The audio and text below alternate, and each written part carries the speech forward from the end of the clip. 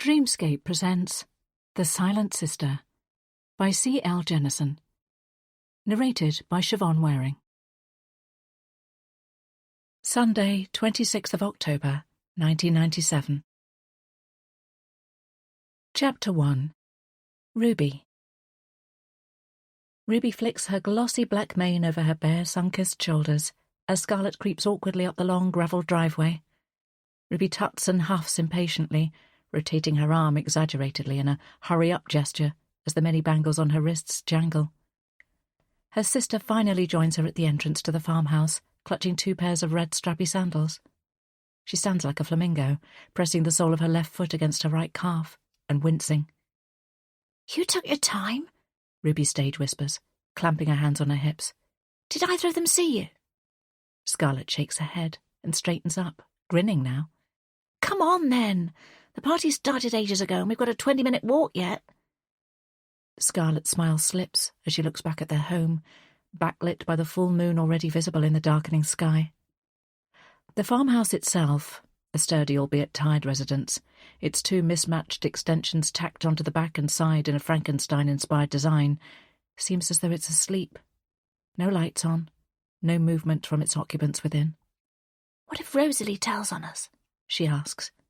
Ruby rolls her carefully kohl-lined eyes, the result of a just 17 step-by-step make-up look. "You just said neither her nor Mum saw you sneak out. They definitely didn't see me, so what's to tell?" She shrugs, then roughly grabs Scarlet's wrist and starts walking, pulling her sister along behind her, their feet shoved into old flat ballet shoes in preparation for the walk across the fields to the party nearer the middle of town. "Anyway, I'm sure I heard Rosie snivelling in her room earlier," she throws back to Scarlet. "Probably caught a reflection in the mirror and realised what a manky troll she looks like with that hideous haircut. She hates us so much she doesn't even want to look like us anymore," says Scarlet.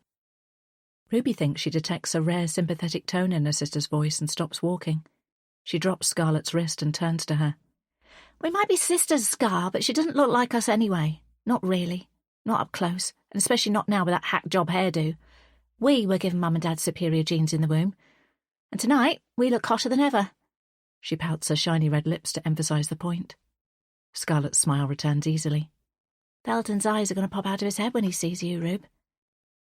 Ruby has fantasised about that exact moment several times already. "I know," she says, so assured, so excited, so determined to claim her man. "Now come on, before that bimbo Kaylee gets to him first." 20 minutes later, they reach the party, their bare legs slightly red and itchy after cutting across the familiar fields and through the long, prickly grass. But better that than surely suffering sprained or broken ankles if they'd attempted the straightforward route in their 4-inch platform heels.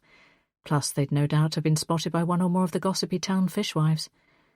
Both fortunately and unfortunately, the sisters are hard to miss.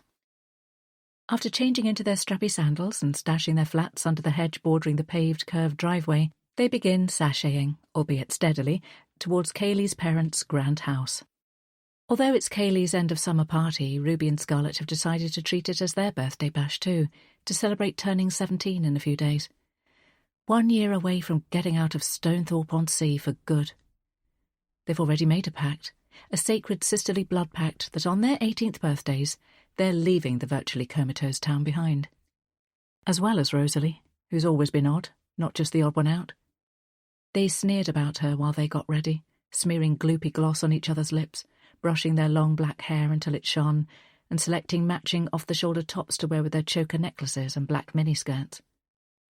The thrill of successfully sneaking out and actually making it to the party strums silently within Ruby, and within Scarlet too, she's sure of that. She can feel it, as though their bodies and souls are one.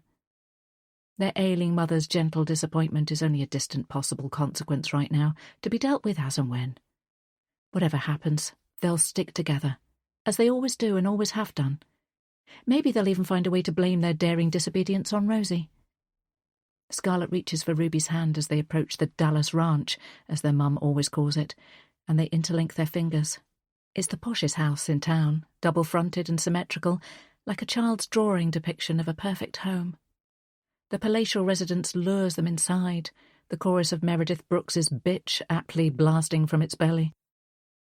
The wide front door is opened just as they reach it, and a gang of giggling revellers bustle out. A gangly spotty boy turns and blatantly ogles them both with bloodshot eyes, sporting a lascivious grin. Ruby recognises him from school and playfully winks back.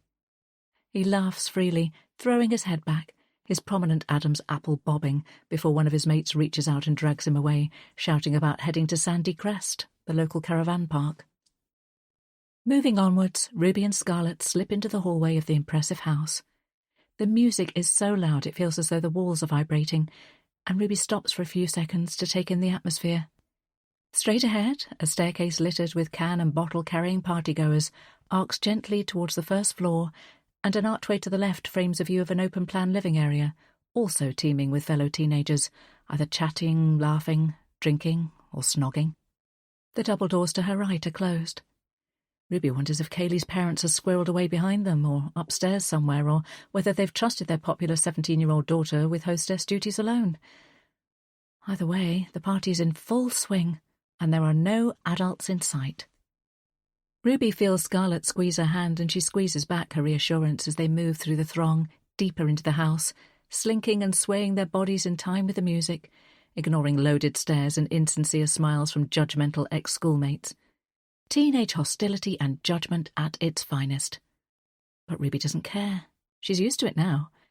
She and Scarlet and Rosalie are the local curiosities, identical triplets who live in the most remote, ramshackle farmhouse on the outskirts of the seaside town. Their sporadic school attendance and prickly personalities since their father died and their mother's health nosedived have all but alienated them from their peers during the past 2.5 years. If it wasn't for knowing Kaylee's since primary school, they wouldn't have been invited to this party at all. However, being out socially, and secretly, is such a novelty that Ruby is determined to enjoy herself. She's thankful that Uncle Silas went back last weekend, because if he was still here and found out they'd snuck out to a sinful house party, especially on a Sunday, she and Scarlet would have had to kiss goodbye to being allowed to go to the Halloween fair before it leaves on Friday.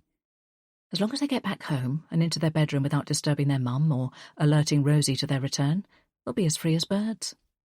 As they navigate through the big, busy kitchen and into a humid, packed conservatory overlooking a huge garden decorated with fairy lights, the DJ segues seamlessly from the Spice Girls' Wannabe to Take That's Relight My Fire. The crowd whoops and Ruby is suddenly swept forward in a surge of movement. She totters on her heels, but Scarlet swiftly steadies her and points towards the garden.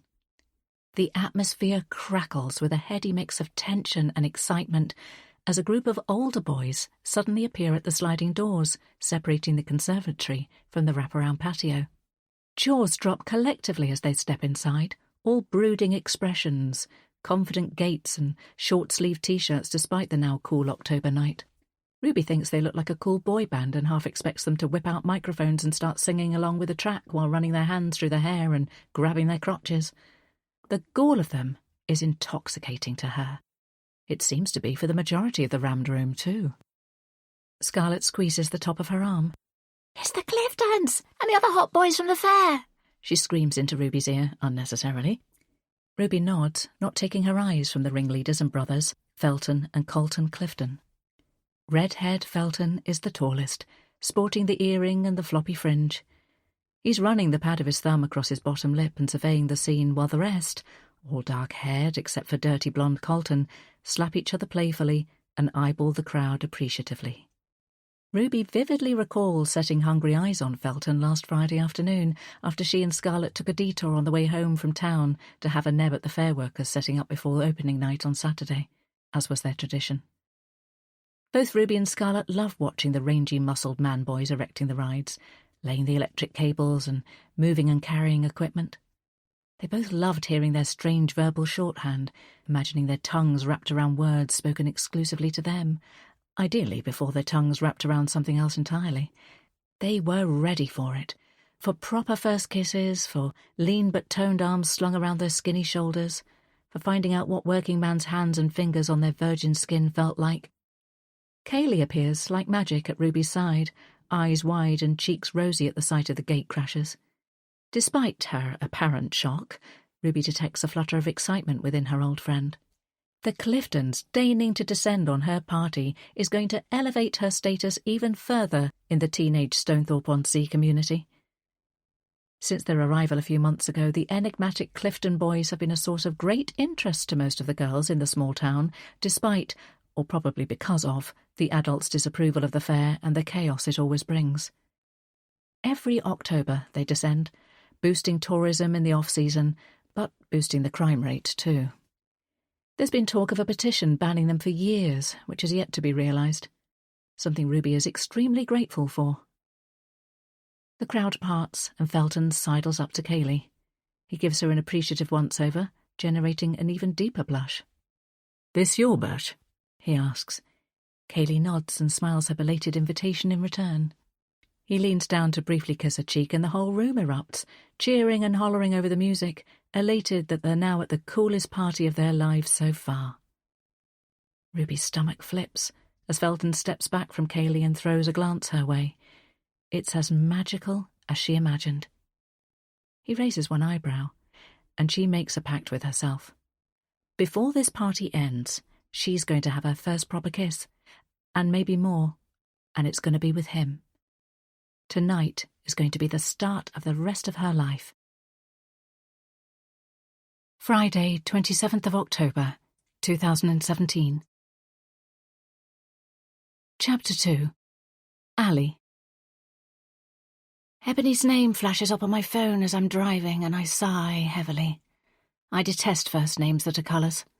And true to her moniker, Ebony feels like a black cloud following me about, metaphorically hovering above my head, ready to drench me with her snippily delivered instructions. Despite the fact that I've already ghostwritten 2 moderately successful books for our boss, Ralph Delaney of Delaney Publishing, she can't just leave me to it. In her case, PA stands for Perpetual Annoyance rather than Personal Assistant, and I can't wait to be done with her, as well as this last book in the Duller's Ditchwater Forgotten Fairground series. Ralph himself is not so bad, but I just want to be free to write what I want to write without having to be micromanaged by the infuriating Ebonies of this world. But first I need to get this job done so I can get paid and dig myself out of the deep financial hole I'm currently in.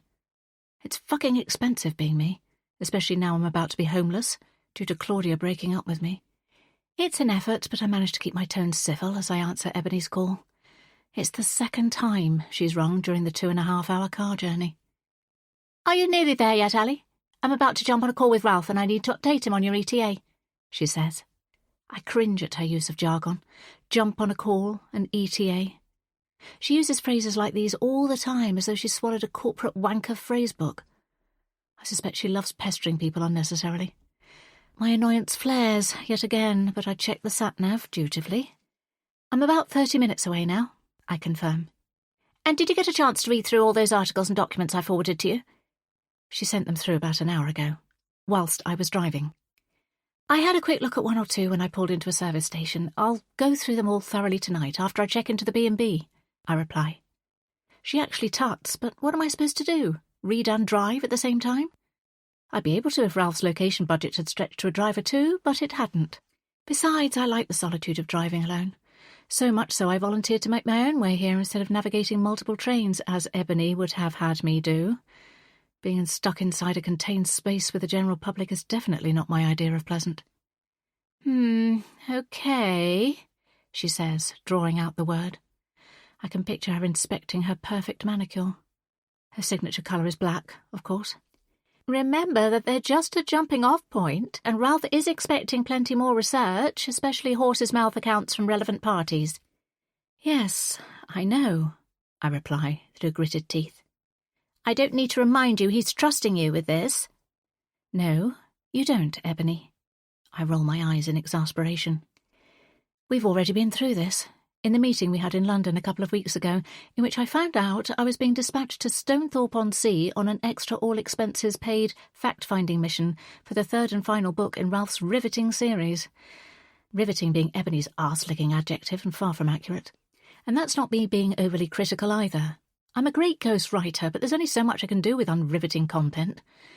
My insistence that I could do it all remotely from my home in Leeds fell on deaf ears due to Ralph's belief, and Ebony's, of course, that face-to-face interviews and personal accounts would add extra dimension to the book, and that a focus on downsides and controversy would boost sales. the controversies in this case being two serious and still unsolved attacks in the late 90s during the infamous Halloween Fair Week. In their wisdom, the permanent residents of the small seaside town determined the transient fair folk were to blame and, from what I've heard and read so far, were successful in banning the fair from visiting the town again from 1999 onwards. I'm not a journalist, so I resent having to do all this extra factual legwork, but Ralph is funding the trip, as well as paying me a generous bonus once the whole series is finished. Even though I'm now mere miles away from Stonethorpe-on-Sea, I'm still seriously conflicted about it. But a few days away might do me good, especially as I don't fancy being home alone in the run-up to my birthday with just my precious ragdoll story and right move for company. I'd miss Claudia even more than I already do, even though she's given me a strict 2-week deadline in which to find a new place to live while she stays with her bitch of a sister in Manchester. So being forced to stay in the back end of Beyond is preferable to being in familiar surroundings without her. Just. On the other hand, living in a big city brings with it a blanket of anonymity, and I'm not keen on inserting myself into a small town with a small-town mentality, albeit temporarily. I hope I can work it to my advantage, get what I need and get out. Back to my own bed, my cat and my books. The cliched life of a solitary writer. I force myself to tune back into Ebony. And we'll meet again next Friday, the 3rd of November here in London to go over the outline and the first few chapters. I've already booked your overnight stay. You'll be ready? She phrases this as a question, but it's a statement. Another one of her management lingo tricks. I bite my tongue, sinking my teeth slowly into the tip. Ali, have I lost you? She immediately interjects into the pause. Everything will be ready, I say, releasing my tongue. Good-o, she replies, and I wince. Safe trip. Talk soon. She hangs up, and I briefly close my eyes, knowing she probably means talk soon, literally. I lean my head back against the headrest, trying to tame my temper before it erupts. As if the universe knows I need the distraction, my phone buzzes, and I see that my neighbour, who's looking after my little furball for a few days while I'm away, has sent me a couple of WhatsApp images of Story looking raggedy and adorable. The picture makes my heart flip, and reminds me again of how much my life has changed in the past few months. Claudia brutally ending things and giving me notice to move out of her flat, the home we shared and made cosy together. Her toxic sister Shelley coming to collect her and not bothering to hide her glee that Claudia and I were over. She never liked me, and always made me feel like an outcast on the few occasions we did anything as a three. Being the odd one out is the story of my life. I spent the rest of the journey idly thinking about things I hate as much as I hate Claudia's sister. The list is constantly growing longer, but today my brain homes in on jazz music, obvious-looking wigs, multiple sclerosis, and the Leeds housing market. How, at 36 years of age, am I still too skint to buy rather than rent, even after my relatively industrious 20s? I pass the sign announcing I've arrived in Stonethorpe-on-Sea as dusk is descending.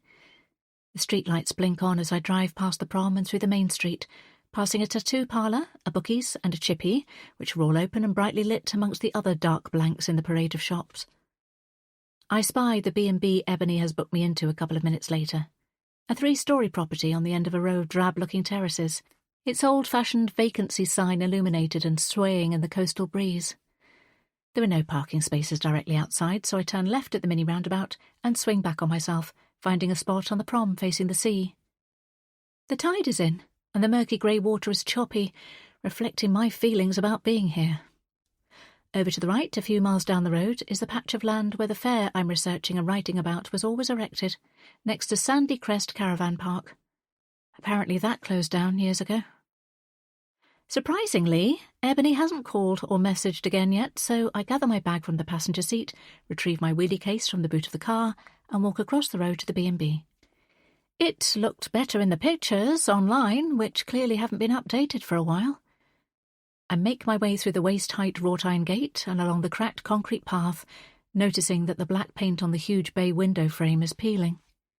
When I reach the porch, I discover that one of the panes of glass in the outer door is sporting a long vertical crack. Due to its state of disrepair, the guest house reminds me of the ramshackle house I grew up in, and I'm not exactly enthused about going inside. The phrase "all expenses paid" isn't as impressive as it sounds now that I can see up close exactly what Ralph has paid for. Or rather, hasn't paid for. Perhaps this is Ebony's way of siphoning a cut from the budget? I wouldn't put it past her. The breeze picks up as a couple of seagulls swoop and call, and I instinctively touch my hand to my hair just to make sure it's secure. I can feel it is, but it's more of an anxiety tic now that the stress of the breakup has exacerbated my alopecia. I glance back towards the agitated sea, suddenly struck by a monstrous image in my mind's eye. A tsunami rearing up and over the tidal barrier, swallowing everything in its path, including me, eradicating Stonethorpe-on-Sea completely. But instead of terrifying me, the thought brings me comfort. With a wry smile, I turn back towards the door and step inside. Chapter 3. Ali. The B&B's interior is busy, and the assault on my senses does nothing to improve my mood. Patterned carpet, patterned wallpaper, and a short older woman wearing a below-knee-length skirt made out of what looks like a retro-patterned curtain. She's on her sensibly shod tiptoes, dusting the frilled lampshades which sit wonkily on top of a pair of wall lights. A cloying floral smell hangs heavily in the air, forcing me to take shallow breaths. I drag my wheelie case over the threshold, and she startles, pressing a palm to her ample bosom and emitting an overly dramatic cry as her feather duster quivers. "Goodness me! You gave me quite the fright there. Lost in my own little world, I was." She chuckles as she regards me more closely. "Quite the vision in pink waltzing in. Well, as you can see, I do love a bit of colour too." She bustles behind the wooden reception desk, placing her duster on top next to a stack of newspapers with a large pebble paperweight on top. "Ali Sawyer," I tell her, not acknowledging her reference to my pink hair. "Booked in until Monday." She taps a finger against my name in her page-a-day diary. It's the only one in there, which doesn't surprise me. This town isn't exactly a tourist hotspot anymore, and especially during off-season. "You are indeed, dear. Welcome to Stonethorpe-on-Sea. I'm Marla, your landlady for the next few days. I've given you the front bedroom upstairs. Lovely big bay window with a view to the sea. Breakfast is served at 8 a.m. sharp." She smiles as she hands me an old-fashioned key attached to a tarnished gold disc bearing the number 1. I take it and point towards the staircase behind her. "This way?" I ask, grabbing the handle of my wheelie case. "Yes, dear, just the one flight to the first floor. My son would normally play bellboy, but he's got a longer shift at the cafe today." I catch a northern twang to her voice. "I can manage," I say, but before I can even step forward, she continues talking as if I haven't even spoken. "Such a good boy he is, and to think he was premature." She clucks her tongue and shakes her head. "Strapping lad now, though. Me and my late husband Bruce said it must have been all the sea air over the years strengthening his lungs." I raise my eyebrows in surprise at the overshare. Marla is obviously one of those god-awful people who talks at you rather than with you, oblivious to a disengaged expression or an active cue to end the exchange. Something else to add to my hate list. As if to prove my point, she powers on. "When we moved here in 98, he was just 4 months old. A little scrap of a thing he was, and now he lugs suitcases up and down the stairs for his old mum without even a wheeze." She beams proudly. "Right, well, I try again. Where did you say you were from, dear?" I didn't say anything, but I choose to oblige her nosiness and answer honestly. "Leeds!" she echoes. "What a coincidence! That's where me and Bruce lived before we moved here. You haven't come too far, but far enough for a change of scenery. And are you here for business or pleasure, dear?" "Work," I reply bluntly. Marla wears an expectant expression, clearly waiting for me to elaborate. When I don't, she reaches for her feather duster and dislodges the paperweight from the stack of newspapers, revealing a copy of the Stonethorpe Herald on top. She notices me glance at the fully revealed headline, "Sanderson's sister remains silent." She tuts. "Nasty business, that," she says, nodding at the paper and pursing her lips. "It's been 20 years, but it's still a tragic blight on the town's history." Now she's caught my interest, so I move forward to take a closer look, work mode activated. "What happened?" I asked, ready to mentally take notes. I already know quite a bit of the backstory thanks to Ebony's files, but if Ralph wants horse's mouth accounts, that's what he's going to get. She immediately leans in and lowers her voice conspiratorially, even though we're the only ones here as far as I can tell. "Those poor innocent girls." She shakes her head. "Viciously attacked as they walked home from a party. 16 years old and left for dead. By some miracle they survived, but they haven't been the same since. Ruby was left disfigured." Marla gestures to the side of her own face. "And Scarlet, well, She hasn't spoken a word since. Not one, according to Silas, their uncle. He moved back permanently to take care of them after their mother passed, God rest her soul, just a few months after the attack. She had MS, but Silas swore blind she died of a broken heart after witnessing what happened to her precious girls. I scanned the article, even though Marla barely pauses for breath. Such a shame they never found out who was responsible. Of course, the townsfolk had their own opinions, all right. Consensus was that the Clifton boys, scallywags by all accounts, or the fair workers were to blame, especially as there was another attack the following year in '98, just after we moved here. Let me tell you, I wanted to hightail it right back to Leeds, but my Bruce persuaded me to stay, make a go of family life here as we planned. Thank God we didn't have a daughter, is all I can say, or I would have put my foot down. Why did people think these Clifton boys or fair workers were to blame? I ask. I wasn't expecting to find a local so willing to talk about the town's tragedies this soon, but gossipy Marla has given me a great head start. Maybe I won't need to stay as long. Because the annual Halloween fair was always erected on the land next to Sandy Crest Caravan Park, which was owned by the Cliftons, who took over the place in '97. The boys, Colton and Felton, hung around with the younger fair workers, and they made quite the menacing gang at the time. She shudders. I only saw them a couple of times when I was out walking Ryan in his pram along the prom. It was the only way he'd settle. Like I say, the sea air worked wonders. Then, in '99, we won the petition to get the fair stopped, by which time the Cliftons had already left. That was that. 2 attacks 2 years running, coinciding with them living here. Draw your own conclusions. Her already wrinkled forehead concertinas further as she raises her eyebrows. But they were never found guilty? I ask. Well, no, admits Marla. They denied it until they were blue in the face by all accounts, and nothing was ever proven, even after the police investigation. But they were pariahs here. And because of the press coverage, Sandy Crest became a ghost town. Seems the general public made up their own minds too. I can't say I blame them, but it was a huge blow to me and my Bruce straight off the bat.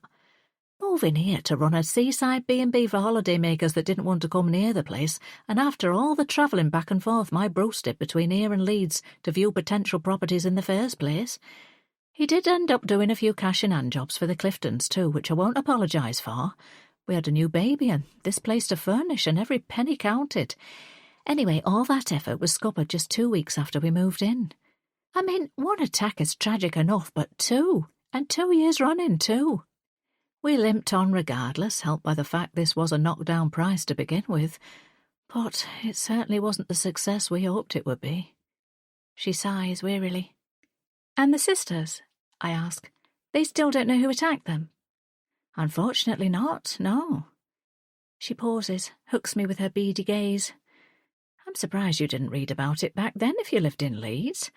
Like I say, we were there till '98 and it was in a few of the Yorkshire papers. Mind you, you're still a spring chicken. It might have passed you by. Anyway, I'll let you get on up to your room and get settled in. What is it you said you did for work again? I think it's only fair I reward her with an honest answer for being so unknowingly helpful. She doesn't strike me as the type of woman who would be wary of speaking to a writer. Plus, I'm sure Ebony would have included Delaney Publishing's name on the booking. Oh, she says when I disclose my profession, clearly impressed. Like Barbara Carland? She liked pink too. I raise my eyebrows, amused at the comparison. I may have pink hair, but I certainly don't write romance novels. Dark and twisted thrillers are more my style. Not exactly, I tell Marla. I'm writing a book series about coastal towns. My client sent me here for research. How about that? She says, sounding intrigued. I can almost see her cogs turning, lining up the questions she wants to ask me. But I want to be asking her the questions, not the other way round. I grab the handle of my wheelie case again. Well, I'll go and stash my stuff upstairs.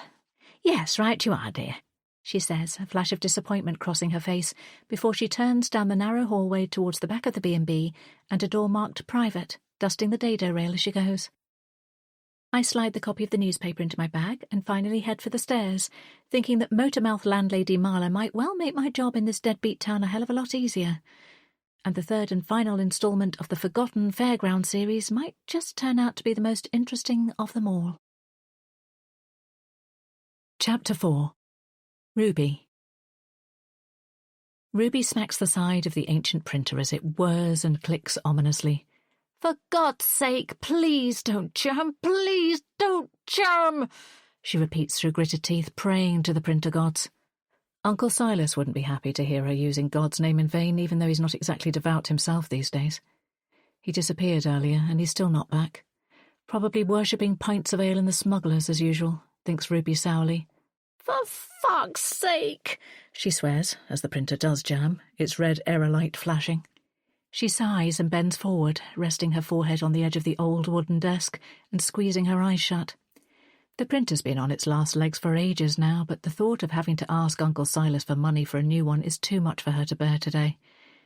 He doesn't understand it's a business expense, and he'll just complain again about how easily people replace things these days and how everyone's always chasing the newest technology and how we live in a throwaway society and don't appreciate the value of money. It's a bit rich coming from the man still living in his late sister's house and off her inheritance, which is supposed to support Ruby and Scarlet, as well as maintain the decrepit family homestead with its 2 acres of land and couple of outbuildings. Instead, he polices every household penny in order to eke the money out for longer, regardless of what his nieces actually need. Yet there always seems to be plenty in his beer fund. If he'd have loosened his iron grip on the purse strings a few years ago, she might have been able to leave this godforsaken house and actually have a life, put her share of the inheritance towards a house of her own. As it is, she's still here, a 36-year-old woman stuck in time forever, literally no further on than when she was 16. No boyfriend, no husband, no children to bring her happiness and the sense of peace and purpose she craves. Oak nudges her leg with his snout, and she reaches down to stroke his velvet fur, feeling instantly calmer. She looks over at Elm, who's still in her bed in the corner but looking at Ruby inquisitively, her chocolate-brown eyes doleful. Her 2 working cocker spaniels bring her so much joy, and always seem to know when she needs them. She doesn't know what she'll do when she inevitably loses them. They're both 11 now and showing signs of old age, much like herself.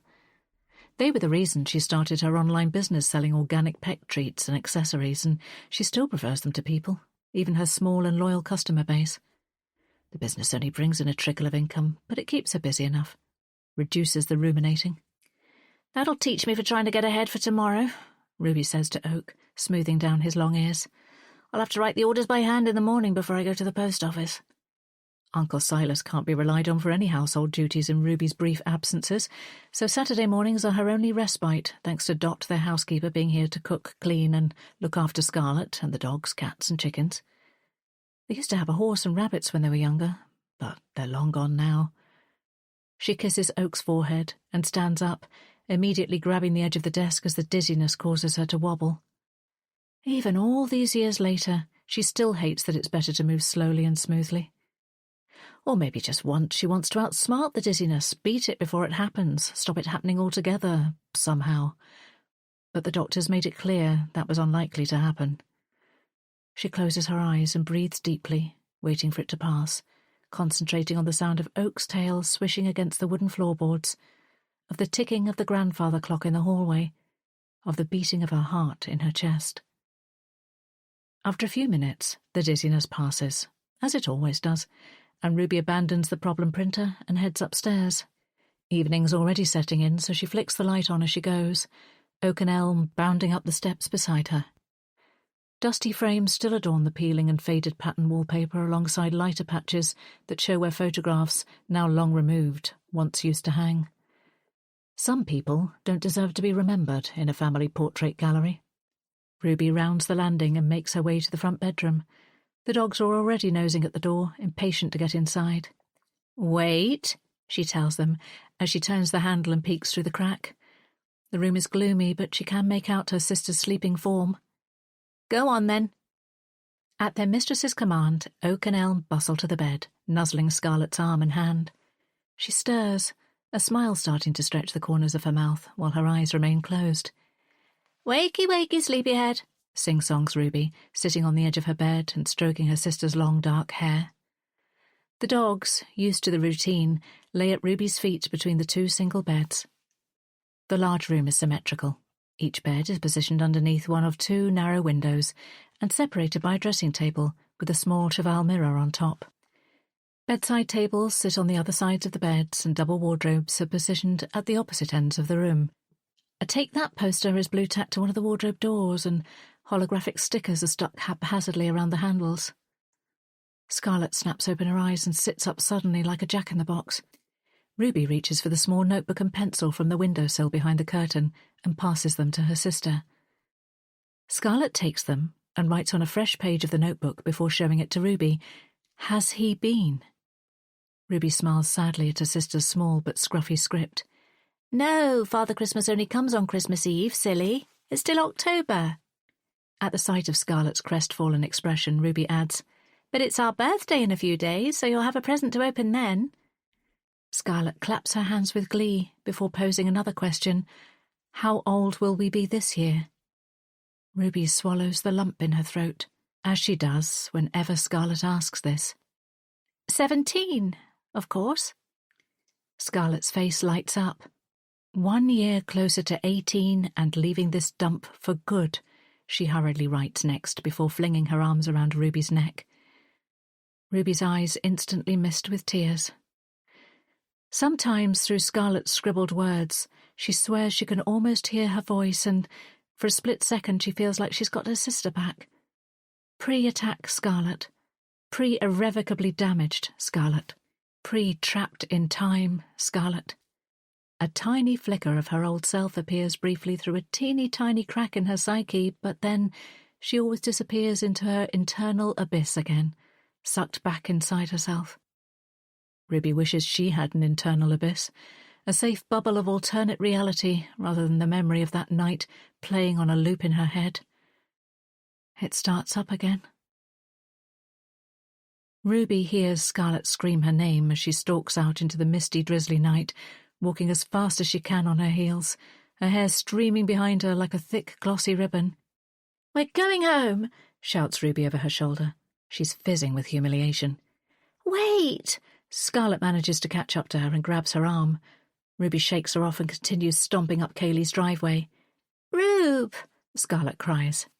At the sound of her nickname, Ruby huffs a sigh and turns, crossing her arms and fixing her sister with a stare. "Why did you leave me? We were meant to stick together, you promised." Scarlett sticks her bottom lip out like a toddler. It irritates Ruby. "I was gone for 5 minutes, Scar. We're not conjoined. I'm allowed to have fun on my own occasionally." Scarlett mirrors Ruby's defensive stance. She tilts her head. "And did you?" "Did I what?" "Have fun without me? With Felton?" Ruby scowls. "Why, are you jealous?" "Did you kiss him?" asks Scarlett, stepping closer to Ruby, scrutinizing her face. Ruby can't stop her face from heating, and even in the dim glow from the house she knows Scarlett will notice her flaming cheeks. "Or didn't he want you?" sneers Scarlett. "Does he prefer Kaylee?" "You're drunk, you lightweight," snarls Ruby. She wonders if Scarlett witnessed her tryst in the garden, if she knows exactly what happened and is now enjoying her evident misery. Her sister's head is framed by the full moon. It looks as though she's wearing a halo.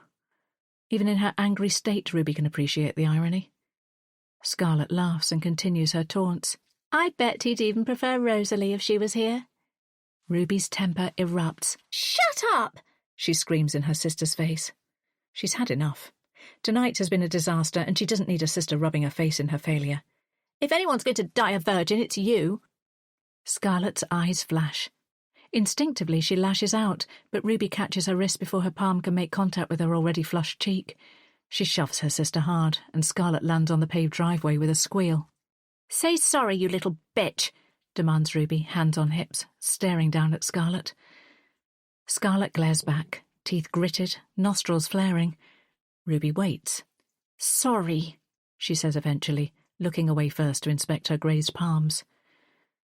Ruby sighs and drops her shoulders. She nods once. "Now get up. Like I said before, we're going home." "How?" asks Scarlett, pushing herself up and massaging her wrists. "How do you think?" "It's too dark," Scarlett protests, "and we can't walk by ourselves. Uncle Silas says it's not safe during Fair Week." Ruby raises her eyebrows. "Do you think it's any safer hitching a lift?" After barely a moment's deliberation, Scarlett shakes her head. "Exactly. Now hurry the fuck up," Ruby commands, as she wraps her arms around her slim frame. Scarlett scurries after her sister. Ballet pumps long forgotten and still wedged under the hedge.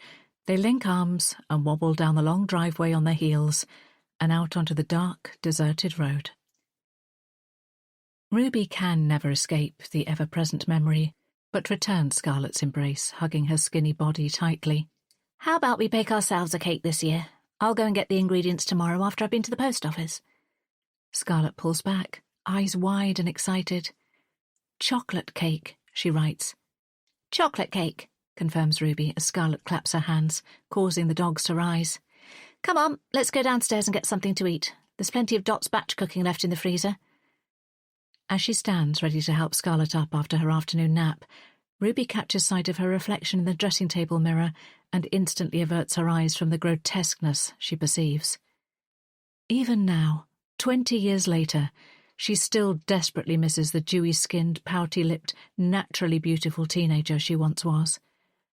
She still hasn't come to terms with being this haggard, disfigured, almost middle-aged husk of a woman wearing her dead mother's old clothes, and she knows she never will.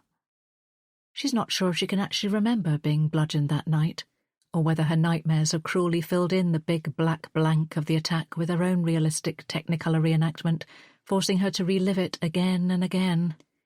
Sometimes it's as though she's watching it on screen, removed from herself, as her eye socket explodes and her jaw fractures, and she's aghast anew at the utter horror of it. But even that doesn't compare to the first time she saw her reflection afterwards. She was never as bookish as Rosie, but even Ruby doubts Mary Shelley's description of Frankenstein's monster was as horrific as what she saw in the mirror that day. Scarlett reaches for Ruby's hand as they follow the dogs along the landing, and then the sisters steadily descend the stairs. Scarlett clutching the banister on one side and Ruby on the other. Do you need your wheelchair? Ruby asks her as they reach the bottom step. One of the cats slink by, and they wait for it to pass. Scarlett shakes her head but grips Ruby a little bit tighter as they slowly cross the flagstone floor into the kitchen, their bodies pressed together as though they are joined at the hips. Ruby supposes they are, to all intents and purposes. Practically conjoined twins, despite what she spitefully retorted that night. If they weren't so tragic, they'd be considered pathetic, still living together in their childhood home, sharing their childhood bedroom, merely existing. Ruby feels as though she has been sleepwalking for the past 20 years, struggling to make sense of what happened to them or move on from it. Sometimes she envies Scarlett her amnesia, her ignorance, her confusion about what day or month or year it is. Ruby's face may be split and cracked and scarred, but her brain is annoyingly sharp. Except for two unanswered questions that plague her constantly. Who did this to them? And why? 7th of May, 1995. Scarlett.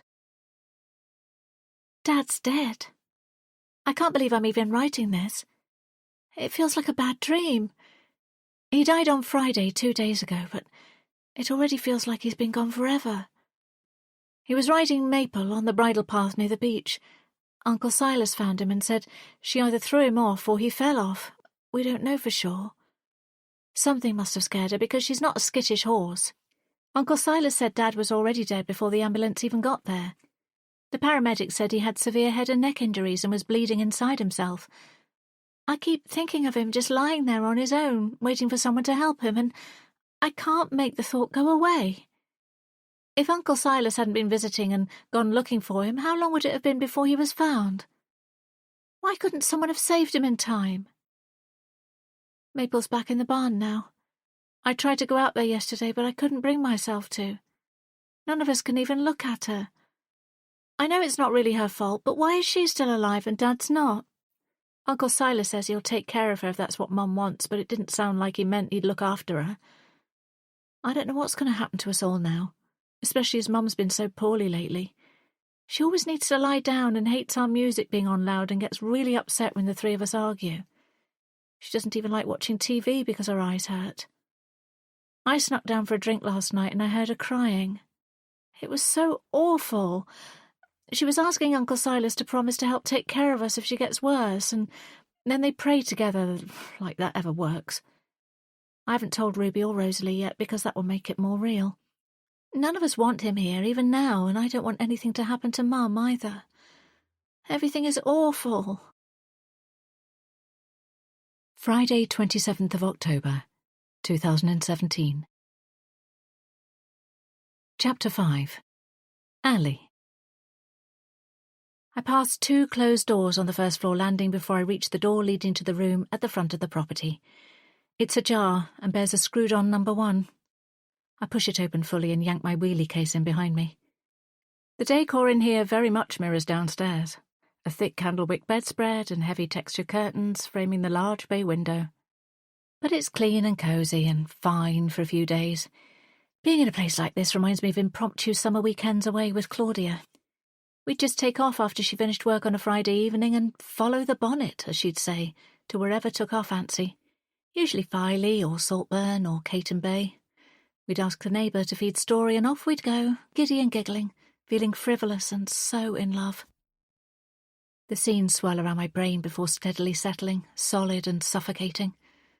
The familiar sadness soaks into my heart and I realise I need a dose of fresh air. I want a stiff sea breeze to blow the memories away before I can gather them any closer and marinate in them, becoming even more maudlin than I already am. Failing that, I'll have to find a temporary distraction to keep them at arm's length, at least for the rest of the night. I unzip my wheelie case to get my jacket and then leave the room, locking the door behind me. Thankfully, Marla's nowhere to be seen as I exit the B&B, but I still dart out the main door just in case she's lurking and hankering to chat again. As useful as she might be to me, I'm not in the mood for more history right now. I scurry across the road, then slow my steps as I reach the prom. Aside from a jogger up ahead and a dog energetically frolicking around its owner on the beach, I'm virtually alone as I head towards the pier, which looks like a derelict building on rotting stilts. There are no fancy Art Deco lampposts or countless strings of coloured bulbs here like you might find in a livelier seaside town. But the few streetlights from the higher main road to my left cast a sufficient glow as I stroll towards nowhere. Underfoot, the prom's paving is cracked, and all that separates it from the beach below are rusted iron railings, a few of which are missing completely. I take out my phone and snap a few pictures. They won't be good enough quality to put in Ralph's book, but they'll come in handy if I need to pad scenic descriptions out accurately, however run-down and unappealing they are. Not that I want a personal reminder of this view, but I'm all for anything that makes my life easier down the line. It's all just fucking depressing, though. The neglected surroundings and the tragic history of the place. It's like a stereotypical abandoned town in a low-budget movie. I'm half expecting a horde of zombies to appear any moment. At this point, I might not even bother running from them. The wind picks up, and I zip my jacket up tighter. God, I need a drink. As if my prayer was heard for once, I round the bend and immediately spy a pub across the road. Its wooden sign creaks in the breeze, bearing the name The Smuggler's Arms. The warmth of its lounge is pleasant, and the barmaid hands me my requested glass of red wine with practised efficiency. Minimal chit-chat, and no judgy glance at my hair. Just how I like it. I choose to sit at a small round table near one of the mullioned windows, savouring my first sip of the smooth alcohol as I listen to snatches of conversations and avoid eye contact with anyone. Once settled in, I surreptitiously scope the bar for someone to potentially have a bit of fun with. It's slim pickings, though. A handful of haggard older couples barely interacting, a few middle-aged, rosy-nosed lone men supping cloudy pints of ale, and a group of 3 20-somethings drinking cokes and playing cards who were all far too young for me. I should have known better. Small towns like this never change. Feeling the faint twinge of frustration, I resort to opening the dating app I've recently reinstalled on my phone. I log in, but the familiar name and fonts and icons and photos only stir up old feelings and compound my loneliness.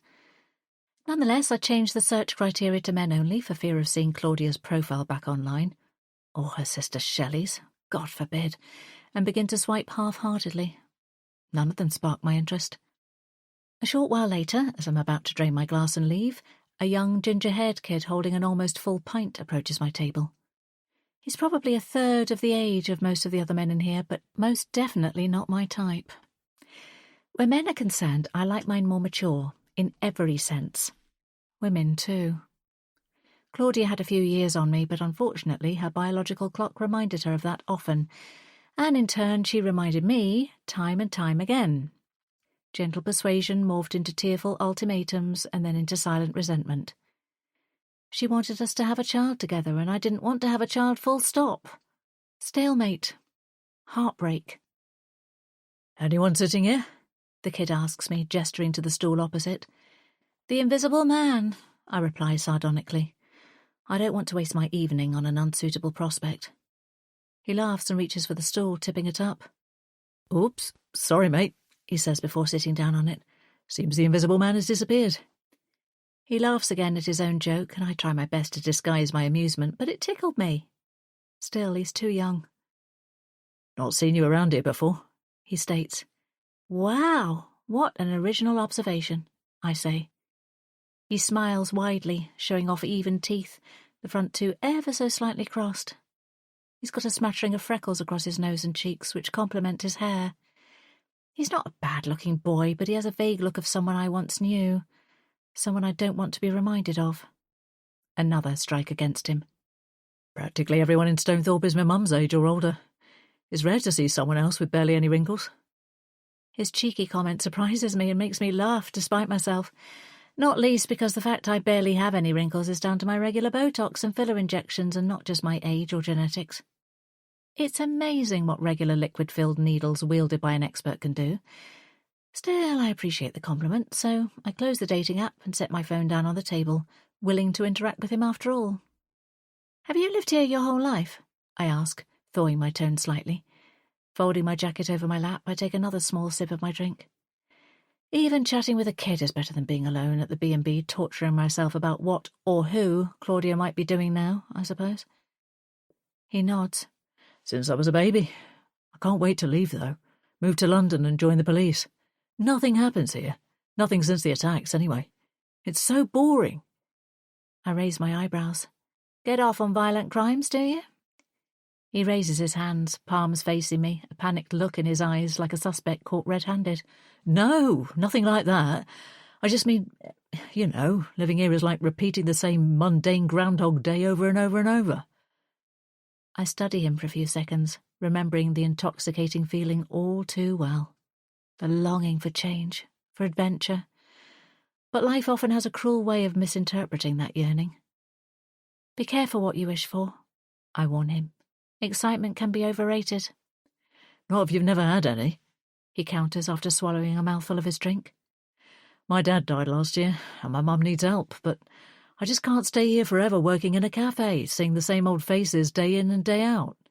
I feel like I'm missing out." "Sorry about your dad," I reply. "It's tough losing a parent. I know what you mean about small towns, though. I'd hate living here, too." I finish my glass of wine and briefly consider getting another when a deep, raspy Scottish voice punctures the quiet hum of the pub, drawing every gaze to its owner.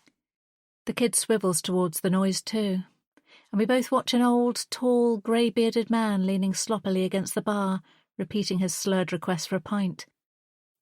The indifferent barmaid stubbornly ignores him and moves briskly towards another customer, her lips pursed with irritation, at the same time as an older man, presumably the landlord, appears from the back of the bar.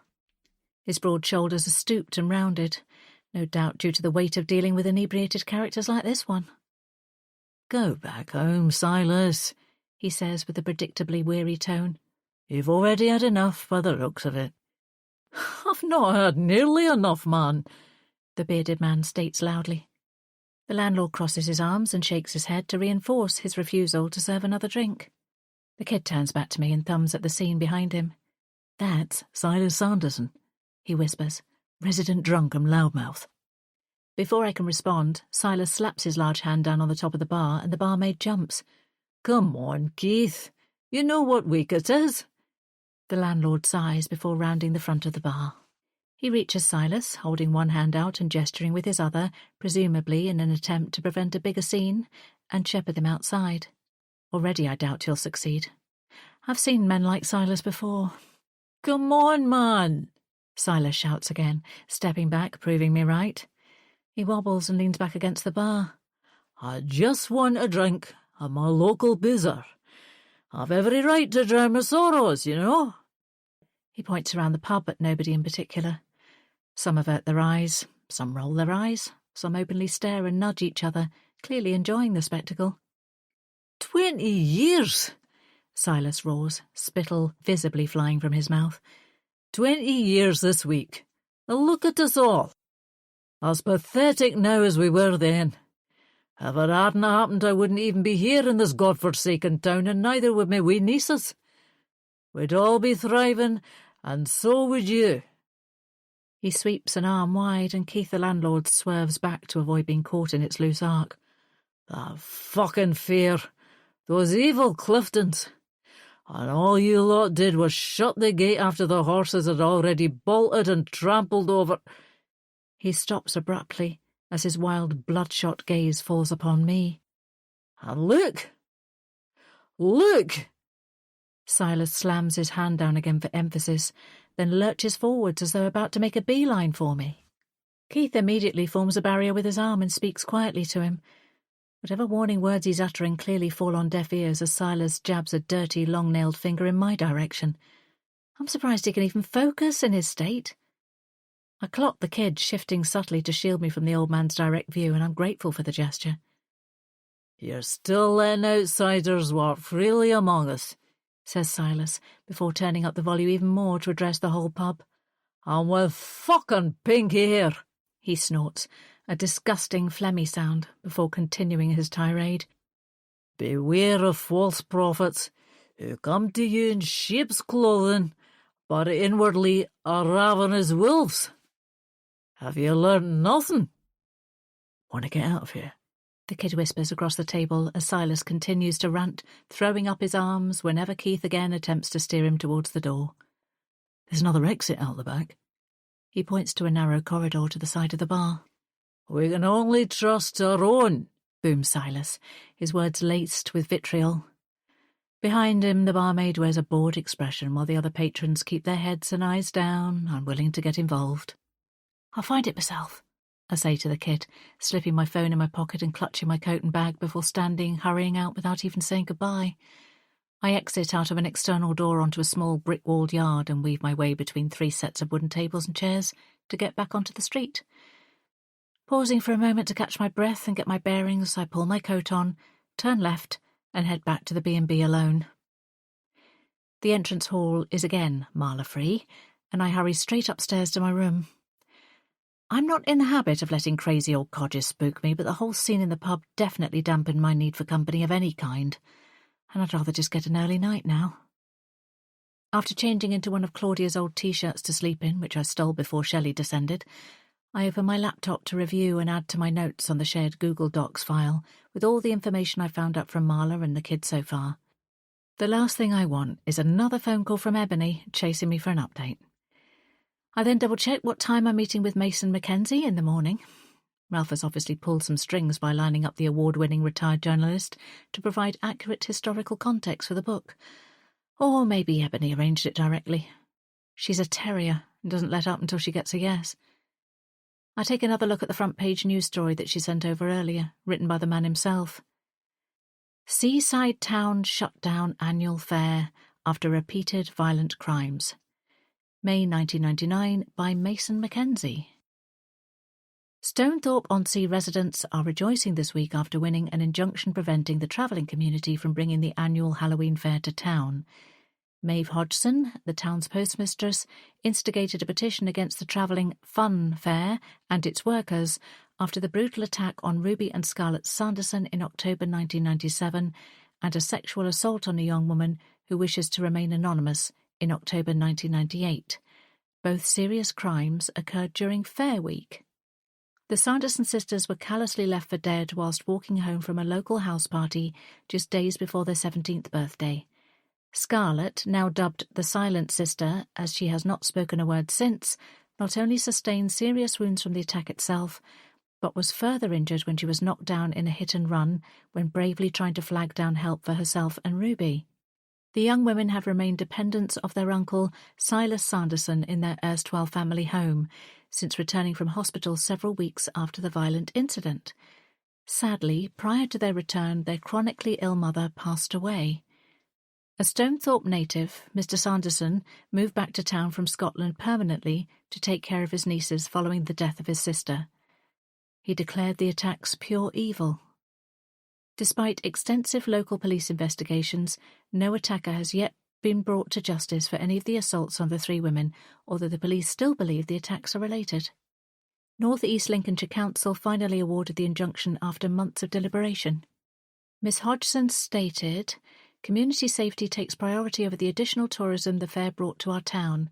We are heartened that the Council are committed to ensuring travelling fair workers cannot descend upon us and commit further heinous crimes in Stonethorpe-on-Sea. We look forward to rebuilding our reputation as a safe seaside town in the years to come." I notice there's no mention of the speculation about the Cliftons that Marla spoke of, and make a mental note to ask Mason why he didn't include that in the article if rumours were so rife. Maybe he didn't need to if the witch hunt was already in full formation. Perhaps he included it in earlier or later articles instead. Either way, I'm sure I'll find out tomorrow. As I'm drifting off to sleep, a series of creaks brings me back to full consciousness. I sit up and look towards the door. A strip of light underlines it from the illuminated landing. I hold my breath to hear better, and a few seconds later I recognise the sound of a nearby door clicking shut.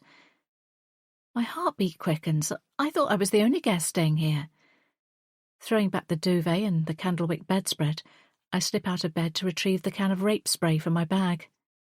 I get back in bed and slide it under my pillow. The kid in the pub might have described Stonethorpe-on-Sea as practically comatose, but in my experience, you can never be too careful. Chapter 6. Ruby. Ruby's favourite moment is the exquisite limbo between sleeping and waking. In those few seconds, she's still 16 years old, with her whole life ahead of her. In her dreams, Felton Clifton is besotted with her. He's the older bad boy who was tamed by the sweet but hot virginal girl who didn't remain a virgin for long once she'd agreed to be his girlfriend, officially. In Ruby's fantasies, she and Felton parade around the Halloween fair just days after she finally caught his eye at Kaylee's party, his protective and possessive arms slung around her slender shoulders as Kaylee and the other popular girls scowl with narrowed eyes, seething with jealousy. She feels smug in the dream and proud as she slides her hand into the back pocket of his jeans and his thumb strokes her soft and, as yet, unblemished and unscarred cheek. They're young, they're gorgeous, they're Johnny Depp and Winona Ryder before the split, but they're going to last because Felton adores her and she idolises him. They'll move to a bustling city and live rock-star lifestyles in a house with a Gothic facade, and their children will be beautiful with cool and unique names.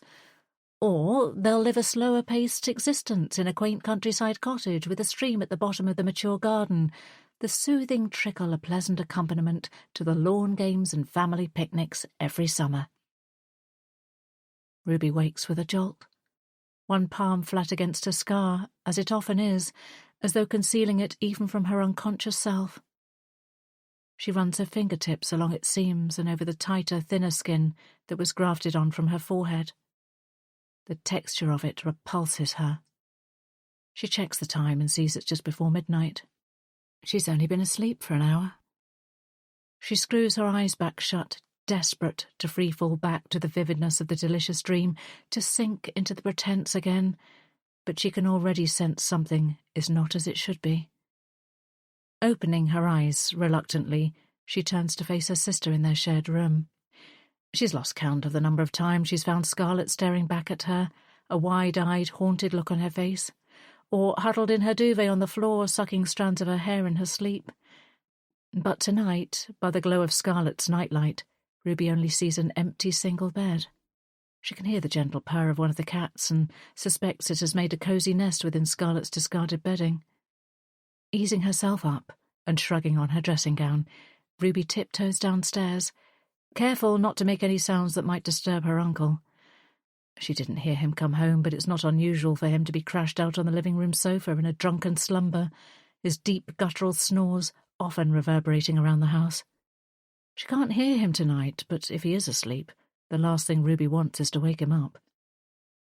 The kitchen floor's flagstones are cold under her bare feet, but the old Aga, wedged beneath the tall, wide fireplace, ensures the large room itself stays warm enough, despite Uncle Silas's tight-fisted approach to supposed luxuries such as certain foods, heat and hot water.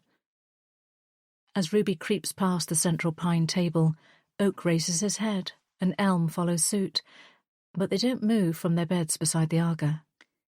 Ruby can already see why. Scarlet is also curled up in Elm's bed. Conflicting feelings pang inside her. Pride that Scarlet made it all the way downstairs by herself, and sympathy for her permanently childlike 36-year-old sister, but most predominantly, she feels pity. Ruby remembers how pale and pathetic Scarlet looked in her hospital bed after their attack, when she was finally taken to see her. After the horror of waking up in an alternate reality, bandaged and broken, hearing but not listening to softly spoken doctors and nurses, pain pulsing through her like electric shocks, her first thought wasn't for herself but for her sister, who for once wasn't in the bed next to her. Scarlet didn't wake from her coma until 9 weeks afterwards, and in that time their mum had taken a turn for the worse too. At the time, Ruby assumed the rapid decline was due to the stress of her beloved girl's near-death experience, which was bad enough, but she's often wondered if Rosie's selfish disappearance precisely when their mum needed her other strong, sensible daughter the most, caused the most damage.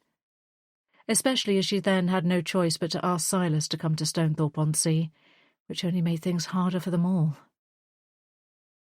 Ruby gently sweeps Scarlet's curtain of long black hair away from her face and strokes the damp strands all the way to the end until Scarlet stirs.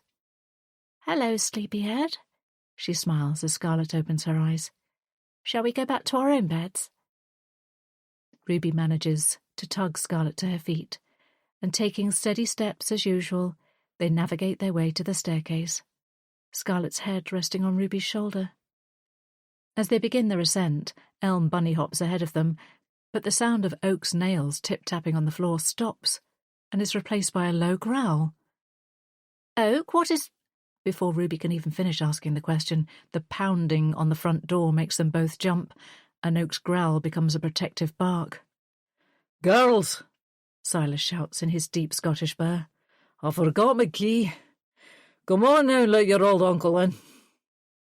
Ruby rolls her eyes, in annoyance and frustration. She thought the house was too quiet. She should have known he'd grace them with his drunken presence at the worst possible moment. "Pretty, please. With a cherry on top." His manic laugh segues into a hiccup, and he hammers a few more times on the door for good measure. "Ruby, I know you can hear me, my girl." Rather than attempt to hurry Scarlet upstairs while enduring Silas's slurred demands, Ruby helps her to sit down on a step, then goes back down to open the door. Oak still hasn't stopped barking. Silas may be master of the house now, but dogs sense danger no matter what. Ruby opens up and stands back to let her uncle shuffle into the house, restraining Oak by his collar. "Guess what I found out from Keith? You know, Keith at the Smugglers?" he asks without preamble, as he stops in the centre of the large square hallway, swaying slightly. Ruby instructs Oak to stay and returns to Scarlet, who is clutching the stair spindles and watching Silas warily. "Well, there's a writer in our midst. The rumour is she is poking her nose into our story." He pokes at his own nose and misses. 20 years too late, though, isn't she? He cackles. "Our story, not yours," retorts Ruby. "What's that now, my girl?" shouts Silas, stepping forward and clutching a spindle. Scarlet recoils into Ruby, turning her face away from their uncle. "So the fact that I He pauses, clearly trying to connect his addled brain to his slackened mouth, but doesn't manage to.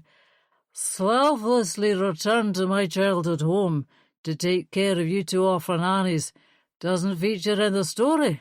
Is that it?" "You don't take care of us, not really, and nobody's making you stay here," says Ruby, emboldened by her anger. He snorts derisively, but his eyes are full of spite. "As if you wee girlies could cope on your own. Social services would split you up like that." He tries to click his fingers, but they just slide against each other ineffectually. "Don't pretend you're holier than thou. For a so-called man of God, you're only here for yourself." "Myself? You think this is the life I wanted?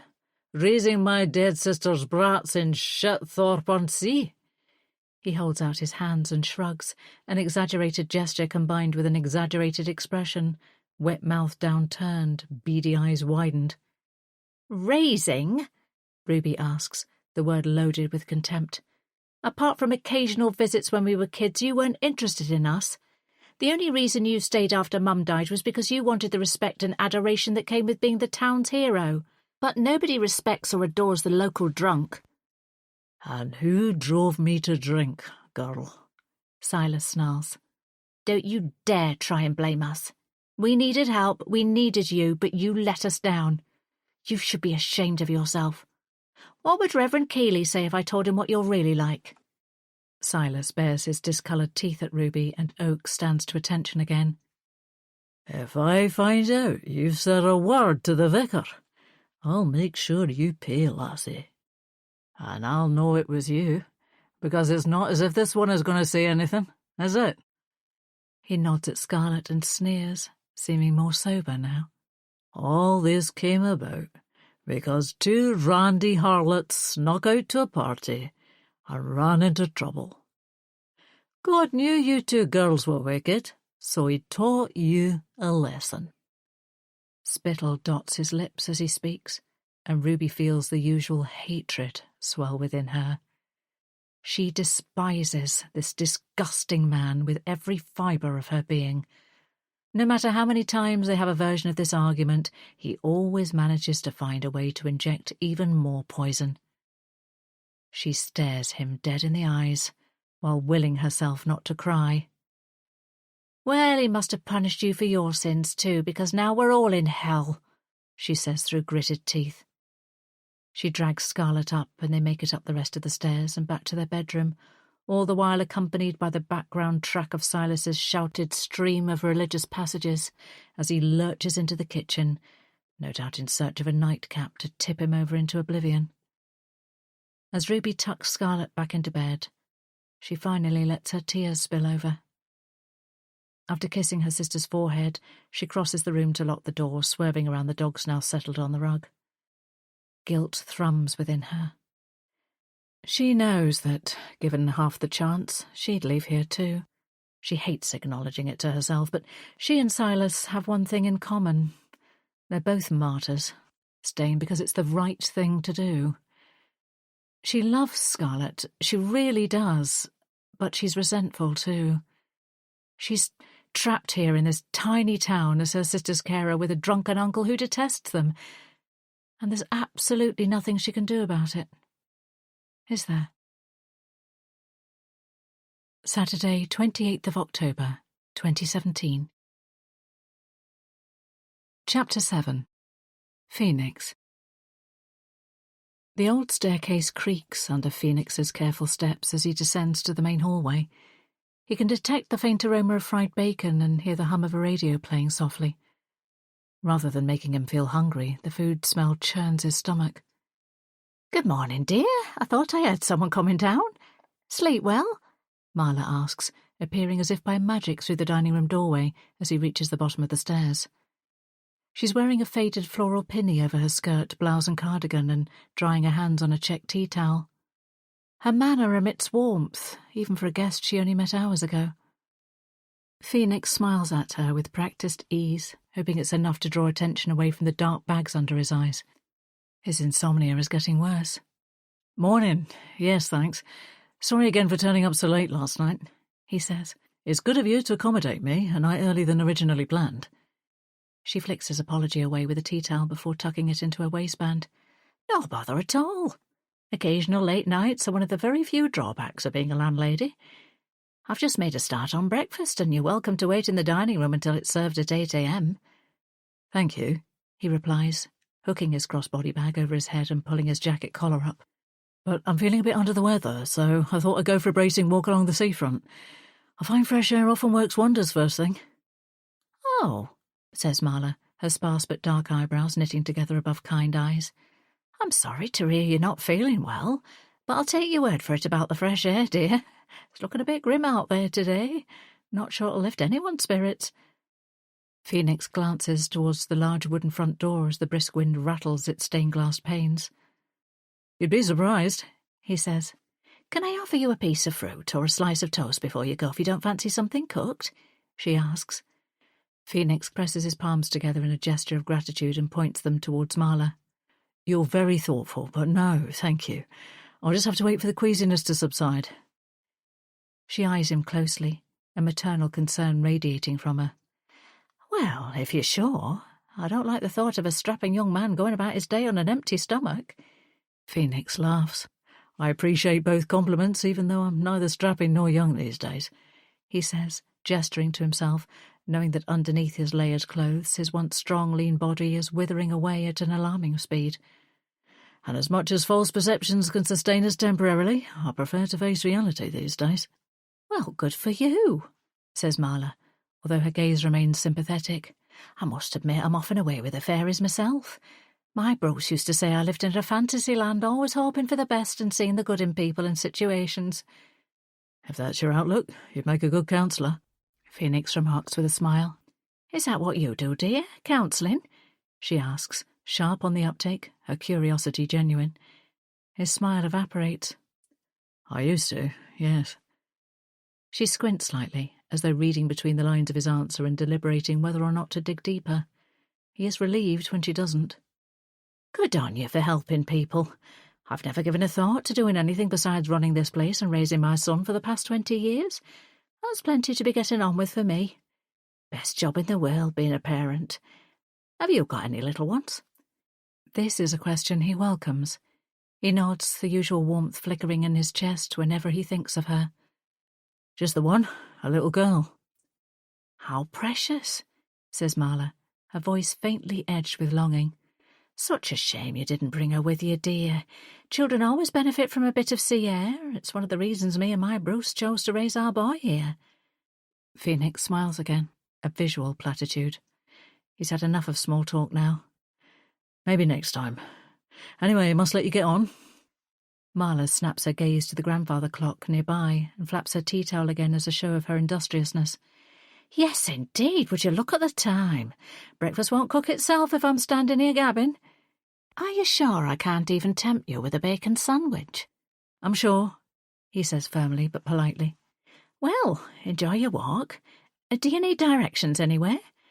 She doesn't wait for a response before adding, "My son works at the cafe about a mile down the road. If you do get a bit peckish later, it's halfway between here and Sandy Crest."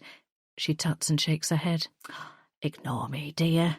Us locals still call it Sandy Crest, but that caravan park is long gone and good riddance to it." Phoenix frowns at the remark, but doesn't press it, despite Marla's perhaps deliberate pause. "Anyway," she continues, "you won't miss the cafe if you just take a right and keep walking along the prom. Tell them I sent you. They might even give you a discount on a cuppa and a pastry." "I wouldn't dream of it. I'm happy to pay full price," he says. "Well, that's very honourable of you, dear." She stretches her thin, painted lips into a smile which lingers for a moment before she pivots toward the dining room, her movements purposeful once again. "Right then, my other guests will be down any minute, so I better hot-foot it back to the kitchen. Mind how you go now." Phoenix briefly raises a hand as Marla bustles off down the corridor. Then he makes his way to the front door, thinking about the words she just used to describe him. Honourable. Not yet, he isn't. Not really. But he hopes to be by the end of this trip. He has spent his whole counselling career attempting to atone, to achieve that elusive state of self-actualization where his actions are congruent with the perception of himself. There's a phrase he frequently recalls from his training: "It's rarely the present moment causing you pain." But he is in pain, in all sorts of ways. There's no doubt about that, and he knows from all the victims and troubled souls he's counselled over the years that the aftershocks of trauma linger far into the future, like a noxious gas. The undisputable fact is that he was the one who caused another human's pain in his past life, and now that his own future is limited, he wants to subdue those aftershocks for one person in particular more than anything, before it's too late. The chill from outside seeps straight through the narrow gap at the bottom of the B&B's threshold, and he pulls his beanie hat over his stubbled head. Reaching into his bag, he pulls out his wallet and flips it open. He's already smiling, genuinely this time, consciously appreciating the joy he always feels when gazing at the photo of Janelle and Millie. It's his favourite picture from Millie's most recent birthday, just after she lost her second front baby tooth. Her tongue is poking through her double-gapped grin, and Janelle is gazing at her rather than the camera, her intense love for their daughter evident on her face. He's so lucky to have them, to have a family of his own, to have Janelle's total acceptance of not only the imperfect man he is now, but the wayward man he once was. She's stuck by him all this time, and he's worked hard to be deserving of such a steadfast and compassionate woman. His life could so easily have taken a very dark turn down a very different path. But now he wants to ask for forgiveness for the abhorrent crime he committed, for the justice he evaded all those years ago, and he knows that the best place to start is here. He returns his wallet to the safety of his bag and opens the door. The sound of waves thrashing greets him as he steps outside, an apt soundtrack to his fierce sense of determination. It's time to seek closure. Chapter 8. Ali. I step out of the compact shower cubicle in the B&B's ensuite and catch sight of my opaque outline in the steamed-up mirror, which is screwed into the retro aquamarine tiles above the vanity unit opposite. Steam curls like a ghostly breath in the enclosed space, and I sweep a palm over the surface of the glass, bringing my reflection into view. Reaching for a towel, I blot my face dry, the slightly tatty but clean-smelling cotton noticeably scratchy against my sensitive skin.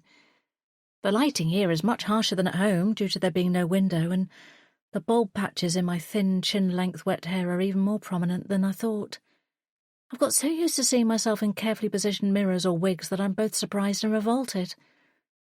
Sighing with annoyance, I grab my comb and quickly rake it through the strands before teasing and smoothing them with my fingers, covering up the patches as best I can. Before I begin my usual skincare routine, I lean closer to the mirror to scrutinise my face. Every tiny wrinkle, every enlarged pore stands out on my pale skin under the fluorescent light. After a few moments of close assessment, I decide I need both Botox and filler top-ups, as well as tanning drops. I'll probably order another new wig soon, too, as the alopecia isn't showing any signs of slowing its rampage on my scalp. These minor interventions have become something of a ritual, just enough to smooth over the cracks and enhance my true self. Dropping the towel from my body, I stare critically at my shoulders, breasts and torso before putting my gold chain back on, resting its locket flat against my jugular notch. Not bad, I conclude, considering I'm knocking on 40. I lean closer to the mirror and run my hand over my neck and down my body, appraising my skin closely, and then, as I reach my lower abdomen, I trace the old horizontal scar tissue with my finger. I look down at it, the usual intrusive thoughts running through my head, but snap my head up when I hear the phone ringing in the bedroom. Thankful for the distraction, I wrap the towel back around myself and leave the ensuite to answer the call. I'm marginally relieved to see it's Ralph's name rather than Ebony's on the screen. "What's up, Ralph?" I ask. We dispensed with mundane pleasantries a while ago. Neither of us can stand unnecessary waffle. "Morning, Ali." He sighs heavily and I immediately tense. I can already sense the extra pressure he's going to pile on me off the back of the shared files I updated last night. It often feels like a curse being thorough at my job, even though I know it'll all lead to more work. I wish I was one of those people who can scrape by doing the bare minimum without giving a fuck what anyone else thinks of them, but I'm not. In fact, I probably care too much about what other people think of me, especially fellow professionals in the industry who I respect, like Ralph. The fact that he's ringing me himself rather than delegating the task to Ebony means he's either stressed or hyped up, so I'm primed for the knock-on effect that's going to have on my day. Ebony forwarded me the latest sales figures for the Forgotten Fairground series so far last night, and although they're healthy enough, I definitely think we ought to make this new installment a bit juicier, shall we say, than the other books. No point sending my #1 ghostwriter on a comp research trip if we don't wring every last penny out of it, is there? He laughs his breathy and sincere laugh, and I don't respond. He knows I'm not the laughing-along type. Anyway, he powers on, more forthright now. This interview with Mason Mackenzie, get what you can from him, quiz him about this Sanderson sisters' business as a priority. He might be able to dig up fresh dirt, what with it being the 20th anniversary of their attack, and he knows more about the story than anyone. Fresh dirt? How oxymoronic, I say, sitting down on the end of the bed, my fingers finding their way to the biggest bald patch on my head. I can't help it. It's like picking at a crusty scab or poking a tongue in an empty tooth socket. I stare ahead absent-mindedly. The curtains are open a crack, and a slice of concrete-coloured sea is just visible beyond. You know what I mean, Ally, and perhaps save the big words for the book. I roll my eyes. Ralph can be snide at times, but so can I. Sure, let's piggyback on an ancient tragedy to sell more books. It's worked for newspapers for decades. Exactly my point, he replies, choosing to sidestep my sarcastic tone. Which Mason Mackenzie knows only too well, too. At least he's being honest. Frowning, I try a different tack. From what I've read and heard so far, the attack on those sisters had nothing to do with the Halloween fair itself, so how is it even relevant in a book series about fairgrounds? Because the fair, the town, and the attack are all linked, Ally. The fair may not have been a permanent fixture, but it was an annual event that boosted Stonethorpe-on-Sea's infrastructure and brought in tourists from far and wide, as well as the fair workers themselves. And they were prime suspects in the attack, were they not?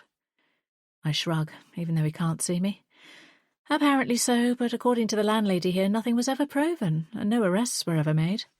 Exactly my point, says Ralph again. It's a huge mystery, and it's interesting that the townfolk were so prejudiced against the fair workers that they still pointed fingers despite an investigation.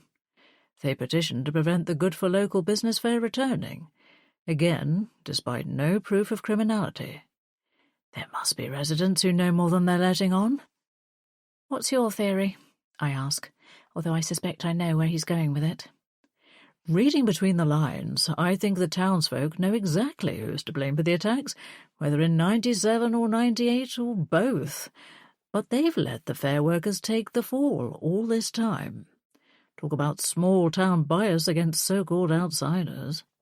But the fair workers have a right to reply, and that's what I want in the book, he says excitedly. Now it's my turn to sigh. I was right. It sounds like a simple research trip merely gathering information is about to morph into a complex historical exploration. I'm not happy about the prospect, even though I've currently got nowhere better to be. Still, Ralph doesn't know that, and I've no intention of revealing I'm nursing a cracked heart and that I'm imminently homeless after splitting with Claudia. Although we've worked together for a few years now and got to know each other quite well, I have no desire to cross the boundary from colleague to friend. Not with Ralph, and not with anybody. Like most writers, I prefer being a solitary creature, especially when it comes to my career. Except here's where I remind you that I'm a ghostwriter, and not a journalist or a private investigator, I say, my tone clipped. No, but Mason Mackenzie was a journalist. He was all over the Sanderson story back in the day. So how lucky are you that you're meeting with him this morning? Oh, so lucky, I say, deadpan. How about you put that smart mouth to good use by speaking to Mackenzie and a few more of the locals, he suggests, but I can hear the amusement in his voice. Ralph is the nearest thing I've ever had to a father or big brother in a sense, and I suspect he enjoys our verbal sparring. Sometimes I do too. And while you're doing that, he continues, I've also tasked Ebony with digging out anything that's been documented about the fair workers specifically, so she'll send you what she gets as she gets it. This is what the book needs, Ally. A bit of sensationalism. Everyone loves an unsolved cold case these days, and remember, once it's done, you'll get that series complete bonus I promised. Maybe treat yourself and Claudia to a well-deserved break somewhere better than sad old Stonethorpe-on-Sea. I nod against the phone, momentarily buoyed by the mention of a bonus while ignoring the sting of hearing Claudia's name. I'll need the money if I'm going to be paying rent on a new place by myself. I just need to get through the next few days, finish this project for Ralph, and then move on to the next stage of my life, whatever that will look and feel like. After all, I'm nothing if not an expert in starting over. All right, I say. I'll try to find some fresh dirt for you, as you put it. But you heard it from me. 20-year-old cold cases rarely warm up again. Good girl. But you never know, you could end up being the key to unlocking it all, he says, and I can picture his wide-mouthed smile, his double chin creasing, and the manic expression he wears when he's enthused about something. I doubt that, I reply. But, as often is the case on our calls, he's already gone. 19th of May, 1995.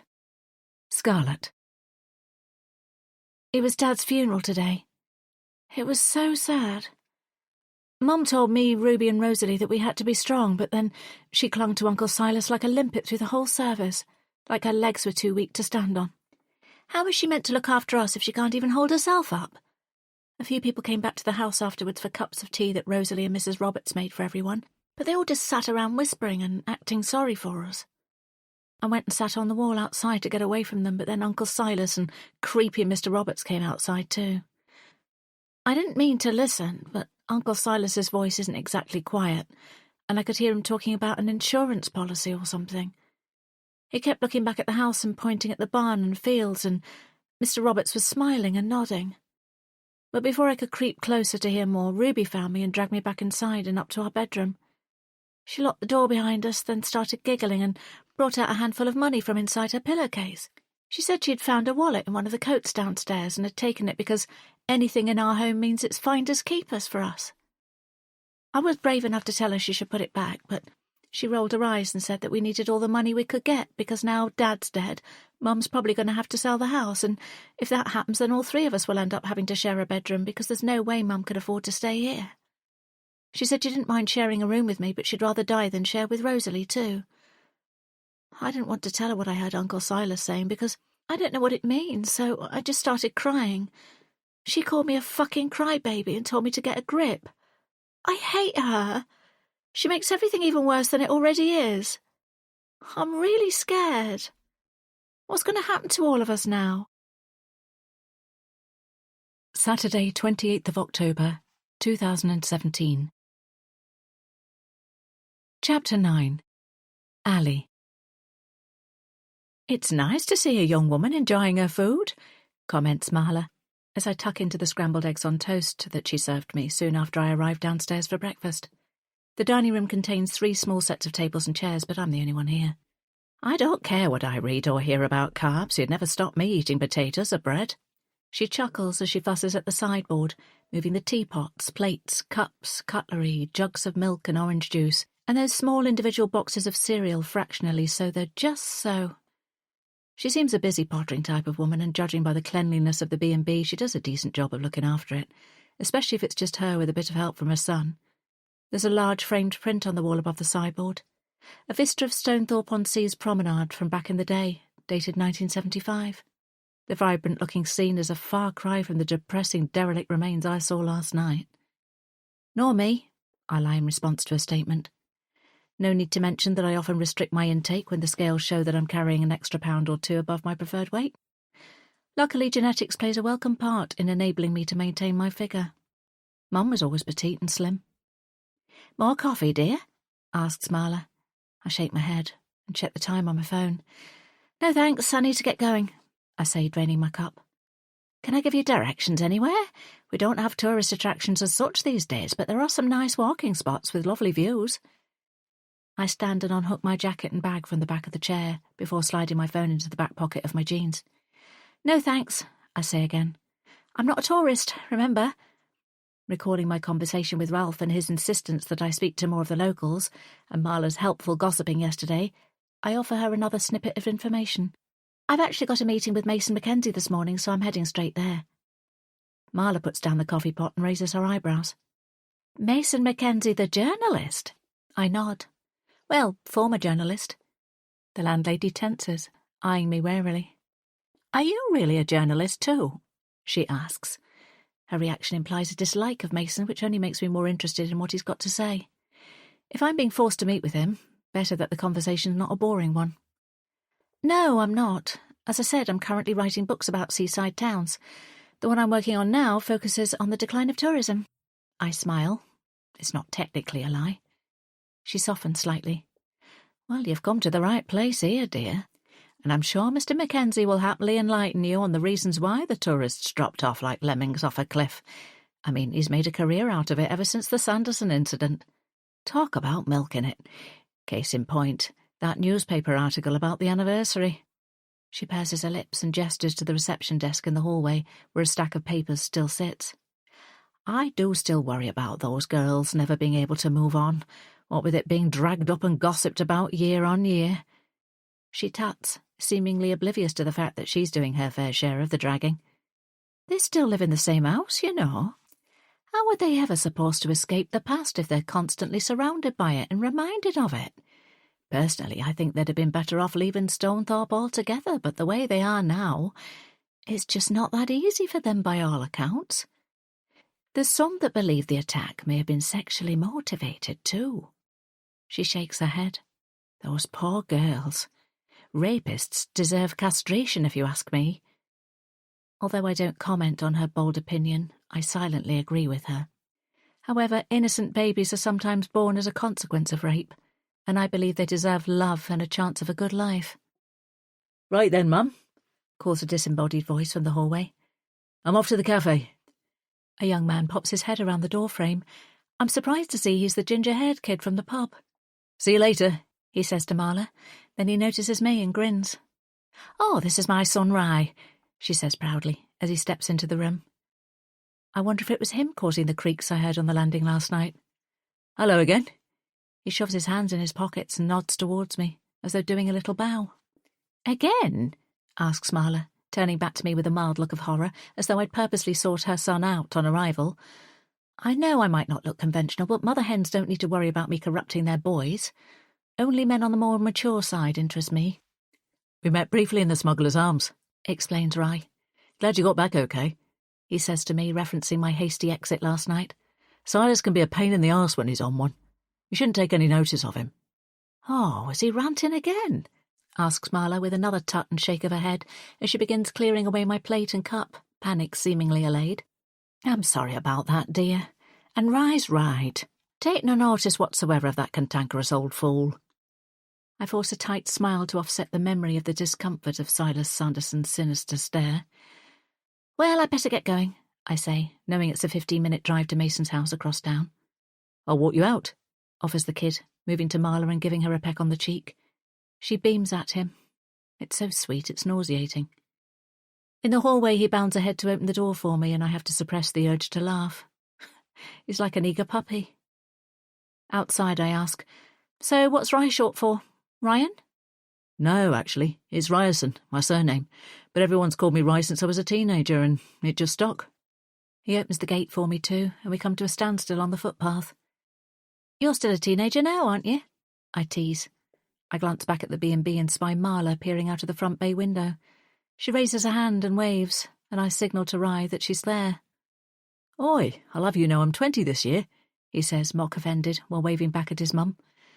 I laugh at the perfect illustration of my point being proven. Currently still a teenager, though, Mummy's boy. A blotchy blush forms on his cheeks as embarrassment radiates off him, but he rallies. What's your name, then? I didn't catch it last night. That's because I didn't give it. I pause, despite his obvious desperation to know it. It's Allie, I say, finally relenting. Allie? He repeats. What's that short for, Alison? No, it's just Allie, I say. He nods and looks out towards the sea, and I regard his side profile. There's no denying he's a good-looking kid, but an unsettling feeling flutters inside me, like the way the air changes before a storm. You remind me of someone I used to know. I articulate the thought without meaning to, and it makes me shiver. I shove my hands into my coat pockets and frown. I haven't thought about him in a long time, yet the memory is always there, sitting in the distant shadows, watching me from afar. Someone you used to like? He asks, turning back to face me, his expression pathetically hopeful. No, not really, I say, wildly understating it. His face instantly drops. But you like me, yeah? His grin is resilient, and I laugh again despite myself. I wish I'd have been so casually confident at his age instead of the complete opposite. I don't even know you, and I'm old enough to be your mum. Just. Well, maybe you should give me a chance. I could be your missing puzzle piece. It's a ridiculous phrase, and a notion that I hate, the implication that someone isn't whole without another person to complete them. But the sincerity and softness with which he says it causes an unexpected surge of emotion. I blink rapidly to try to prevent tears forming, perplexed by how quickly the kids got under my usually thick skin. I doubt that, I say snippily, sniffing, shutting him down. He shrugs it off with a smaller smile this time, but I clocked the brief wince beforehand. The rejection stung. I wonder if he's this overfamiliar with everyone, or just strange women, or men, visiting his mum's B&B in this shitty seaside town.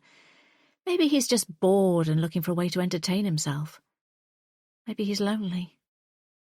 The thought makes me feel sad, and I regret my harsh tone. He's just a kid, clearly brought up to be a bit more sensitive and trusting than I was at his age. Marla's done a good job with him, either as well as or in spite of his late father. I hope it's the former. Anyway, mind how you go, he says as he walks away. It's such an old man phrase that I smile again as I cross the road to my car. I'm just about to get in when I spot a man sitting on one of the nearby wooden benches that are dotted along the prom.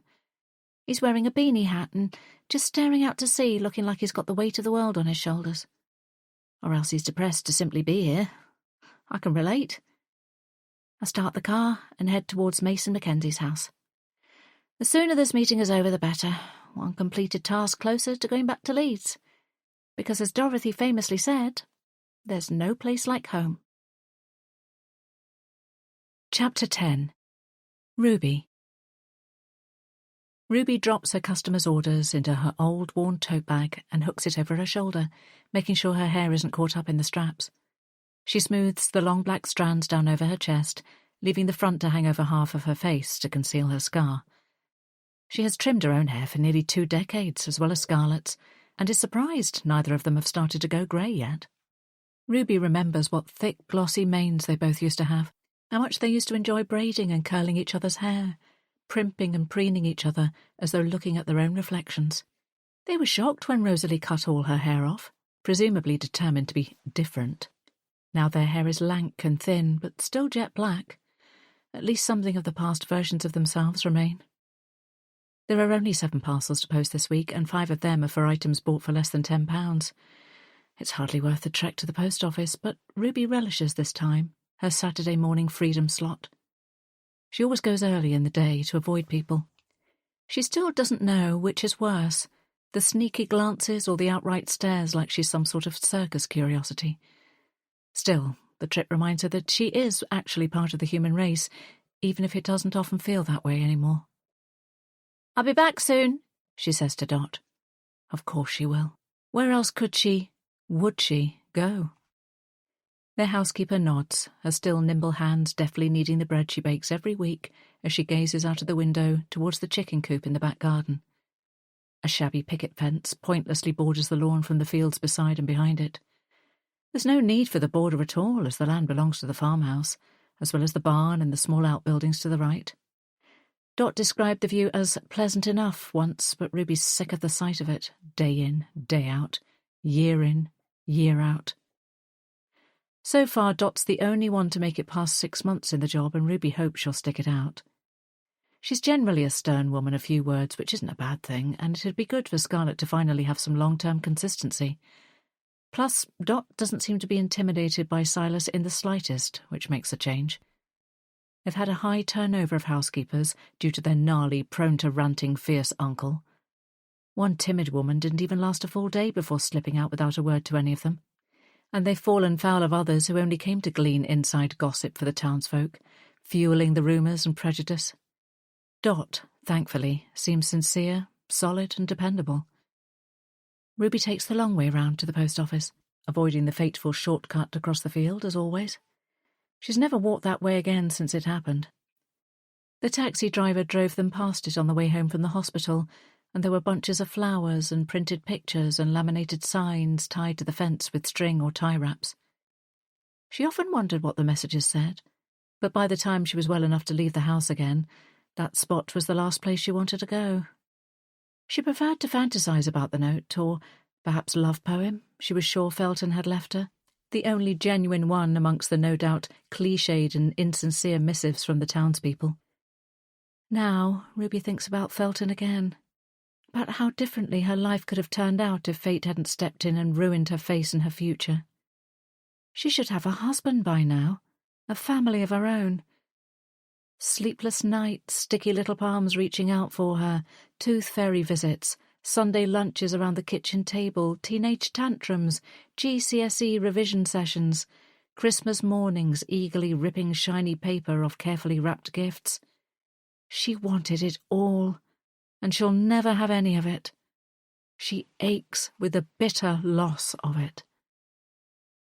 Pushing open the door of the post office, in the street off the main town square, Ruby enters the small familiar shop. Passing the front section, which houses balls of wool and spools of ribbon and packs of needles, she walks past the shelves of stationery and greeting cards, which haven't been restocked in years, and stops at the counter. "Hello, Ruby, love," says Maeve, the postmistress, her usual booming tone invading the quiet space. "And how are you today? How's everything at the farm?" Her beady gaze rakes over Ruby, probably eager for a behind-the-scenes snippet of the Sandersons' lives. But Ruby simply shrugs, as she always does. She keeps her exposed eye down as she stacks her parcels on the counter, choosing to stonewall Maeve, knowing that she loves to run her mouth to all and sundry. And even if Maeve wasn't a gossip, Ruby feels that she herself is too inept at conversation with anyone other than Scarlett anyway. "First class as usual?" Maeve asks as she opens the hatch to take the parcel. Ruby nods. "Right you are, love." Maeve works efficiently, weighing and stickering and jabbing at the till screen. "Have you heard about our new visitor?" she asks with a playful twitch of her lips. Ruby posts £10 notes through the gap in the bottom of the plexiglass and shakes her head. "Well," says the older woman, stringing out the word and peering at Ruby over the top of her glasses. "She's a writer, poking around in the town's history, apparently." A sudden spike of anxiety stabs Ruby in the chest and clearly travels straight to her face, judging by Maeve's sympathetic look.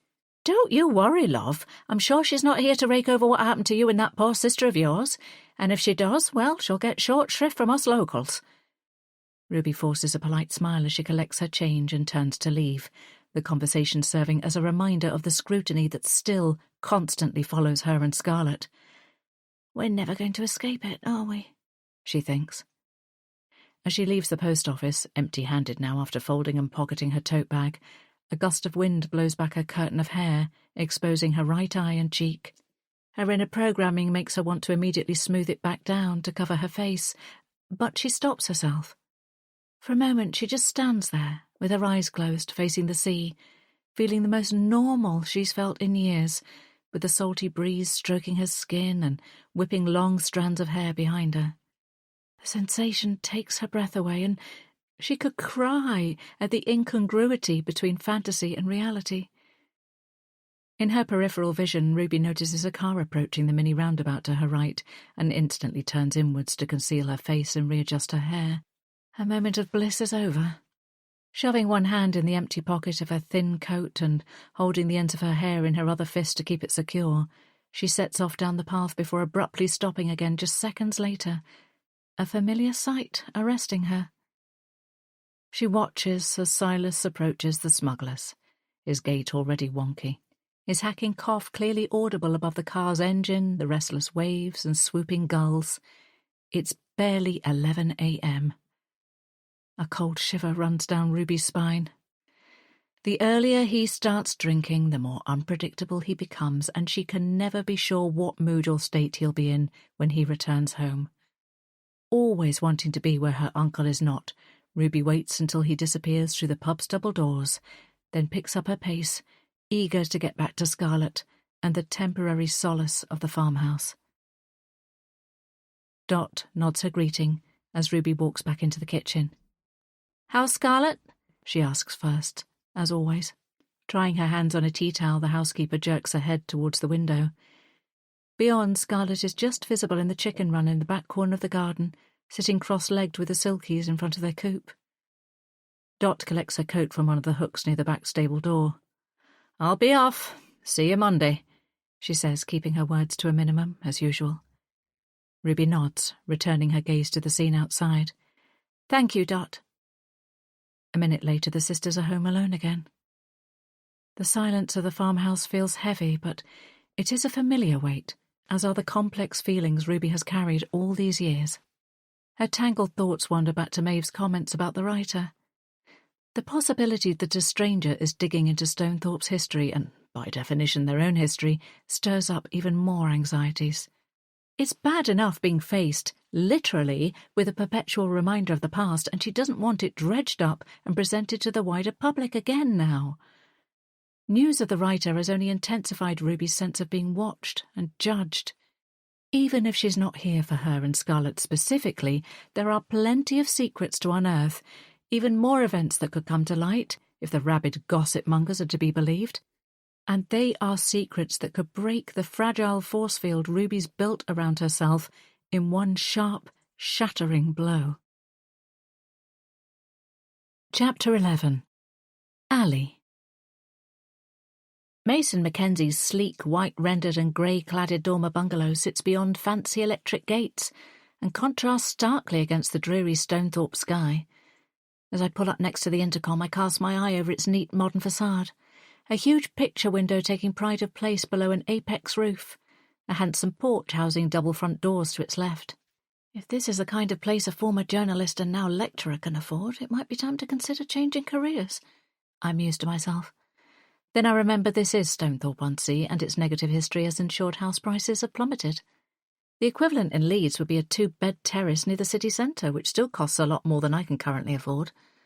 All the more reason to get this series completion bonus from Ralph. After opening my car window, I reach out and press the intercom button. "Ally Sawyer," I announce. The speaker crackles before an inviting voice replies, "Welcome, Ally. I'll meet you at the front door." I hear a click, and the gates slowly slide open, leaving me free to drive along the curved brick-paved driveway to the house's entrance. One of the doors open, and out steps a tall, athletic, good-looking man. He must be in his mid-40s, but clearly keeps himself in shape. He raises a hand in greeting before stepping back and holding the door wide open as I exit my car and walk towards him. I step inside the house into a space filled with warm wooden tones, contrasted with contemporary wall art, the scent of freshly brewed coffee welcoming me. Mason shakes my hand but doesn't try to kiss me hello, which I appreciate. As an ex-journalist, he must know how to read people, and has probably correctly gauged that I'm not one for affectionate greetings with strangers. I like him already. "Good to meet you. Come on through," he says, heading through the arched opening at the end of the wide hallway. He's undeniably attractive. Perhaps it's his genuine smile or his confident demeanour, or maybe it's his toned body and great arse. Annoyingly, my latter observations are immediately chased away by thoughts of Claudia. I consciously divert them before I descend into a pointless spiral about whose arse she might be checking out now. It's no longer any of my business. Mason's kitchen is streamlined but sophisticated, with a floor-to-ceiling window overlooking a large manicured garden.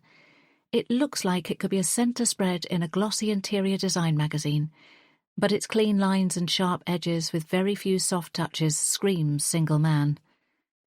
It's a stark contrast to the more understated suburban vibe of the rest of the street, like he's trying to make it obvious that he doesn't quite fit in or even belong here in Stonethorpe-on-Sea. If that's his intention, I like that about him, a man who's confident in his own style and not afraid to stand out. He gestures for me to take a seat at the rustic wooden dining table in front of the window. "Something to drink?" he asks. "Tea? Coffee? Something stronger?" He grins like we're sharing an inside joke, and I'm surprised to feel a faint flutter of interest.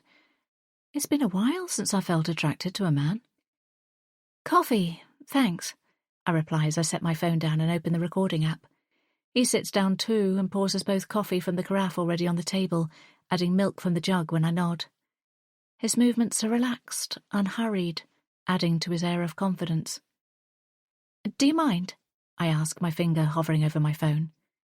He slides my coffee towards me, then leans back in his chair and smiles. "Not at all. I'm an open book. Speaking of books, tell me about the one you're writing." Now it's my turn to smile at his unexpected segue as I press record. "Ever the journalist, Well, I'm here to ask you questions, Mr. Mackenzie, not the other way around." He raises an eyebrow, amused. "Fair enough. Go ahead. And call me Mason, please," he says. "OK, Mason, I'll be straight with you. I'm ghostwriting a series of books about the darker side of travelling fairs. However, for this final instalment, featuring Stonethorpe's Halloween fair, my client has decided he wants to feature the Sanderson case for some sensationalism. I make exaggerated air quotes around the word sensationalism and roll my eyes, not bothering to conceal my feelings about the extra content.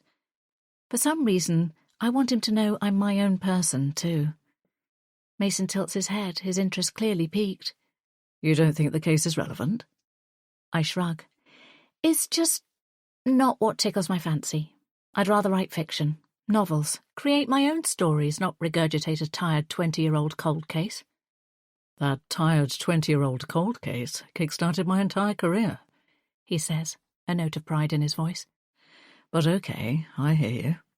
We all want to do something that tickles our fancy, as you say. Are you good at telling lies, Allie? I'm taken aback by the directness of his question, caught off guard momentarily. I take a sip of my coffee while I play for time, the rich taste a pleasing contrast to Marla's cheap instant at the B&B. Lies? I ask. Yeah. Mason leans forward, appraises me. Fibs, half-truths, words not rooted in evidence. Can you spin a good tale when it's not entirely factual? All writers need to be able to. Can you? I volley back. He laughs, the sound deep and pleasing. Sure, he says, when I need to. Everyone can when they need to, I state. I consider something for a moment, unsure if I'm going to say it, but this isn't exactly a conventional interview, and I feel like we're having fun already.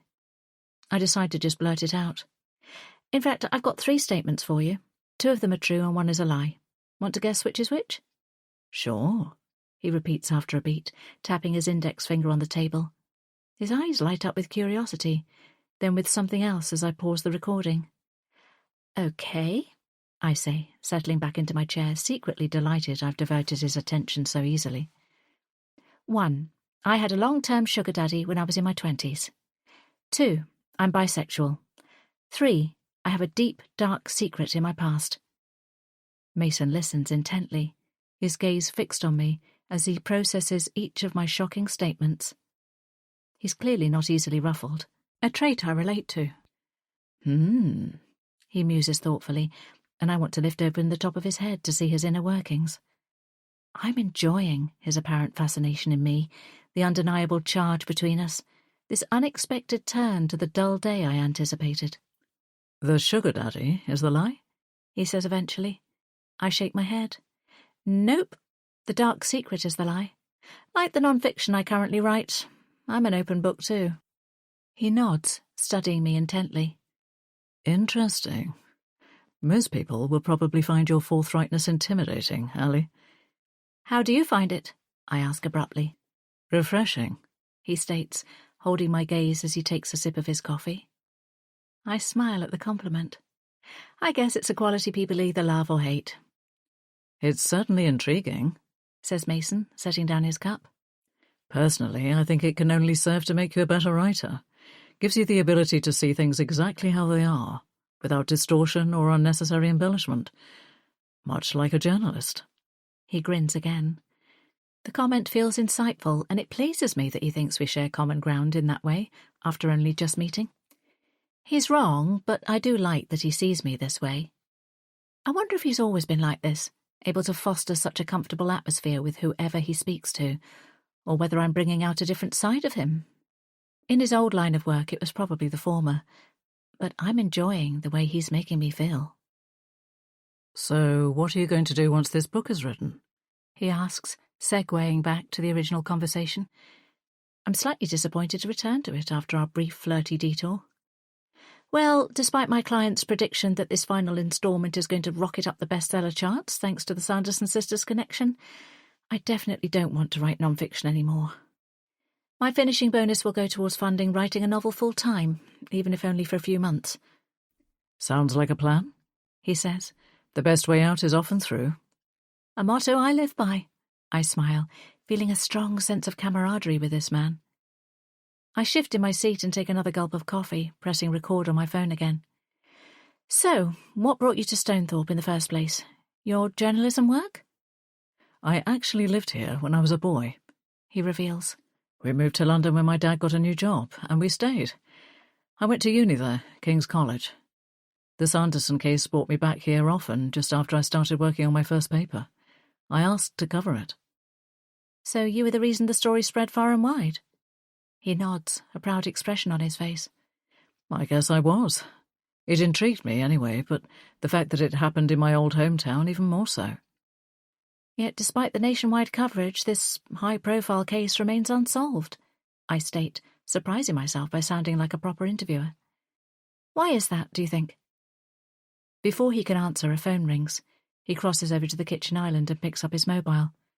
Will you excuse me, please, Ali? I need to take this. I press pause on my phone again, and he heads out of the kitchen. I hear him saying, "Hello, darling," as he enters the hall, and I feel a surprising sense of disappointment. He doesn't seem the type who'd be willing to cheat, so I guess I must have imagined our chemistry. The plunging realization turns my mood instantly sour. Sorry, he says, returning to the room a few minutes later. I never refuse my daughter's calls. She lives with her mum in London, so I don't get to see her as much as I'd like. She'll be with me for Christmas this year, though. He looks at me shyly. Sorry, he repeats. I always get a bit gooey when I talk about her. You share custody? I ask. He nods. It's not always easy, but it's worth it. My ex-wife and I are on good terms now, but she hated living here. She's something of a social butterfly and needs the hustle and bustle of a big city to sustain her. I might move back to London myself one day, if the right job ever comes up, but for now, my daughter gets to experience the best of both worlds. What about you, Ali? Do you have a family? I feel a pang of loneliness as I think about Claudia. She's the closest I've come to having a family in my whole adult life, even though we barely lasted a year. Then I think about Story's furry face and smile. Not in the conventional sense, I answer cryptically, not wanting to go into detail. Enigmatic is my default setting, however attracted I am to someone initially. Anyway, I say, pressing record for the third time, recalling Ralph's order to dig up fresh dirt. Let's get back to the topic I'm here to discuss. What are your theories about the Sanderson case? He tops up our half-empty cups and settles back in his chair. How long have I got you for? Because I have lots of thoughts. Claudia's face flashes before my eyes again, and I blink it away. Then I think of my empty room at the B&B, the deserted promenade, the pub full of locals, including ranty Silas Sanderson, and I realise I'm glad to be here instead. I smile at Mason. You've got me for as long as you want me. That's good to know, he says, smiling too. Chapter 12. Phoenix. The jingle of the bell above the post office door stirs something in Phoenix, an echo of Christmases past. In his mind's eye he can see baby Millie banging tunelessly on a xylophone, her chubby hands springing up and down, while he and Janelle over-celebrate her basic musical efforts as though she was a child prodigy. He wonders if this Christmas will be his last, and his heart aches painfully at the thought of missing many more of his daughter's milestones in the years to come. The inside of the shop smells musty, a typical scent that clings to places like this, a unique and recognisable combination of paper and ink, wool and wood. And it's so cool and quiet, like a tomb. The whole town is much quieter than he remembers, without the bucket and spade tourists descending on the caravan park in the summer, and the annual Halloween fair bringing its colour and crowds and chaos. The thick silence unsettles him, makes him feel strangely exposed, even in this old, small, cluttered post office. But he's here for a reason, and he needs to see that reason through. His boots scuff against the worn lino as he approaches the counter. The postmistress doesn't even glance up from the magazine she's reading. He's the only customer, and it's only when he steps directly in front of her and clears his throat softly does she finally acknowledge him. "Oh, hello there, love. What can I do for you?" She leans forward, resting her ample bosom on her crossed forearms and giving him a once-over that's impressively both inquisitive and indifferent. Her curly grey hair forms a cloud on her head, and her bright fuchsia lipstick has bled into the deep lines around her mouth. He hesitates, the question lodged in his throat, almost choking him, even though he's mentally rehearsed asking it over and over. He's here for answers, after all. He coughs into his fist, draws on his inner courage. Bit of a weird request, but I was wondering," he begins, his voice careful, "if you knew how I could get in touch with Rosalie Sanderson." The woman's penciled-in brows knit together behind large glasses, curiosity written all over her face. She purses her lips as she considers her response.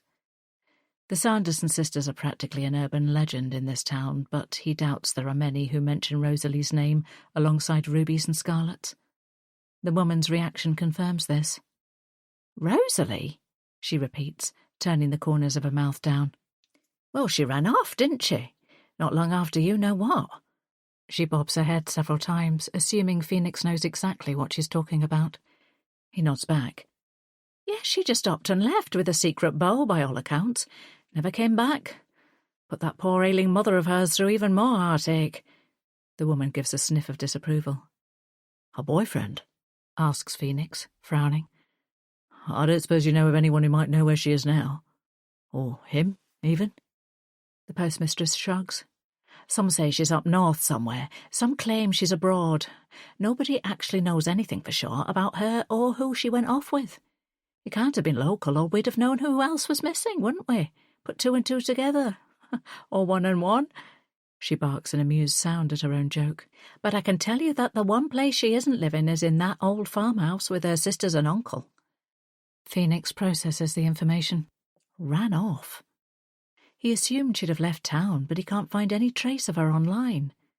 When he'd first plucked up the courage to Google her, he'd expected to find links to career successes or at least a social media profile, but she doesn't seem to exist in cyberspace. It's as though she's been erased. The running away story sounds simple enough. Too simple, perhaps, but he knows that most people don't just disappear without a reason, especially not teenage girls with severely injured sisters and an ill mother. "The farmhouse?" he asks, trying to keep his voice as neutral as he can. The woman's gaze is sharp now, assessing him with a different kind of interest. "Yes? Why? Are you thinking of paying a visit?"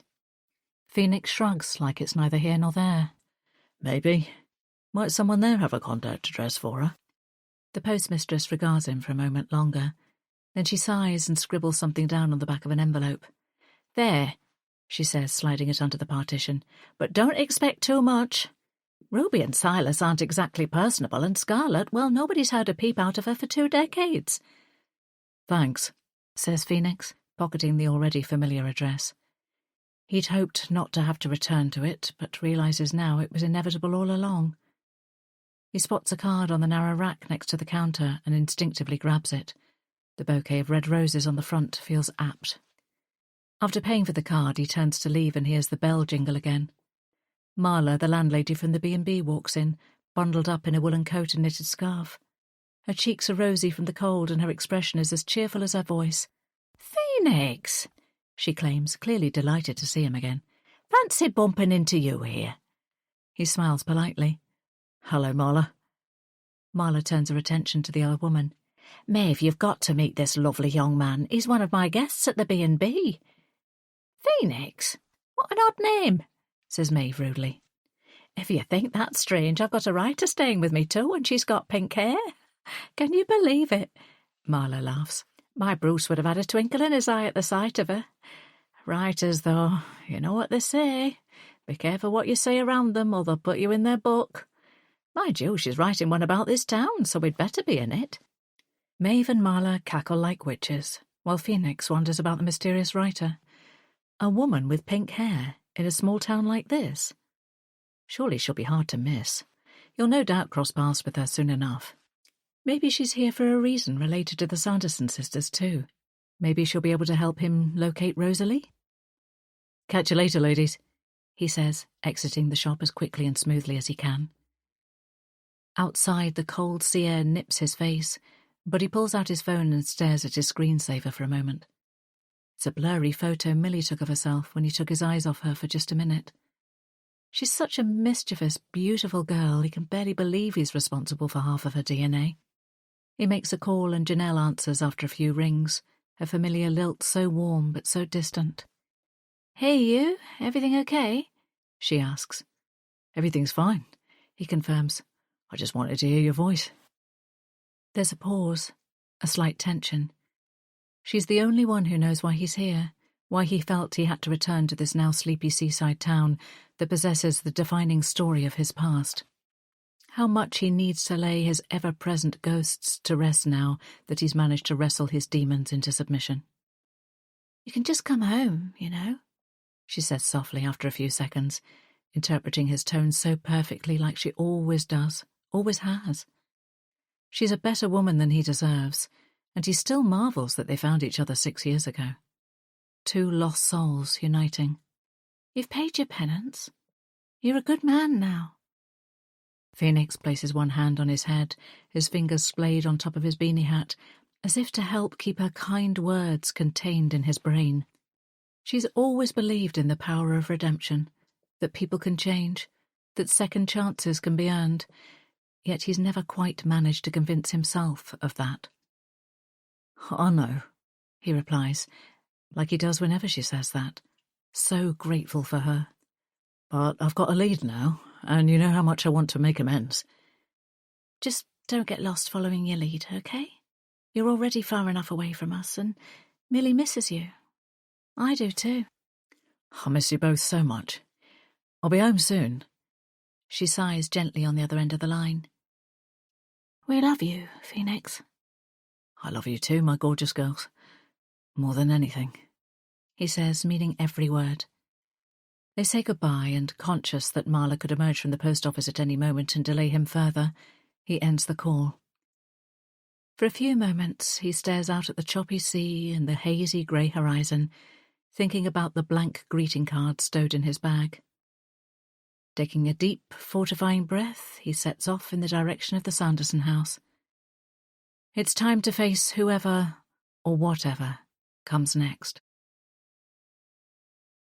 31st of October, 1995. Scarlet. This has been the worst birthday ever. Everything is so messed up. Mum sat us down last night to tell us that she's been diagnosed with something called multiple sclerosis, or MS for short. I don't know what it is, but of course Rosalie did. She grabbed Mum's hands, making me and Ruby look really stupid and uncaring. Mum said she'll probably have more bad days than good, but it's not something that will ever go away. She told us last night so as not to ruin our birthday, but how are we supposed to be happy today? She's already so weak and tired all the time and asked us to help more around the house. Saint Rosalie said she'll create a rota, which I could tell annoyed Ruby, but she didn't say anything in front of Mum. Good luck to Rosalie trying to make Ruby do anything she doesn't want to do, even if it's for Mum. And if it wasn't bad enough, Maple's gone too.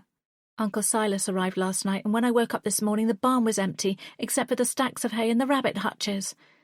I cried because I felt so bad about being cross with her for a long time, but she was a good horse, and what happened to Dad was just a horrible accident. Uncle Silas said he took care of her, but I don't know what that means exactly. I wish I could have said goodbye. We couldn't even go to the Halloween fair tonight because Uncle Silas said no. He's not our dad, but he's visiting more and always telling us what we can and can't do. Ruby's brave enough to answer back to him, which he hates, but today he raised his hand to her as though he was going to hit her. His face was as red as a tomato. She dared him to do it, but then Mum shouted for help from the kitchen, so he didn't. The only good thing that happened today was that Rosalie helped Mum bake our birthday cake. It was chocolate, my favourite. I only had a small piece, though. Ruby says I need to watch my weight because I'm getting a muffin top. Another of her sayings I don't understand. I bet she just makes them up most of the time to confuse me and make me feel bad. I really, really, really miss Dad. I went out to the oak tree in the field behind the barn to talk to him for a while.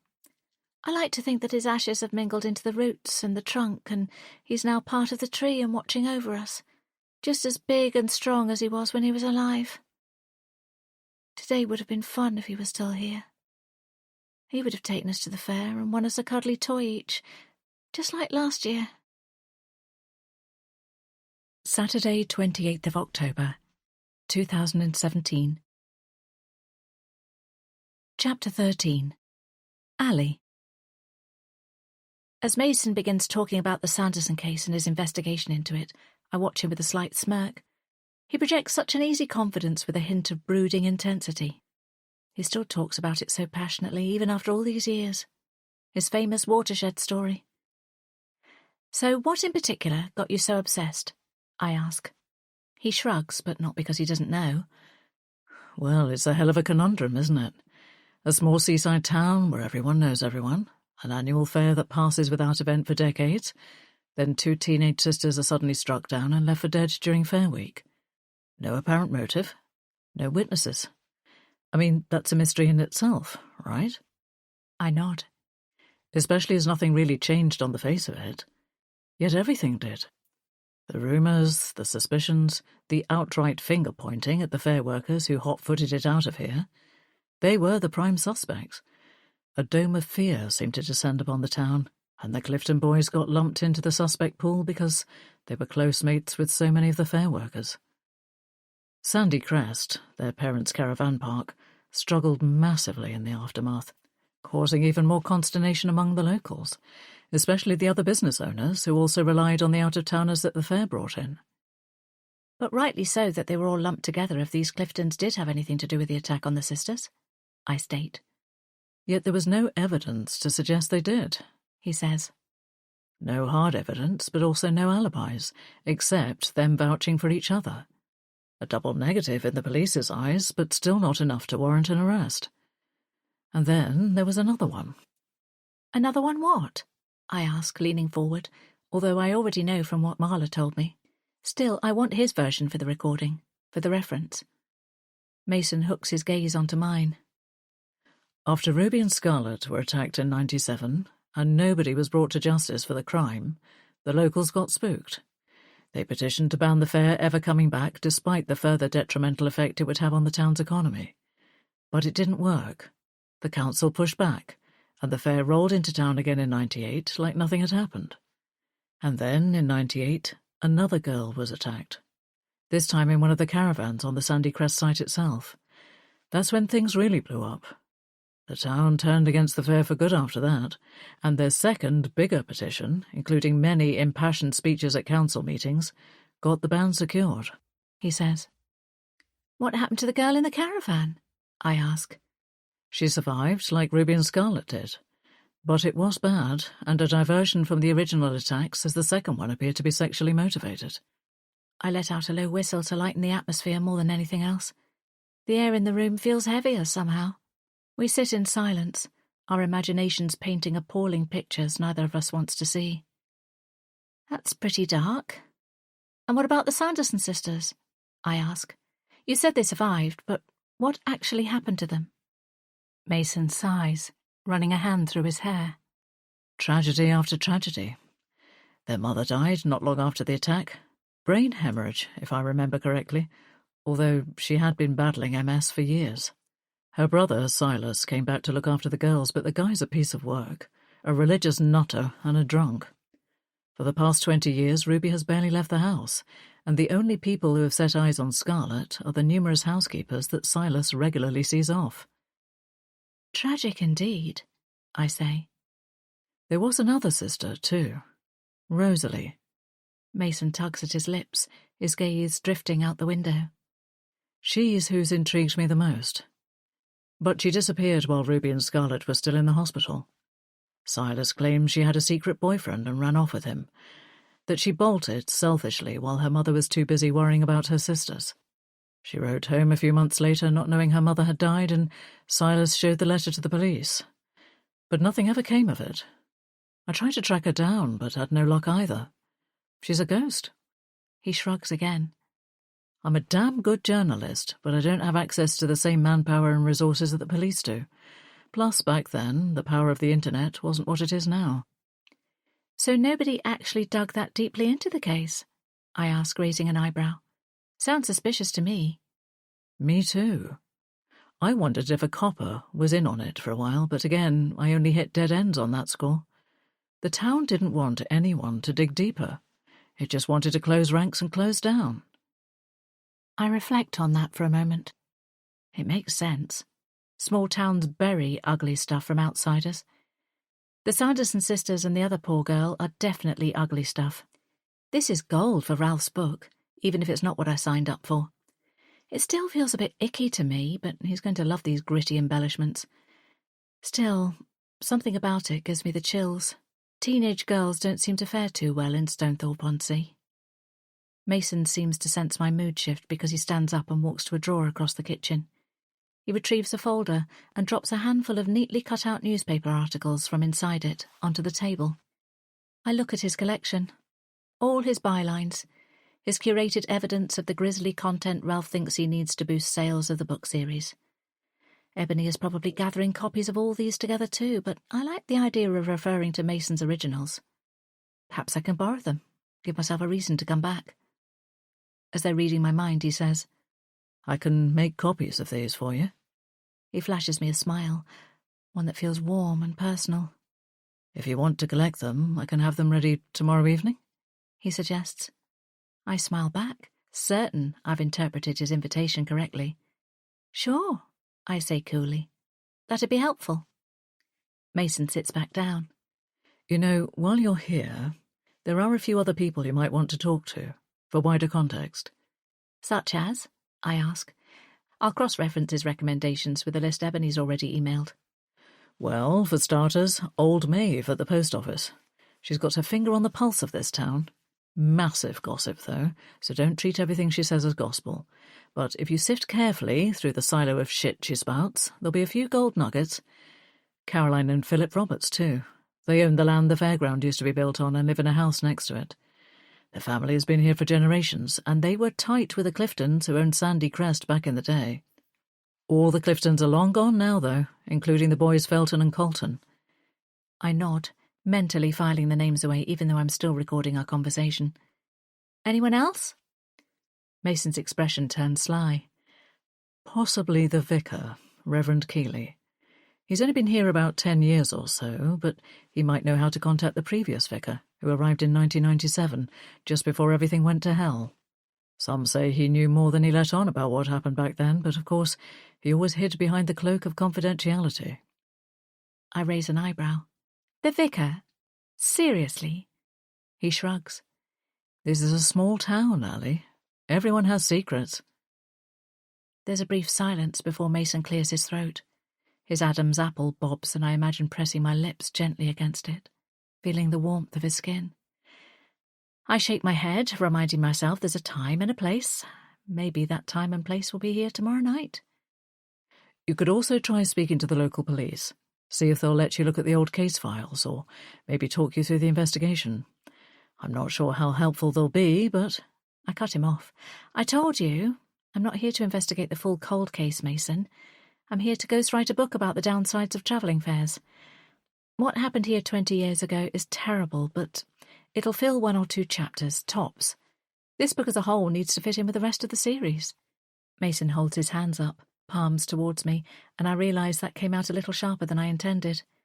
Fair enough, he says. Just thought I'd throw it out there. I nod. There's a difference between researching a book and playing at being a bona fide detective, which I'm not and don't want to be. I'm just here to do a writing job and get paid for it.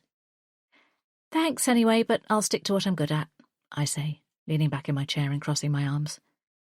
Mason's eyes gleam with something unreadable, but he doesn't push it any further. Instead, he shifts the conversation back to slightly lighter topics, like how the landscape of the town has changed since the fair stopped and the caravan park closed down. We fall back into a casual rhythm, the tension dissipating as we continue to chat, the underlying current of attraction flowing pleasantly between us. A while later, as we wrap up, Mason gathers together the newspaper articles still fanned out on the table. He clutches them in one hand as I turn off the recording. We've been talking for nearly 2 hours. So, tomorrow evening then? I appreciate his bold move. Tomorrow evening, I repeat. I'll swing by. Then, not one for beating around the bush, I look him square in the face and tell him, but just so we're clear, it'll be a one-time-only exchange. Mason's smile widens as he picks up on my meaning, his eyes dark and mischievous. If you say so. There's something about the way he says it that makes my stomach flip again. I'm glad we understand each other, though. Just a bit of fun, no strings attached. I stand, pocketing my phone. He walks me to the door, dropping the articles onto the kitchen counter on the way. 7 p.m., he asks, referring to tomorrow night. I nod, a knowing smile playing on my lips before stepping out into the crisp October air. It cools my flushed skin and diffuses the heat that's been building between us as I walk to my car, climb in and start the engine. I can feel his eyes on me the whole time. And then an image of Ruby and Scarlett Sanderson walking home through a dark field hijacks my thoughts. Did they sense someone watching them the night they were attacked too? I shake the visual from my head, remind myself yet again I'm not getting pulled into a cold case, and drive through Mason's electric gates, already looking forward to my return visit. Chapter 14. Ali. The bell above the door jingles as I step inside the post office and scan the dim surroundings. It's a tired time capsule in here, and sitting behind the counter like a waxwork dummy is, presumably, the postmistress Maeve. Her reading glasses are perched on the end of her thin nose, and as I approach I see she has one of those women's trash mags spread open in front of her. One of the ones with the shocking stories such as I Married My Hamster or My Mum Framed Me for Murder. Is the kind of magazine the Sanderson story would have been suited to, I think, unkindly. She swings her gaze towards me, annoyance, presumably at being interrupted, morphing immediately into curiosity. "Well, if it isn't our visiting writer," she says, in an overfamiliar mocking tone. I'm not surprised she knows who I am after Mason's not-so-complimentary description of her being the town's biggest gossip. And small towns have an uncanny way of spreading news faster than Facebook. I force a smile, despite her slight frostiness, and decide to dispense with the pleasantries. "Mason Mackenzie sent me your way. He suggested you might be able to help me with a bit of background about Stonethorpe-on-Sea." "For a book?" she asks, fishing for more information. "Yes," I confirm, without elaboration. She closes her magazine and leans forward conspiratorially, seemingly interested now. "You know, I always thought Mr. Mackenzie himself would have written a book. He could have made a killing out of all that Sanderson sisters business. I mean, he wrote enough articles about it. Would have been easy enough to create a paperback." She makes a good point, in theory. "Why didn't he, do you think?" I ask, not only genuinely interested, but to make her think her opinion holds weight. I might not be an interviewer, but I can steer certain people well enough now. "Well, he's so local too, so a book would have been probably a step too far. It's one thing reporting news, but quite another trying to profit off a tragedy in the very town you live in. Distasteful," she says pointedly. I flush, feeling slightly awkward on Ralph's behalf. He might never have been to Stonethorpe, but he is trying to profit off this story for his Forgotten Fairground series. Maeve's right. It is distasteful. Mason believes the two are interlinked, the fair and the Sanderson case, but the book I've been commissioned to write is more about the annual Halloween fair and its negative effects on the town itself, I say, a half-truth to both ingratiate and defend myself, neither of which I should have to do. Damn Ralph and his fresh dirt. Maeve's eyes gleam behind her glasses, and I can sense her floodgates are about to burst open, all frostiness melted away. That didn't take much, but like I say, I'm good at guiding people in the direction I want them to go. "It's all interlinked," she states emphatically. "The fair, the Cliftons, the Sandersons, the attacks, the aftermath." She holds up a finger for each one. "Outsiders like ghouls and vultures picking over everything, which was more than the police themselves bothered to do. What a shambles. They ought to be ashamed of themselves. But we know what happened, and we've protected ourselves ever since." She jabs her index finger at her chest. "No more fairs. No more fair workers. No more tourists en masse. I mean, it's closing the stable door after the horses bolted, mind, but there haven't been any more major crimes on our watch." She straightens post-monologue, looking proud. "Was it really that bad? The fair?" I ask. Maeve scoffs. "Bad? It caused utter chaos every single year. Brought nothing but trouble, starting with the petty thefts and parking disputes, escalating to harassment and intimidation of local shop owners and youngsters, especially the girls, and then ending with those vicious attacks on the Sandersons and that other Pauloff." I nod, frowning. "So how did the fair affect the caravan parks business? I mean, before the attack on the third girl, the year after the Sandersons?" Maeve takes a breath, clearly preparing herself for another diatribe. "If you ask me, the Cliftons were tight with the fair workers, especially the two lads Felton and Colton, who seemed to revel in being part of a bigger gang. The caravan park always made a killing during Fair Week, which pleased their father no end, as he always hiked the prices right up. Fancied himself as an astute businessman when it was just the basic principle of supply and demand for a repeat annual event. As long as he was making money, he didn't care who rented his caravans or what happened inside them, by all accounts. Him and them boys of his, all bad apples. She scowls, clucking her tongue. Did either Ruby or Scarlett Sanderson ever point fingers at anyone in particular? I press. Maeve throws up her hands. No! Neither ever once named and shamed, but we all knew, and we made sure they knew we knew.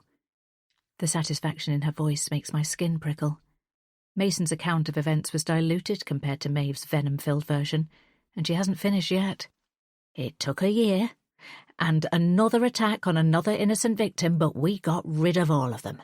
The fair workers, and the Cliftons, she said, confirming the town's collective attitude and ultimate judgment. Evidence be damned. What are the Sandersons like now? I ask. Maeve grimaces. What can I say? Ruby is like a cardboard cutout of a person, doesn't trust anyone, not even her own shadow, and Scarlett hasn't uttered a word since, apparently. Whether it's physical or psychological, nobody knows. Either way, she's as silent as the grave. I shiver, picturing Scarlett now, frozen in time, locked inside her own body, her own mind. What does she think about? Can she think?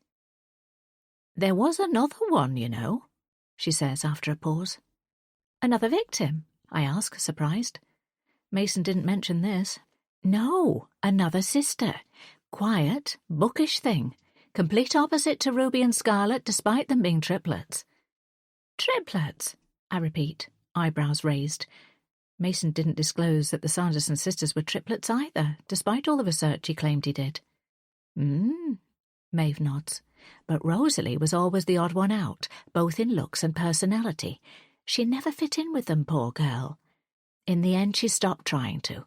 Cut all her long black hair off, dressed in dowdy, shapeless clothes, really withdrew into herself, and then one day, poof, she just disappeared. Some, including their Uncle Silas, said she ran off with a secret boyfriend. Others thought Ruby and Scarlett's attacker had abducted her, wanting a hat trick, so to speak, but she was never found. Others thought she blamed herself for what happened to her sisters, and the guilt made her flee. Blamed herself? Why would she? I ask, unable to hide the incredulity in my voice. Well, if she'd gone to that party with Ruby and Scarlett, the three of them would have walked home together, and they might have made it back unscathed. Or she could have talked them out of going in the first place, what with her being the sensible one. Maeve shrugs. We'll never know. But one thing I do know is that her mother died of a broken heart when she left. Mason said it was a brain hemorrhage, I state, and that Rosalie wrote her mother a letter a few months later to let her know she was okay. Maeve purses her lips. Anyone can write a letter, she says. No proof it was from Rosalie herself. Silas was never fully convinced either. Anyway, funnily enough, just this morning a man was in here asking about her, about Rosalie. I got the impression he was an old friend. She gives me a knowing look. My pulse quickens. Really? Yes, tall, a bit older, skinny, bit of an intense air about him. He's staying at Marla's, same as you. Small world, isn't it? She chuckles. Curiosity gets the better of me. Did he say why he was looking for her? Not to me, no. He just bought a card and went on his way. I force a smile. Small world indeed. I make an excuse about needing to start typing up my notes and head for the door, my energy depleted after being in Maeve's presence and bombarded with so much information. My writer's mind races as I step back outside, trying to fill in plot holes. Who is the man looking for Rosalie after all this time? And more importantly, why her, when the main characters in the story are Ruby and Scarlett? My reflection in the shop window catches my eyes. My pink wig, my aesthetically enhanced features and my carefully applied makeup are all a mask, one I've perfected over the years, one that protects me. I think of Ruby Sanderson, about how her face is altered in a different way to mine, and know for sure that I wouldn't want to swap places with her, or Scarlett, for £1,000,000. Chapter 15. Ruby. Ruby stands at her bedroom window, watching the man wearing a dark jacket and a beanie hat approach the house. She parts the net curtains just enough to observe him without being seen herself. He strides determinedly towards the front door, like he's on a mission, but nobody ever comes here on purpose anymore except for Dot, who's getting paid to. Their house has a way of repelling visitors, not welcoming them. Her pulse quickens as he reaches the porch and raises a hand to grab the old brass horsehead knocker. There's something familiar about him, but without seeing his face properly, she can't quite place it. Yet the way he holds himself stirs an old memory, an old feeling. Her thoughts are interrupted by the sound of stomping along the gravel driveway. Silas is back with his sights and his pointed finger trained on the trespasser. His face is flushed, and not just from the cold. Ruby's stomach churns. She already knows how this is going to play out. Silas doesn't handle surprises well, especially when he's been drinking. He doesn't handle anything well when he's been drinking. What do you want? He barks, his words slurred but his aggressive attitude clear. Whatever you're selling, I'm not buying. Sling your hook. The stranger, who had immediately turned to face Silas, now raises his hands in a gesture of peace. Ruby opens the window a notch to hear their conversation better, hoping the sound or the breeze doesn't wake Scarlett, who is curled up in her bed across their shared room. The dogs are lying close by, as yet oblivious to the scene unfolding outside. I'm sorry to turn up unannounced, the man says. I'm here. He pauses, seemingly searching for the right words. You a journal? Asks Silas gruffly. You sniffing around my nieces? 'Cause if you are, you can... I'm not a journalist, says the visitor, slicing into Silas's words. I'm actually here looking for Rosalie Sanderson. I was hoping that... Now it's Silas's turn to interrupt. That girl is dead to me. Dead! His voice is loaded with anger. She abandoned this family and we haven't heard from her since. Don't you dare speak her name to me, boy. His dense, dirty grey beard quivers as he spits the words out with the depth of hatred that Ruby knows only too well. But she's on her uncle's side for once. It's the only thing they're in agreement about. Rosalie is dead to her, too. Silas steps closer, his large lumbering frame looming over the smaller, leaner stranger, but the younger man doesn't back down. From her vantage point, Ruby gets a better look of his face, of the tension in his jaw, and she gasps in astonishment. The visitor pulls an envelope from his bag and holds it up. I wanted to leave her this, just in case she ever visits, or perhaps you've got a forwarding address. I said she's dead, Silas roars, slapping the envelope out of the man's hand and onto the ground before bringing his muddy boot down on top of it, as though grounding out a cigarette. He stumbles backwards awkwardly and Ruby leans forward, anticipating his fall. Unfortunately, to her disappointment, he manages to right himself virtually straight away. The man looks up, briefly scanning the upper windows of the house as if searching for Rosalie herself, and for a split second, Ruby thinks his gaze locks onto hers through the slit in the net curtain. She jerks back from the window, her breath catching in her dry throat. Can it really be him? Surely not. He's too small, too weak-looking. That's right, on your way. And don't darken this door again. Ruby hears Silas shout, and she can't resist peering outside again. The visitor turns to leave, his head down in defeat. Moments later the front door slams, disturbing the dogs, and the whole rickety house seems to shake with the impact. Ruby remains by the window, waiting until the stranger is completely out of sight before daring to move, while audibly tracking her uncle's movements inside the house. She hears his heavy footsteps return from the kitchen, the unmistakable sound of a ring pull cracking open, and then the TV blaring to life in the living room. She can clearly picture him in there, slumped in her mum's old favourite floral armchair, can of beer in hand. Once she's sure her uncle is settled in for the foreseeable future, Ruby settles Oak and Elm and orders them to stay before she creeps downstairs and slips out of the front door. She hesitates for a split second before picking up the crumpled envelope from the gravel drive, the dirty imprint of Silas's boot on its surface, framing just one word. Rosalie. Sneaking back inside, she rushes to the kitchen and sits down at the table. Ripping open the envelope, she pulls out the card inside. It looks like it has been plucked from Maeve's stock of old-fashioned cards at the post office. The front bears a raised image of a bouquet of red roses, but there are no words accompanying it. Could this man have been at the post office just before or after her this morning? A part of her wishes they'd crossed paths then, yet the thought of coming face to face with an outsider, however familiar he seems, makes her instantly cringe. It's bad enough being subjected to Maeve's close weekly scrutiny. The short handwritten message inside the card reads, "Rosalie, I came back to tell you I'm sorry. Please forgive me. Phoenix." It's a name she's never heard before, and there's a phone number added underneath. She must have been mistaken about who she thought the stranger was, her imagination playing tricks on her, unless he was delivering this card on Miss Phoenix's behalf. But who is he, and how does he know Rosalie? Could he be the secret boyfriend Silas is convinced she had? Ruby scans the words again and again, her mind racing. All this has stirred up thoughts and feelings she's worked so hard to firstly suppress and then to make sense of.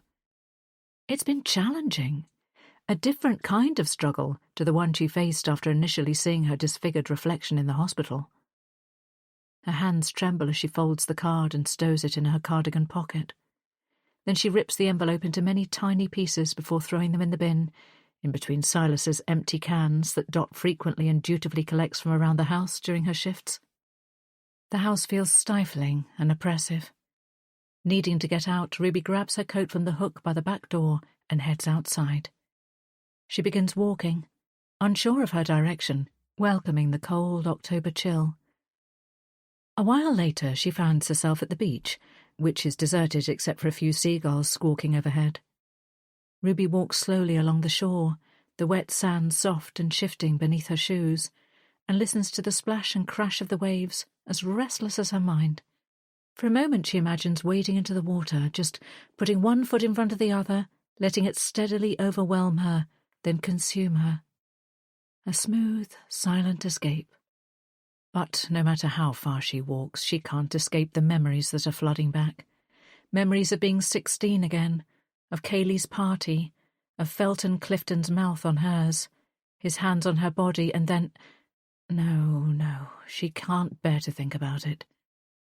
She forces her brain to switch to something else, and as usual it turns down a familiar dark alley, the darkest alley of her life.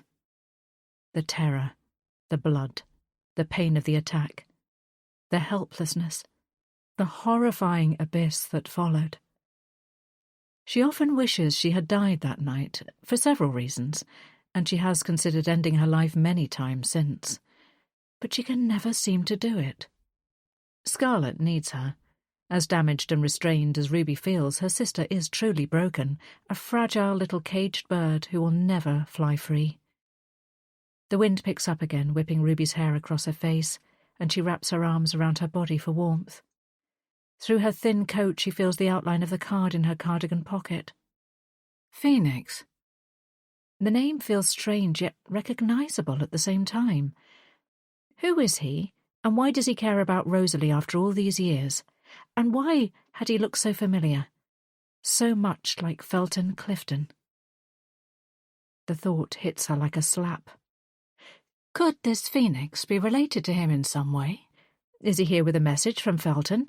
Did he get their names confused and mean to ask for her instead of Rosalie? Her heart races at the thought. As she walks back along the beach, her mind whirls with questions, some unsettling, but most confusing. Should she bury the card deep in the bin when she gets back to the house? Try to erase its existence completely?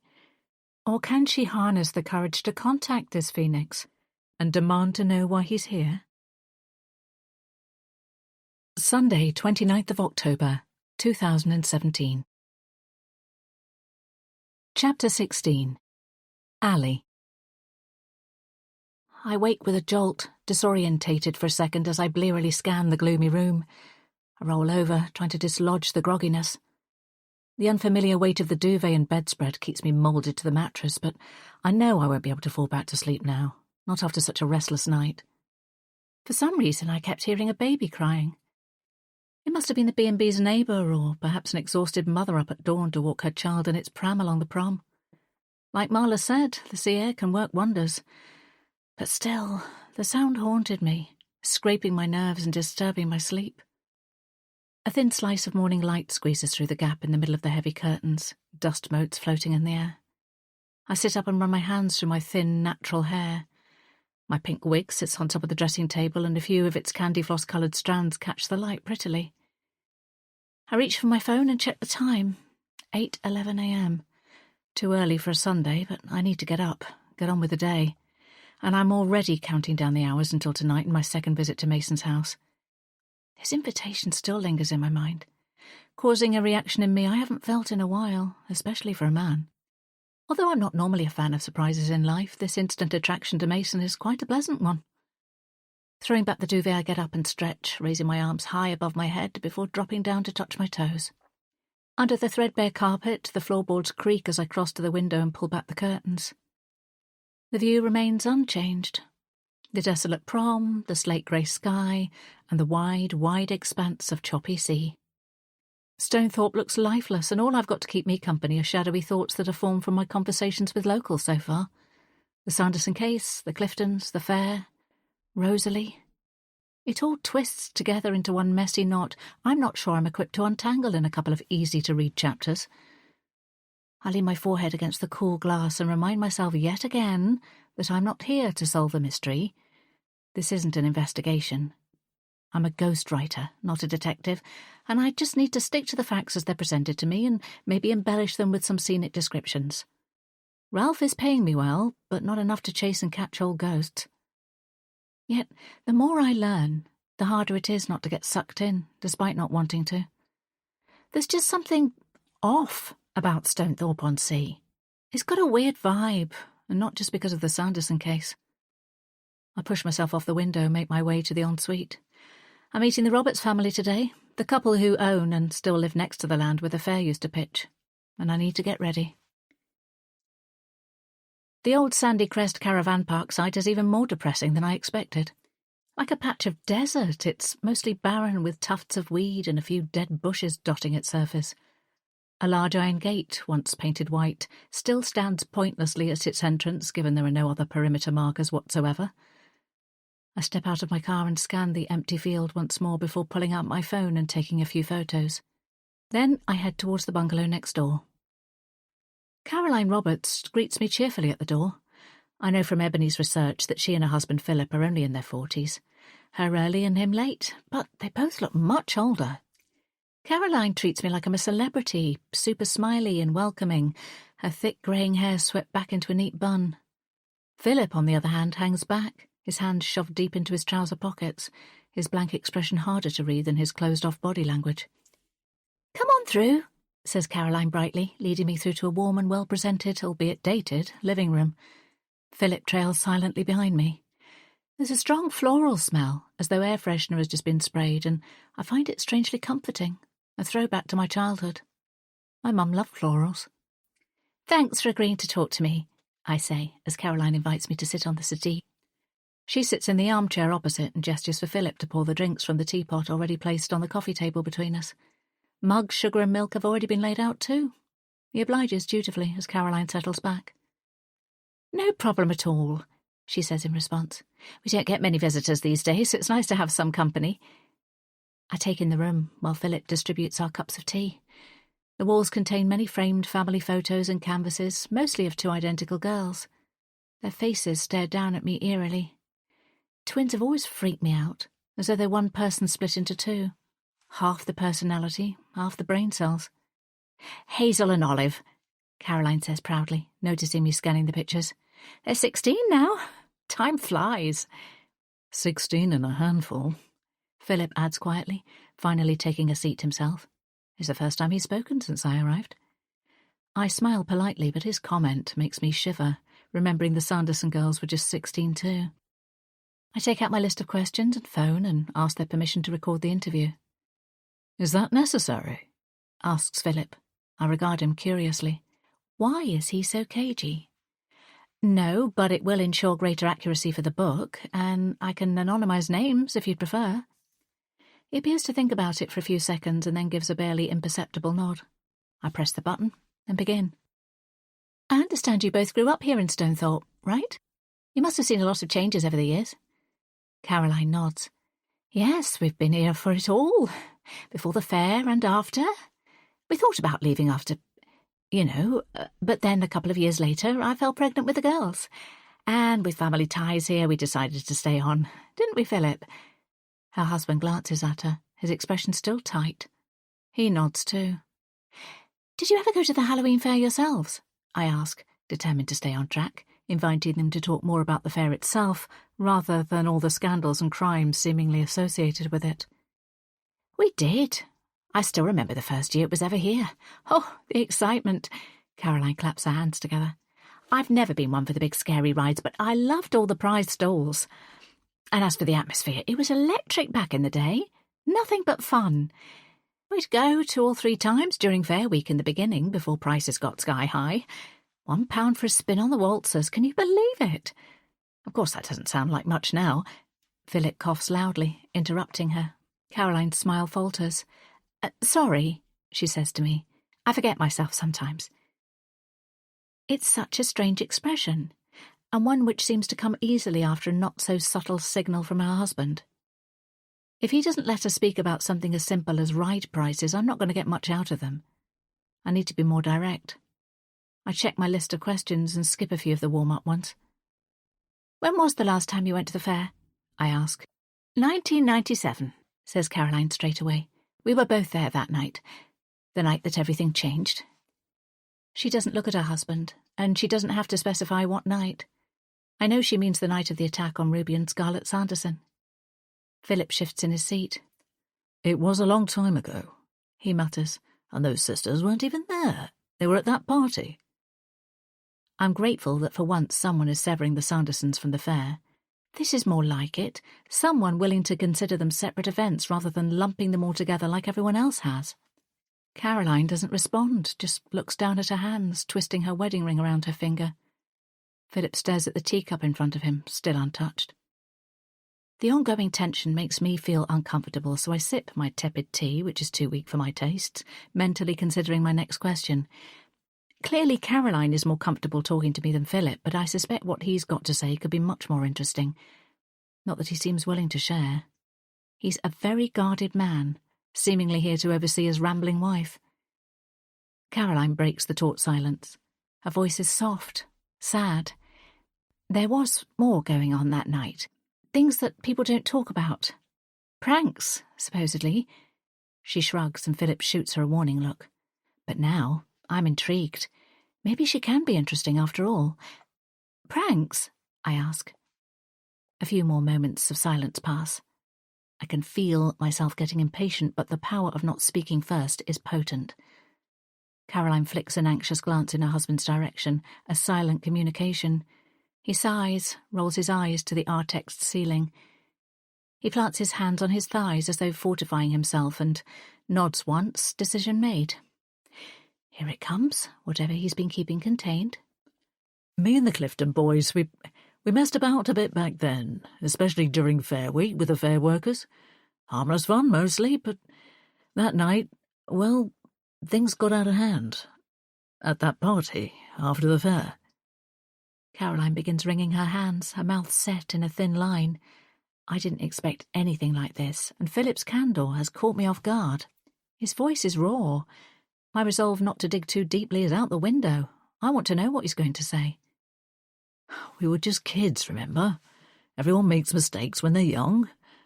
But that night, well, it changed everything. The dares went too far.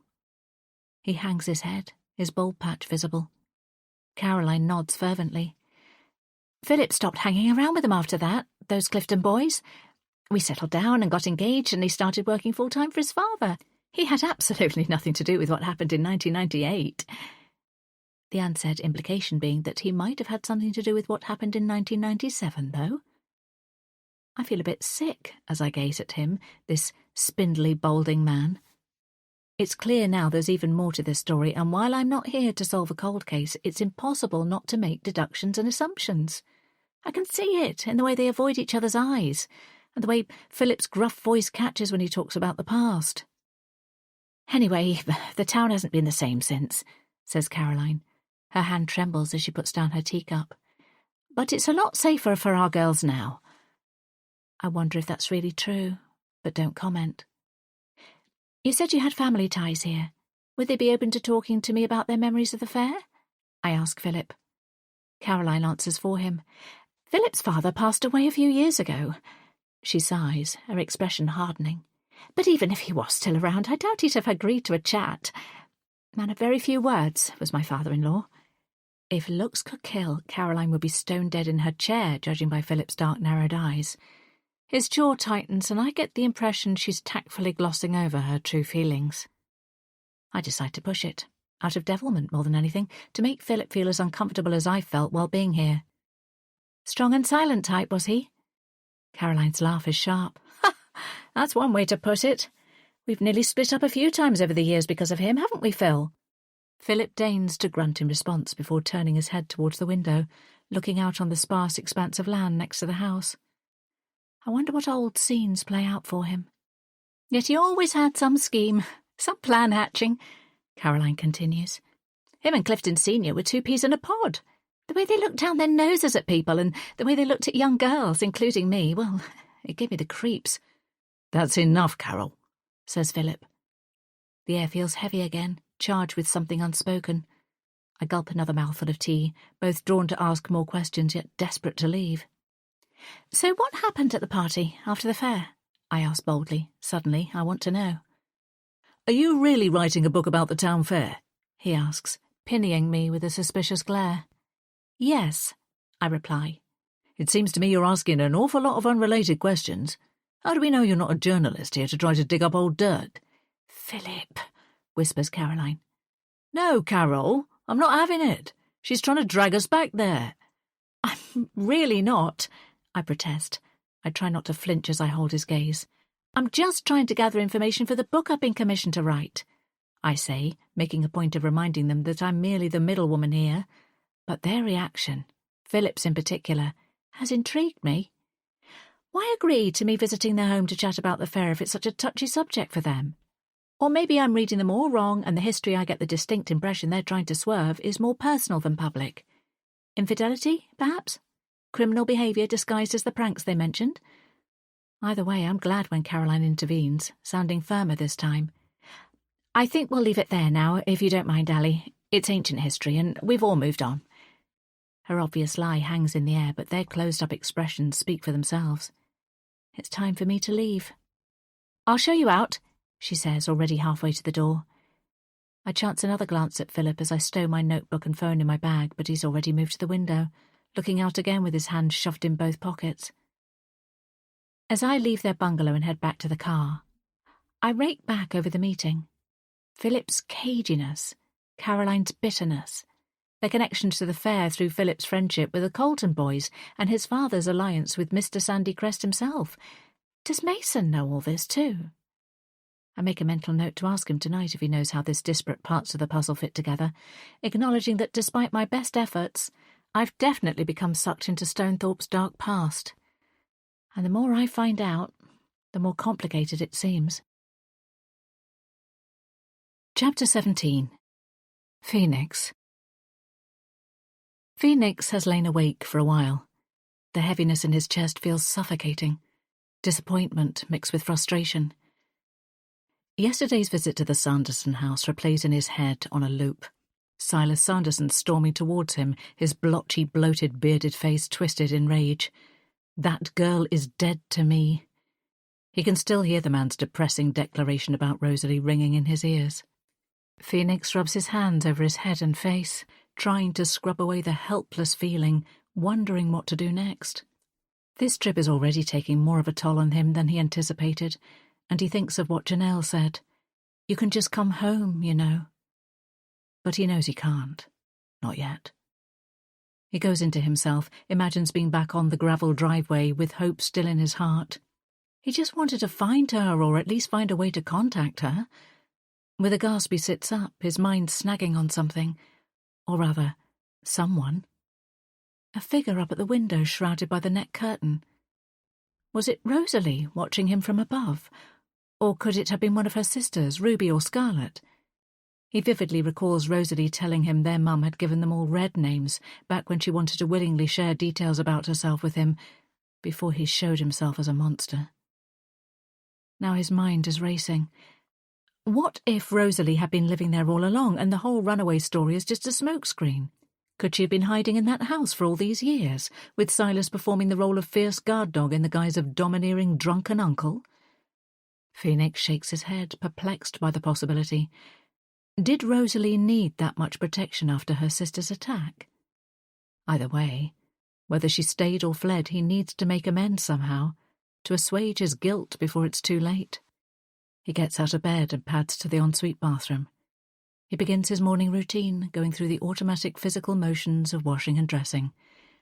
He doesn't dwell too long on his haggard reflection in the tarnished mirror, preferring to let his subconscious tick, tick, tick. It's not long before his mind drifts back to the past. It had started innocently enough. A crush on a pretty girl who tilted her head in the cutest way when she listened to him, like he had something worthwhile to say. A dangerous desire he hadn't been able to control. But it wasn't just lust, a basic primal urge like all those other times. This was something more, something special, something pure, just like her. He had followed her, watched her for a while, and his obsession had quickly grown. Then, one day, one beautiful but blustery summer's day, he got lucky and got chatting to her on the dunes behind where the Halloween fair pitched. She was sad that day, but he managed to make her smile, and the weeks that followed were magical, some of the best of his life back then. Their conversations had been oxygen for him, allowing him to escape the suffocating rigidity of his home life. She made him forget about the pain of his parents' divorce, his dad's military-grade rules and punishments, his older brother's taboo desires. Although that wasn't the whole truth, and it took a long time to admit that to himself. He'd always had a dark side, a part of him that thrived whenever he walked the tightrope of cruelty and recklessness. It was embedded in him.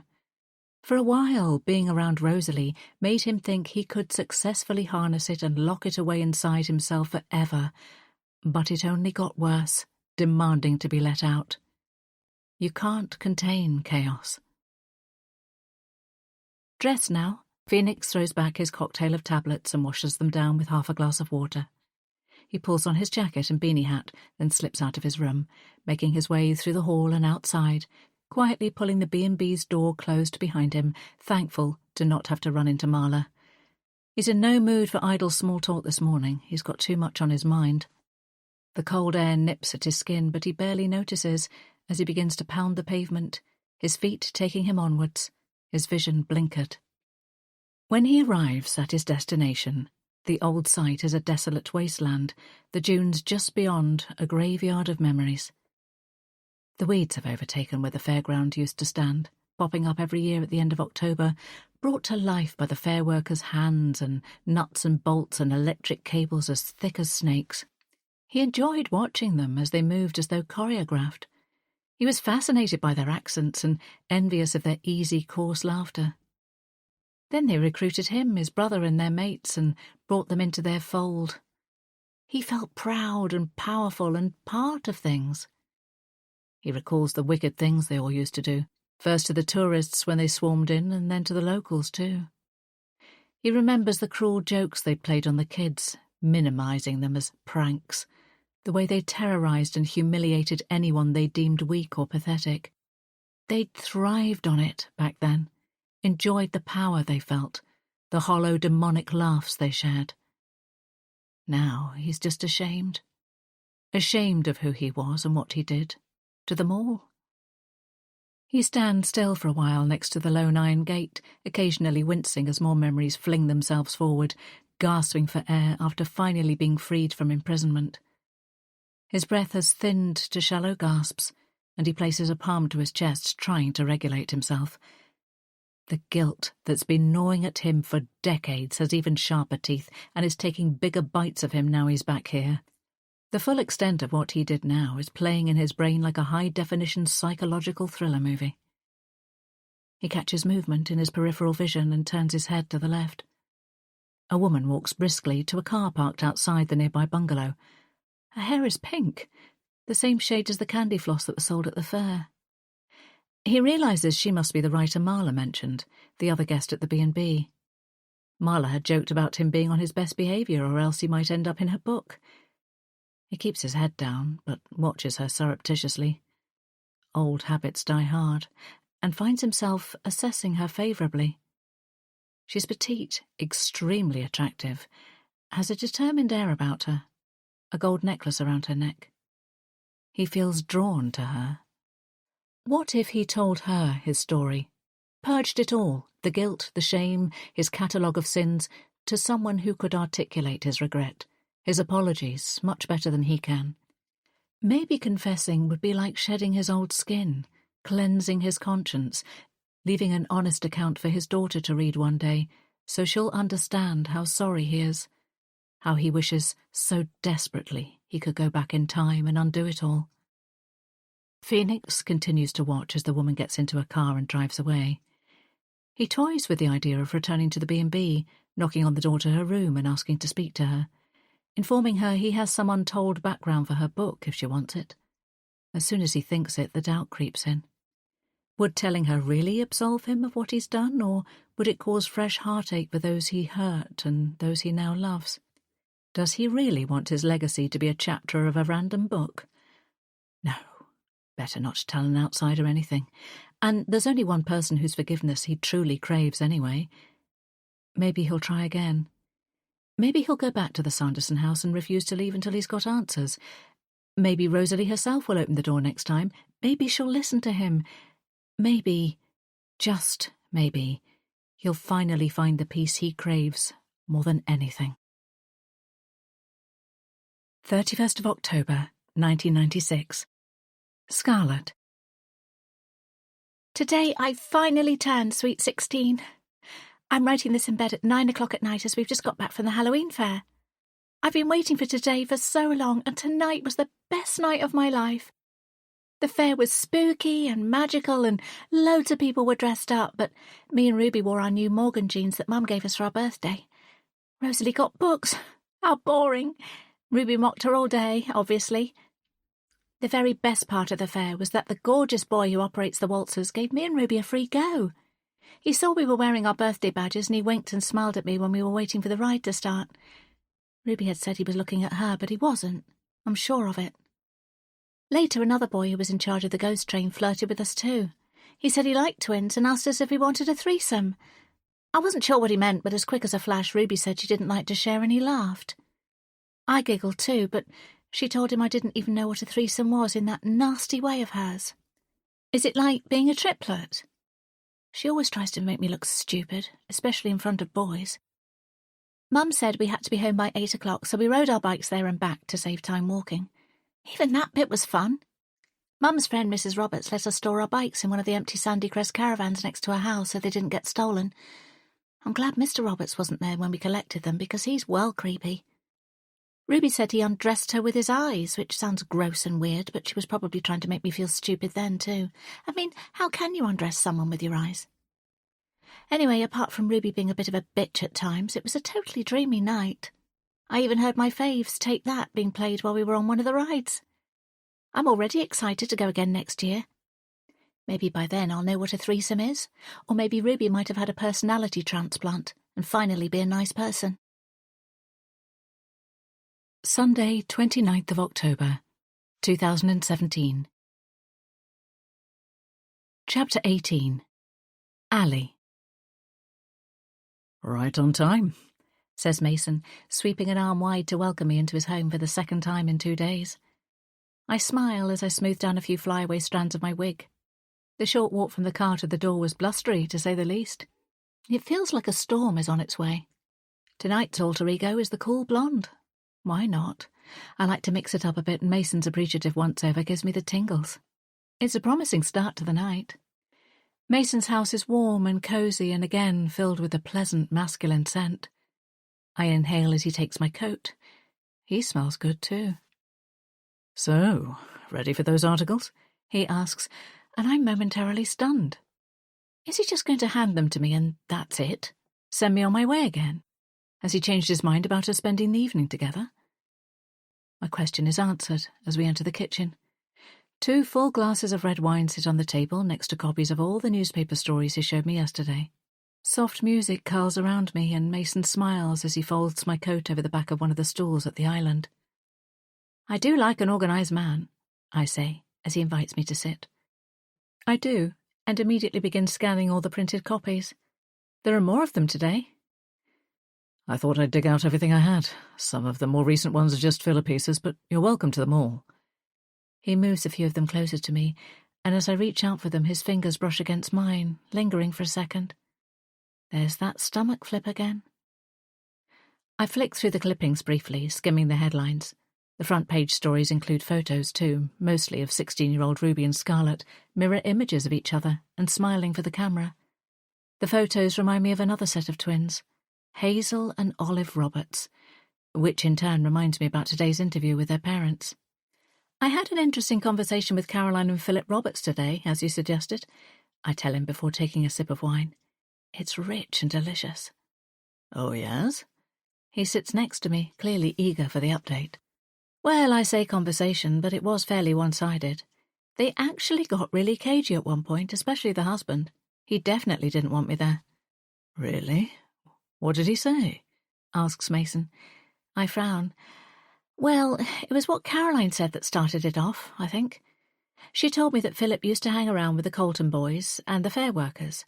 Apparently they played a lot of pranks, as they called them, but she stated that he definitely didn't have anything to do with what happened in 1998. Mason lifts his eyebrows.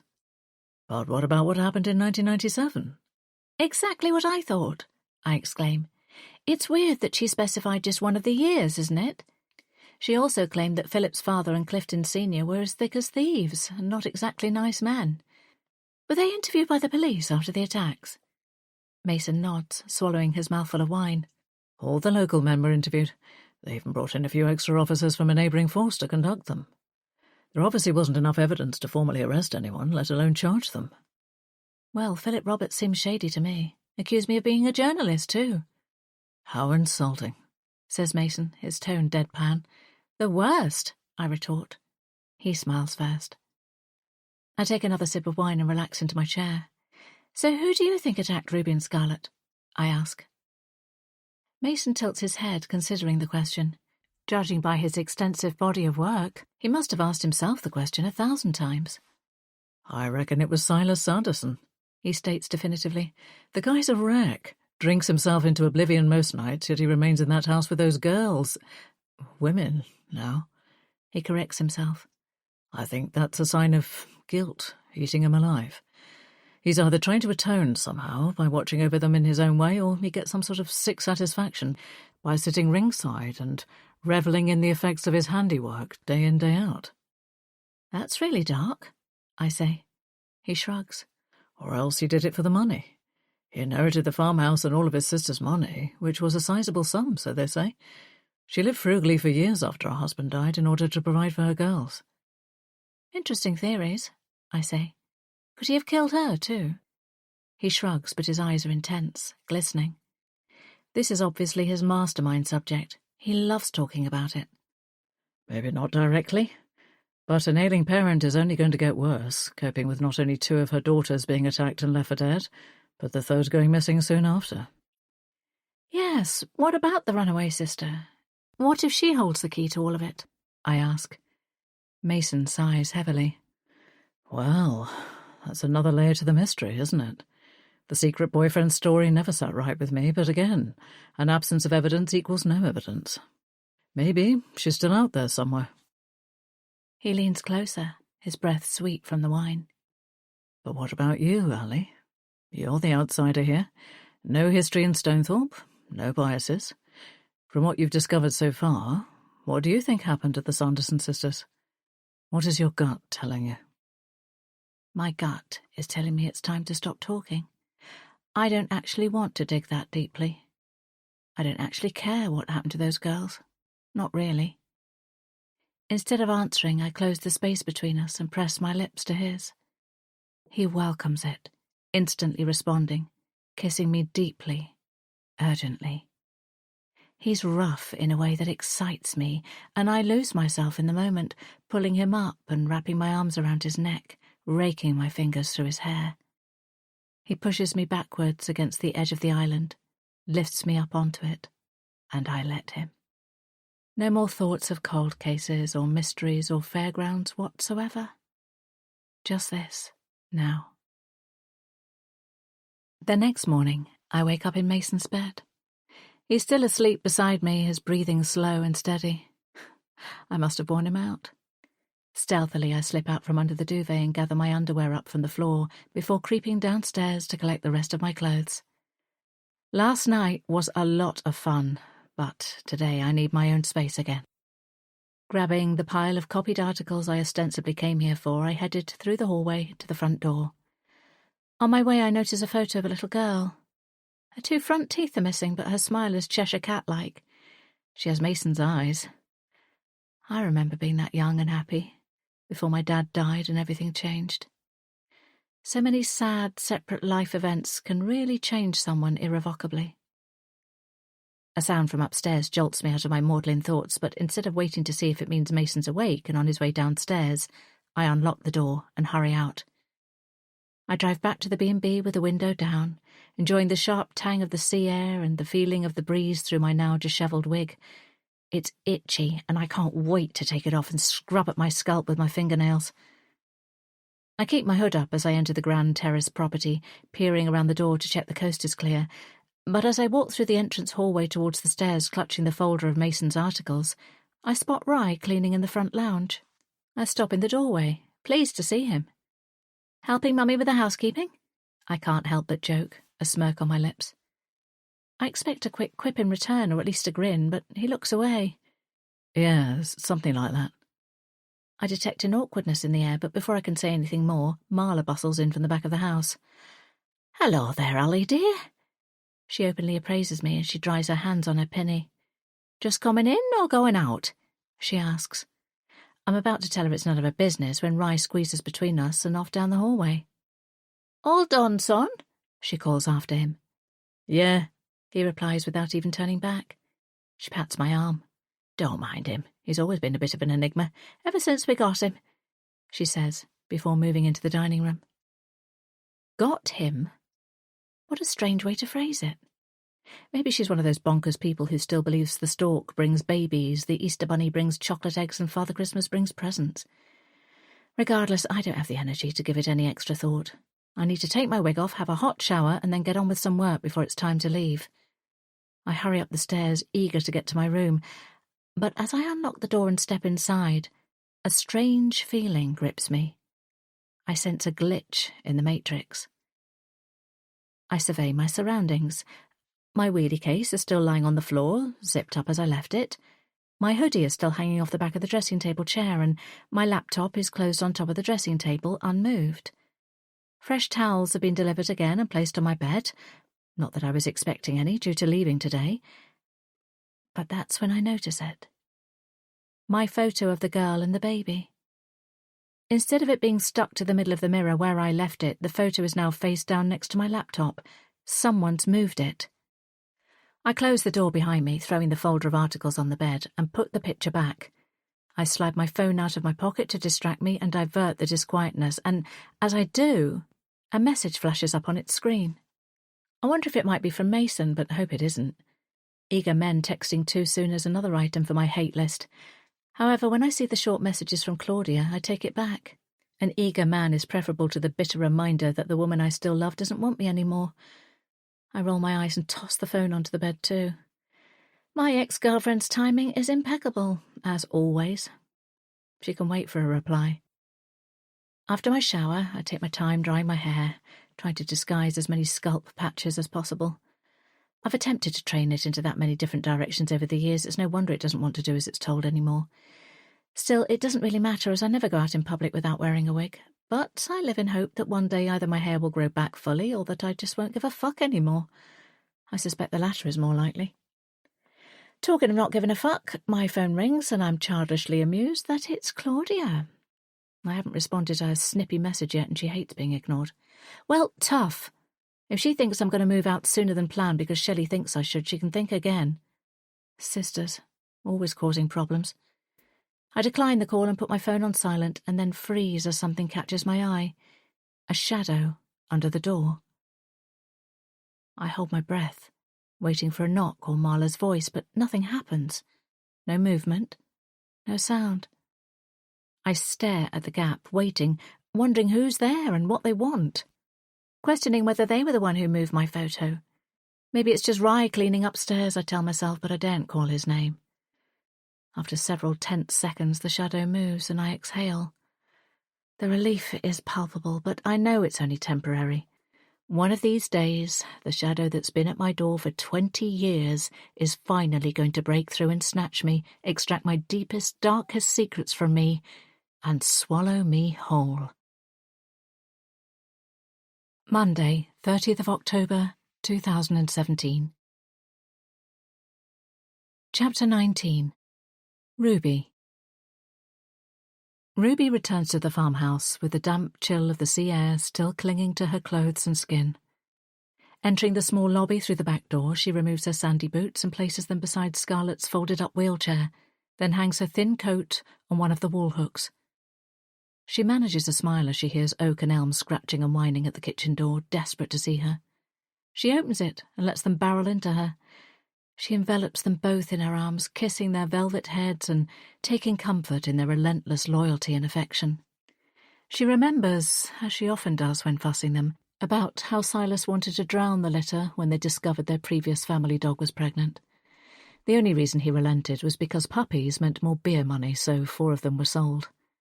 Ruby successfully fought to keep Oak and Elm, and it had been the only unexpected turn of fate that had turned out happily in her whole life. They're getting old now, which makes her sad. She tries not to think about it too much, or the anticipatory devastation already feels too much to bear, even when they're right here in her arms like this. As the dog's avid welcome dance winds down, Ruby hears a familiar yet annoying sound coming from the walk-in pantry. She can hear it despite Silas's snoring reverberating around the ground floor of the house. She walks across the kitchen, the dogs following closely behind. There it is again, a crunching. She pushes open the pantry door and feels her temper immediately flare at the sight before her. Scarlett is sitting cross-legged on the floor, surrounded by empty cereal boxes and biscuit and cracker wrappers. The contents of all of them are crunched all around her, some still in her palms, and there are crumbs dotted around her mouth and caught in her hair. She looks up at Ruby and smiles a smile of unbridled glee. "Not again, Scarlett!"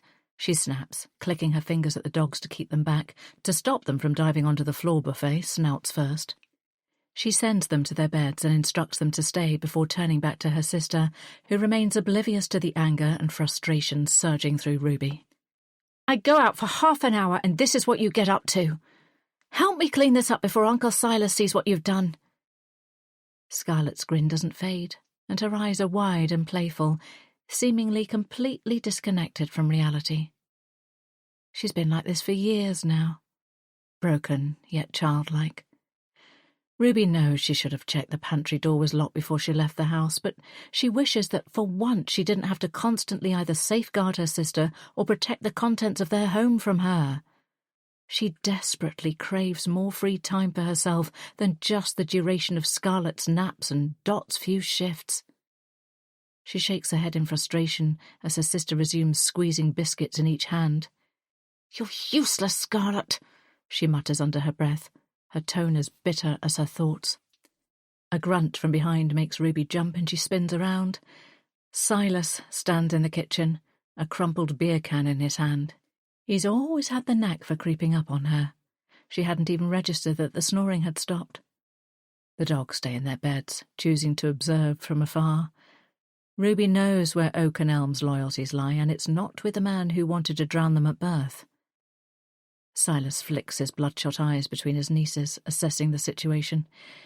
It takes him a minute, as though his brain can't process what his eyes take in straight away. "Get that mess cleaned up," he says, though there's no real conviction to his order. He's obviously still a bit groggy. Ruby feels a zap of injustice. "She's your niece as well as my sister," she states. Why don't you help me clean it up instead of standing there like a zombie? Silas launches his crushed can at Ruby, and she ducks just in time. It lands on the floor and the foamy dregs inside splutter out. He takes a step forward, his face etched with fury, his fist clenched, and Ruby instinctively moves to stand in front of Scarlet, faking a show of bravado. Being petite and weakened, she's not exactly a match for her taller and stronger, albeit drunken, uncle, but she can defend herself better than her sister can. She's proved that many times over the years, even during his fitter days when he used to tend to the house and grounds. Teeth and nails can still cause decent enough damage when necessary. "Oh, it's no worth the bother, lassie," Silas states before ambling to the fridge and retrieving another can. As he leaves the kitchen, Ruby breathes a sigh of relief. Not that she was really expecting a fight. He's been declining even more rapidly the past few years, and lately he's become all mouth and no action. He's just here, taking up space in their mother's house like the lord of the manor, like he owns the place when it's rightfully theirs. They endure his frequent rants, his disgusting stench, his vomit in the toilet and often elsewhere around the house, and for what? For the pretense of a family? It's a joke. The saddest joke she's ever known. She turns back to Scarlet, her frustration abating, sympathy and pity flooding back in. "How about a hot chocolate?" she asks. Scarlet's wide smile returns, and she nods, clapping enthusiastically. Ruby reaches down and helps to pull her sister up. She deposits her at the kitchen table with a colouring book and pencils before making her the drink she doesn't deserve after the stunt she's just pulled. But she can't punish Scarlet for not understanding right from wrong. Well, maybe she can in a small way. She doesn't add the usual marshmallows this time and feels a perverse pleasure from withholding them. As Ruby sets about cleaning out the pantry, she lets her mind wander, and it soon stops, as it often does, at thoughts of her mum. She decides she'll visit her later, once Scarlet and Silas are asleep again. Just before dusk, Ruby stomps across the yard. She passes the chicken coop and the now empty barn-cum-stable that used to house Maple and the rabbits, and follows the dilapidated fence to the farmhouse's side gate. Once through it, she hurries on her way. A while later, when she reaches the graveyard, the familiar sight of her mother's headstone instantly comforts her. It's strange how a thick slab of concrete does more for her emotionally than her living, breathing uncle, and the headstone itself epitomizes that. He chose the cheapest, plainest marker for her loving, beautiful mum. It bears nothing more than her name and the 2 dates of her birth and death. No sentimental wording, no poetry, no acknowledgement of her daughters. Ruby seethes about it frequently. She also acknowledges that if Rosalie had still been here when their mum died, she would have suggested a meaningful inscription.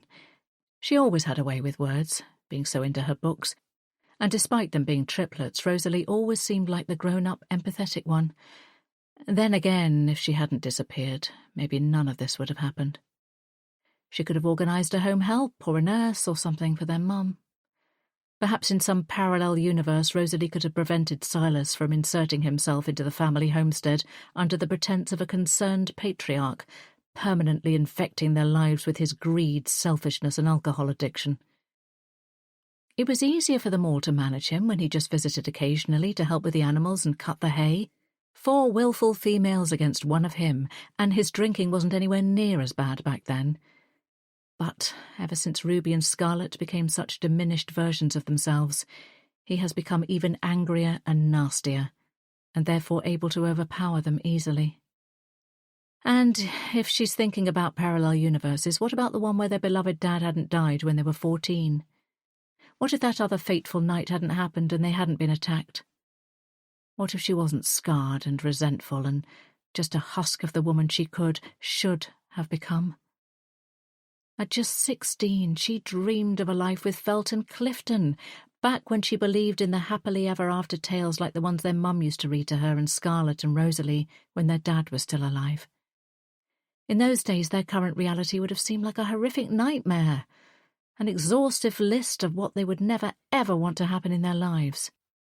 Instead, Ruby remembered those stories and projected her hopes for her and Felton's relationship long into the future, leaving Stonethorpe, getting married, building a life together.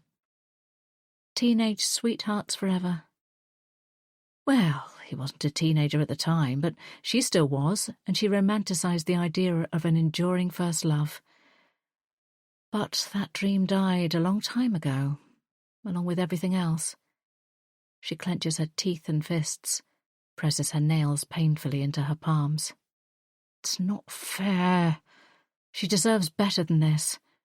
Yes, she behaved bitchily when she was younger, but karma really did her dirty.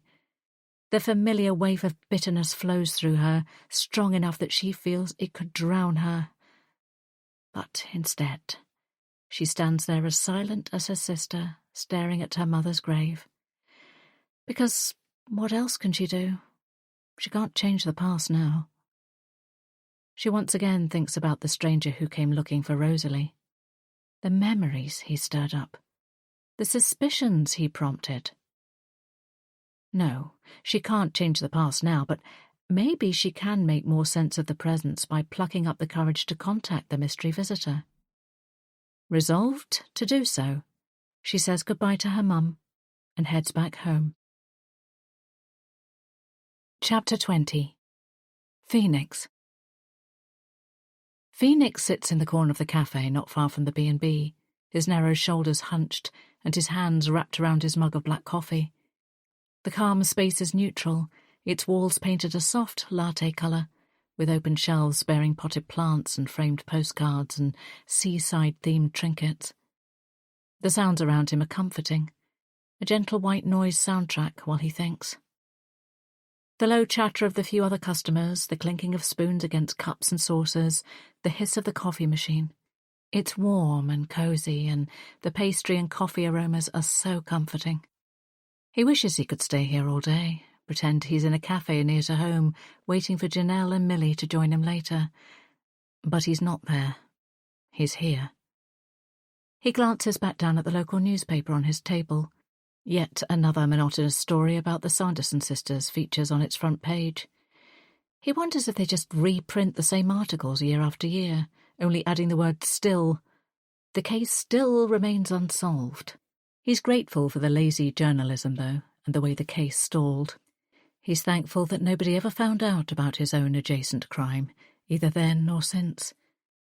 Phoenix takes a sip of his now tepid coffee, the caffeine probably not helping his nervous system or decreasing the anxious buzz inside him ahead of today's task. After a lot of thought, he has decided to buy some flowers and return to the Sanderson house to personally deliver a bouquet for Rosalie's birthday. Her 36th. He remembers it every year, a date as familiar to him as his wife and daughter's birth dates. He wonders if he'll see his own birthday next year, his 42nd. It'll be a miracle if he does, based on what the grave-faced doctors have been telling him this year. He sets his mug down, his hand shaking slightly. He's tired, exhausted in a way that rest can't fix. It's a strange thing to look death in the face, and he often thinks his cancer is a payback of some kind for evading legal justice. And now, with his own mortality looming even closer, he must do something to make it right. He goes over the plan again. Take the flowers to the farmhouse, and if Rosalie isn't there, then he'll have to leave them on the doorstep and go to the church. He'll finally confess his sins to the vicar and hope for absolution, even if it's from the wrong person. He's held it in for too long, and now he needs to let it out. Yet the concept of peace feels so abstract right now. He craves it, but he can't imagine actually feeling it, not fully. In a conflicted way, he envies his 21-year-old self who didn't give a shit what he did or who he hurt. His youthful arrogance and selfish desires overrode his conscience time and time again. He sighs and rubs his hands over his sallow face, pinches the hollow contours of his cheeks between his fingers, trying to wake himself up a bit. He really needs to get going. A waiter appears at his table, offering a coffee top-up, and Phoenix glances up at him. "I'm all done, thanks, mate," he says to the younger, ginger-haired lad, then recognises him as Marla's son from the B&B. Rye, if he remembers correctly. "Right you are. says Rye, taking his empty mug away. As Phoenix shrugs on his coat, he watches Rye interact with who he presumes is the cafe owner, a middle-aged woman wearing a red apron and a friendly smile. They seem to make a good team, and he admires the lad's work ethic, helping his mum out at the B&B as well as working here. Phoenix used to hate the frequent cleaning work his dad forced him and his brother to do once old Mrs. Roberts next door had popped her clogs. The state some people left caravans in used to astound him, and the smells in the summer were rank, stifling heat blended with sweat and stained bedsheets and blocked-up toilets. At first, they only did a half-assed job, chucking rubbish and dirty crockery in cupboards and under the hastily made beds before sneaking off to the dunes to smoke spliffs. They didn't get away with it for long, though. Their dad was always waiting for them with a face like thunder, and would give them clips around their ear holes as well as an earful about what lazy little wastes of spaces they were if the caravans weren't clean to his high standards. If they dared to answer back, he'd force them to their knees and make them lick the underside of a toilet seat. Later, they'd pretend to laugh about it between themselves, but the insults and the humiliation and the fierce, flat palms to their heads really stung. He goes to the counter to pay for his coffee, and as he taps his card against the contactless machine, the cafe owner glances between him and Rye. "Any relation?" she asks, pointing at the lad. Phoenix is confused. "Sorry," he says, his brows scrunching. She nudges Rye and he stops buttering a tea cake and turns around. "Long-lost family member?" she asks, signalling at Phoenix and chuckling, her crow's feet crinkling. "The resemblance is there, to my eye anyway." "Is it?" Phoenix is taken aback at the suggestion, and Rye shrugs, then shakes his head, just as perplexed. They both laugh, united in awkwardness. "No," says the woman. "Ignore me, then. Must be one of those coincidences." She looks beyond Phoenix and smiles at another customer approaching the counter. "Yes, love, what can I get you?" she asks them. Phoenix shoots a glance at Rye. The lad seems frozen, lost in thought, holding the butter knife limply. After a second, he blinks, comes back to life, and resumes his task. Pulling on his beanie hat, Phoenix leaves the cafe. The woman's words are needling at him, creating a strange sensation within him, even stranger than chemo dripping into his veins. He looks back, watching Rye through the window, studying the lad's movements and mannerisms as best he can from here, the prickling feeling growing sharper, stronger. No. He shuts the thought down. It's impossible, isn't it? He thinks back to his reckless youth, all his dalliances, all his liaisons. No, he tells himself again. He's been through this in therapy, using light-hearted, respectable-sounding words rather than naming his actions exactly what they were. Rape. Could one of those rapes have resulted in a son? 3rd of March, 1997. Scarlet. Our new GCSE tutor started today. What a joke. It's literally weeks until our exams, and we've got to get used to someone new, thanks to Ruby being her usual nasty bitch self and driving the other one away by being as difficult and disruptive as she could. It's like she doesn't want any of us to succeed. Not that I like the other tutor either. It was pretty obvious she thought Rosalie was cleverer than me and Ruby. I mean, it's true, Rosie is the smartest one of us, but it's not nice to be reminded every session and talked down to like that. We can't help that we've missed so much school since Mum got worse. Rosie is Mum's favourite too.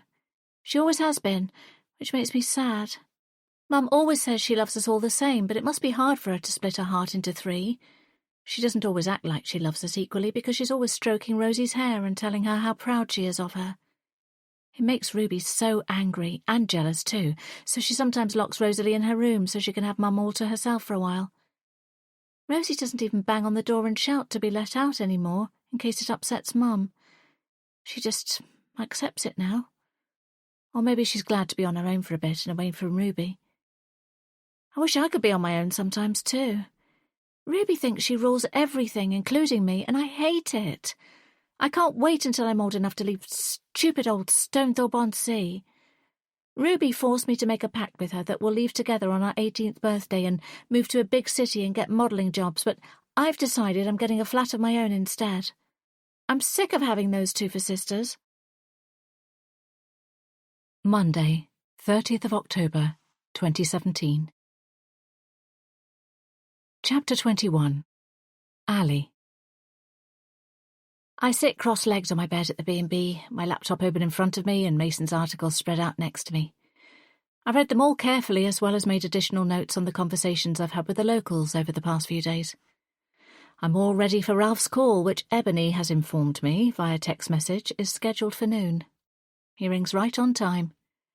"Hit me with the updates," he says as soon as I answer, dispensing with unnecessary greetings as usual. So, I've spoken to Marla Ryerson, the B&B owner, Maeve Hodgson at the post office, Caroline and Philip Roberts, who owned the site the fair used to pitch on, and, of course, Mason Mackenzie, the ex-journalist. I report. "What have you got? Anything juicy?" he asks.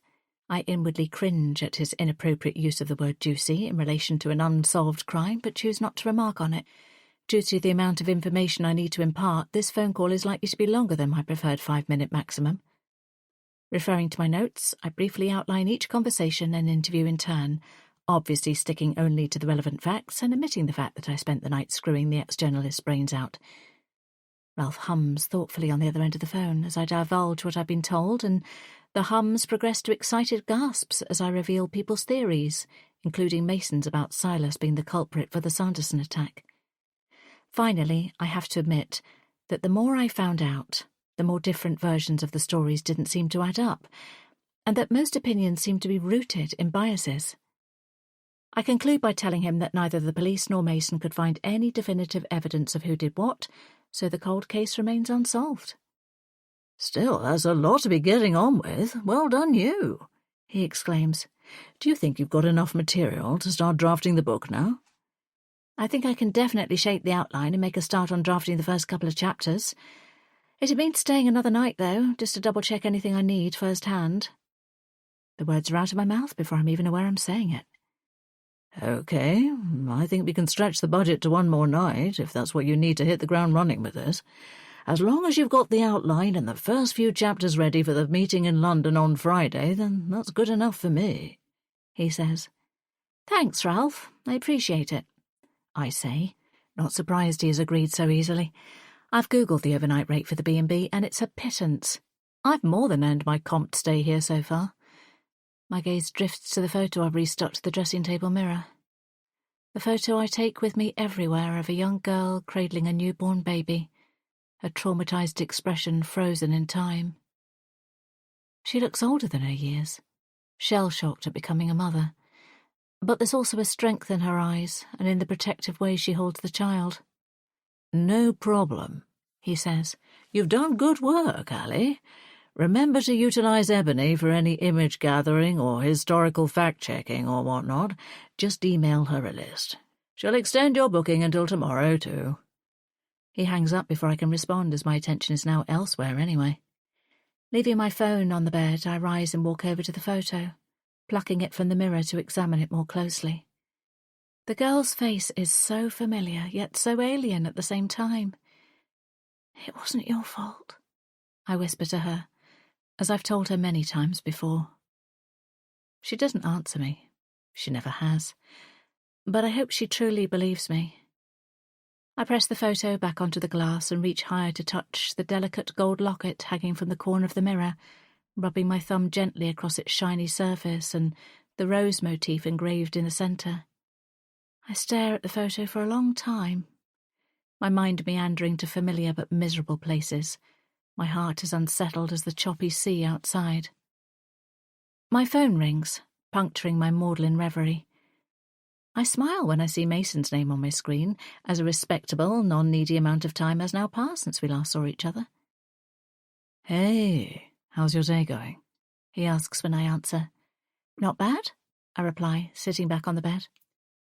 "I've been thinking about what you said, about Philip Roberts being shady," he says. I'm pleasantly surprised he's leading with this rather than our antics last night. "I must admit, he flew right under my radar, and his father. I never considered them plausible suspects. I'm wondering now if I should have." He sounds frustrated, and I understand why. This case defined his whole career, and for new information to come to light 20 years later, however tenuous, must be exasperating. But they were questioned by the police at the time too, weren't they? Yes, all the local men were, and neither of the Roberts had a criminal record then. He pauses. Nor since. I smile, knowing that means he's checked. Friends on the force? I ask. Once a journalist, always a journalist. He laughs softly. Doesn't mean they're not guilty, though, I say. Listen to you. For all your protests about being just a ghostwriter, you're actually interested in this case. And you've managed to raise a few interesting questions while conducting your interviews. We could have done with you back then to help solve the mystery. What about you? I ask.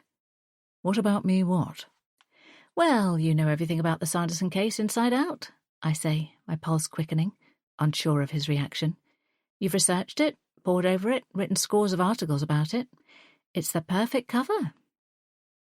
The silence on the line stretches between us, my heart pounding as I wait for his response, wondering if this is an act of self-sabotage or something I've dragged from my subconscious and daring to voice. That's quite the supposition, Ali, he says finally. There's an edge to his voice that makes me think I might have touched a nerve. I force a laugh. Can you blame me for thinking it? You know more about the attacks than anyone. Are you suggesting I committed the Sanderson attack in 97 or the one in 98? Or both? Maybe you committed the first crime and then a copycat committed the second? I say flippantly. So now I inspired a copycat attacker, he says, sounding more amused now. Wow, I'm dangerous. Or maybe I was just doing my job well and reporting the facts as I discovered them. Maybe, I concede, smirking into the phone, glad he hasn't taken offence to my questions. I won't ever filter what I want to say to anyone I'm involved with, but him not being a dick about it is pleasing. Claudia was often dickish about my bold statements, especially if they referred to her precious Shelley. Well, if you're not sure, you're welcome to come over again later and interrogate me for as long as you like. I'll even provide food to sustain you, in case it turns into an all-nighter. I like his flirty tone, and I'm tempted by his offer, especially as I've apparently decided to stay another night in this weird little town. I check the time. I need to get this work done, but I do also need to eat. And there's something about Mason that really draws me in. How about providing a birthday cake? I ask. Is your birthday? Tomorrow, Halloween, I confirm. Same as the Sanderson sisters, he says without missing a beat. I know. Freaky coincidence, right? Well, I think I can stretch to a cake and maybe even candles. But only if you'll still be here at midnight to make a wish on your actual birthday. Deal. I smile at the thought of it. I'll see you tonight. Looking forward to it, Ali, he says. We say goodbye and I hang up the phone. I cross to the window, needing to expel some nervous energy. A mist has descended outside and the scene is slightly opaque, like a veil has been drawn over Stonethorpe. My gaze is drawn once again to the photos stuck to my mirror and the locket hung above it, and I think about the birthday wish that Mason has promised me at midnight. There's only one thing I ever wish for, even though it's an impossibility. To be able to erase the most hideously traumatic event of my life, or at least find some sort of meaning to it, or revenge for it. As it's 20 years too late to turn back time, it can never be erased. So I guess I'll be blowing out my candles and focusing on the second option this birthday. Tuesday, 31st of October, 2017. Chapter 22. Ali. The ping of a text wakes me, and I groan as I roll over, sleep still clinging to me like a sloth. I must have forgotten to turn my phone to Do Not Disturb when I got back to the B&B last night, or rather the early hours of this morning, and I still haven't had enough shut-eye yet. Fragments of consciousness stream in, and snapshots of my night with Mason remind me why I feel so exhausted now. Exhausted but sated, after a heady combination of good wine and hot sex. The memory simmers before more recollections slowly start to drip in. It's my last day in Stonethorpe-on-Sea, and it's Halloween. My birthday. I reach for my phone and squint against the screen's glare. I'm surprised to see the messages from Claudia. My heart jolts. I open it, anticipating another snippy break-up admin text, something that will inevitably ruin my sleep-deprived but relatively good mood. Instead, it simply reads, "Happy birthday." That's it. 2 words. No kiss, no exclamation mark, no cute gif or emoji to soften the starkness. She may as well not have bothered. I stare at the message, winded, the disappointment gut-punching much harder than expected. I shouldn't care. We've broken up.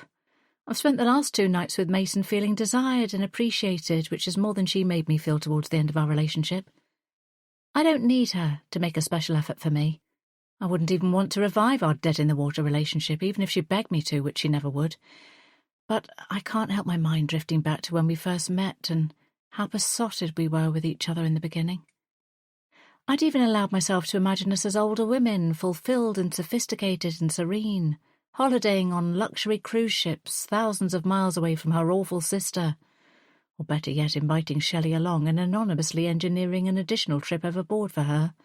A truly tragic turn of events. But Claudia and I weren't to be, once the hairline cracks widened to uncrossable chasms. I delete the message from my phone. The words disappear, but it'll be a long time before I can delete thoughts of Claudia so easily, especially as I'm heading back to Leeds later today. As sad as it'll be to return to an empty apartment, I'm excited to see my gorgeous little story. Cat cuddles always cheer me up. A soft knock at the door makes me jump. My pulse quickens as I remember my mysterious non-visitor from yesterday. This time, however, there's no mistaking who it is, as Marla's voice soon follows the knock. "Cooey, Ally, love. It's only me." I turn on the lamp, slip out of bed and pull an oversized hoodie over my long T-shirt, pulling the hood up to cover my naked, dishevelled hair. The landlady is standing on the landing with a tray bearing a steaming cup of tea and a saucer of biscuits. "Happy birthday," she says, beaming. I blink, startled. "How did you know it was my birthday?" I ask, sharper than intended. Her smile falters at my slightly frosty tone and she looks a bit put out. "We always ask for guests' dates of birth when they book in," she explains, a touch defensive. "I remembered yours as it was Halloween. Not that we acknowledge that in Stone Thorpe for obvious reasons," she adds in a stage whisper, proffering the tray. I take it, softening, remembering that Ebony had filled out the booking form. "Thanks very much, Marla," I say, placing the tray on the dressing table beneath my photo and necklace. She waves my gratitude away. "Oh, it's nothing much, just a cuppa and some bickies, seeing as you didn't come down for breakfast. But I hope you enjoy them, dear. And if you need anything else, you'll just let me know." "You've looked after me really well already, what with the cooked breakfasts and the clean towels just appearing here in my room." "The fresh towels are my Rye's doing. He's a good little housekeeper, isn't he? In and out like a thief in the night. Not that he would ever steal from guests, mind, but you know what I mean." She chuckles at her own joke, her pride in her son evident. "Anyway, I'll let you get on. Many happy returns," she says, giving a brief wave as she turns and heads back downstairs. I close the door behind her and move to the dressing table. I take a sip of tea and a bite of a biscuit and feel strangely emotional about this kind gesture from a relative stranger who's made a bigger fuss for my birthday than Claudia. I glance at my reflection in the mirror. My pale face looks almost translucent in the lamplight, even with the remains of yesterday's makeup still clinging to my skin and eyelashes. My gaze moves to the gold locket hanging on the corner of the mirror and then to the photograph stuck to the glass. I think about what I need to do before I leave this town, about who I want to be. I set my tea down and lug my wheelie case up onto the bed. Unzipping it, I pull out the third wig I brought with me, just in case. The black one. The one I always wear on my birthday. The one that makes me look like I did when I was younger, like the girl I used to be. The girl who ceased to exist 20 years ago. I must have known deep down that I was going to stay until today all along. Taking my hoodie off, I slip the wig on, adjusting it carefully until it sits just right. I stare at myself in the mirror and my transformation is immediate. The long black strands fall around my pale face, not only transforming how I look, but how I feel, too. Next, I tenderly unhook the gold locket and fasten the chain around my neck. The girl staring back at me isn't the woman I am now, but someone else, full of inner scars, sadness and secrets, just like the girl in the photo. I inhale sharply as a thought strikes me. Marla said Ry was responsible for putting clean towels in the rooms. He must have been the one who moved my picture. If it was him, why? Chapter 23. Phoenix. Phoenix stands at the Sandersons' door, clutching a bouquet of red roses. His hand trembles slightly because he's been holding the flowers for a few minutes, trying to pluck up the courage to knock. He's frightened of Silas appearing and roaring at him again. He's frightened of seeing Rosalie and facing his shameful past, but he's also frightened of not seeing Rosalie and never getting to say what he so desperately needs to say to her, face to face. His breaths are shallow, and his heart is hammering in his chest at the thought of this whole trip being a futile waste of time. And time is now the one thing he can't afford to waste. The old farmhouse seems to loom before him, just like the last time he came, large and ominous yet practically decrepit. But today there are no signs of life, no shadow at the upstairs window, no sounds from within, no lumbering drunk ordering him off the property. The memory of Silas's rage is still fresh in his mind, his declaration that Rosie is dead to the Sanderson family echoing in his ears. Phoenix doesn't know what to believe, but he knows this is his best lead. He has to try again. He takes a deep breath and finally knocks on the heavy wooden door, forcing himself to stand still, to face whatever's coming head-on. The fear of going to his grave without seeing this through is greater than his fear of Silas right now, and he feels light-headed at the possibility of fulfilling this promise to himself, of actually speaking to Rosalie. If she really has been here all this time, existing as a ghost, hidden away from the world because of what he did to her, he's willing to do or say whatever it takes to help her heal. And that, in turn, will lessen his guilt and salve his soul. The sound of dogs barking makes him jump, sending his heart rate soaring even more. He can hear their claws tapping and scratching on the other side of the door, clearly frustrated at not being able to break through to him. He steels himself, clutches the bouquet even tighter and licks his dry lips. He's ready. But despite the dog's reaction, the door remains closed. His knock remains unanswered. After a couple more minutes, he steps back onto the gravel driveway and scrutinises the frontage of the house, but it all remains shut and still. Disappointment fills all the hollow parts of him, generating an intense sour feeling much worse than he was expecting. He hangs his head and huffs out a heavy sigh. He'd geared himself up so much, and now what? Shaking his head, he carefully places the bouquet on the porch step and starts to walk away, heading to the church as planned. And then he has an idea. He doubles back on himself and retrieves a pen from his bag and the serviette he absent-mindedly picked up from the cafe from his pocket and writes a note. When he's done, he tucks it beneath the flowers. Rosalie, please meet me at the church today and allow me the chance to explain. F. Kiss. Feeling lighter already, and with one last remnant of hope in his heart, he turns and walks away. The lightness has all but disappeared by the time Phoenix arrives at the entrance to the graveyard surrounding the church. It has started to drizzle, and the autumn leaves carpeting the path have become slick and shiny. The sky itself is slate grey, as it has been this whole visit, mirroring his now morose mood and making the town seem even more desolate than usual. His prickly thoughts plague him, memories of his youth, shameful scenes of his sins and distressing fears about his future. His head feels like it's going to explode, and sometimes he wants to crack it open himself to release all the guilt and worry like pus from an infected abscess. He waits on a bench near the gate, brooding for a short while, and then he opts to do a slow circuit of the grounds. He feels better when he's moving. It reminds him that he still has some control over his ailing body. As he rounds the corner of the church tower, he catches sight of a woman entering the graveyard. His heart stutters, and his breath catches in his throat as he stops and watches her pick her way between the graves. She's wearing a coat with a hood, but The way she walks, the way she moves, reinforces the recognition. It's her. He's sure of it. She found the flowers in the note, and she came to meet him.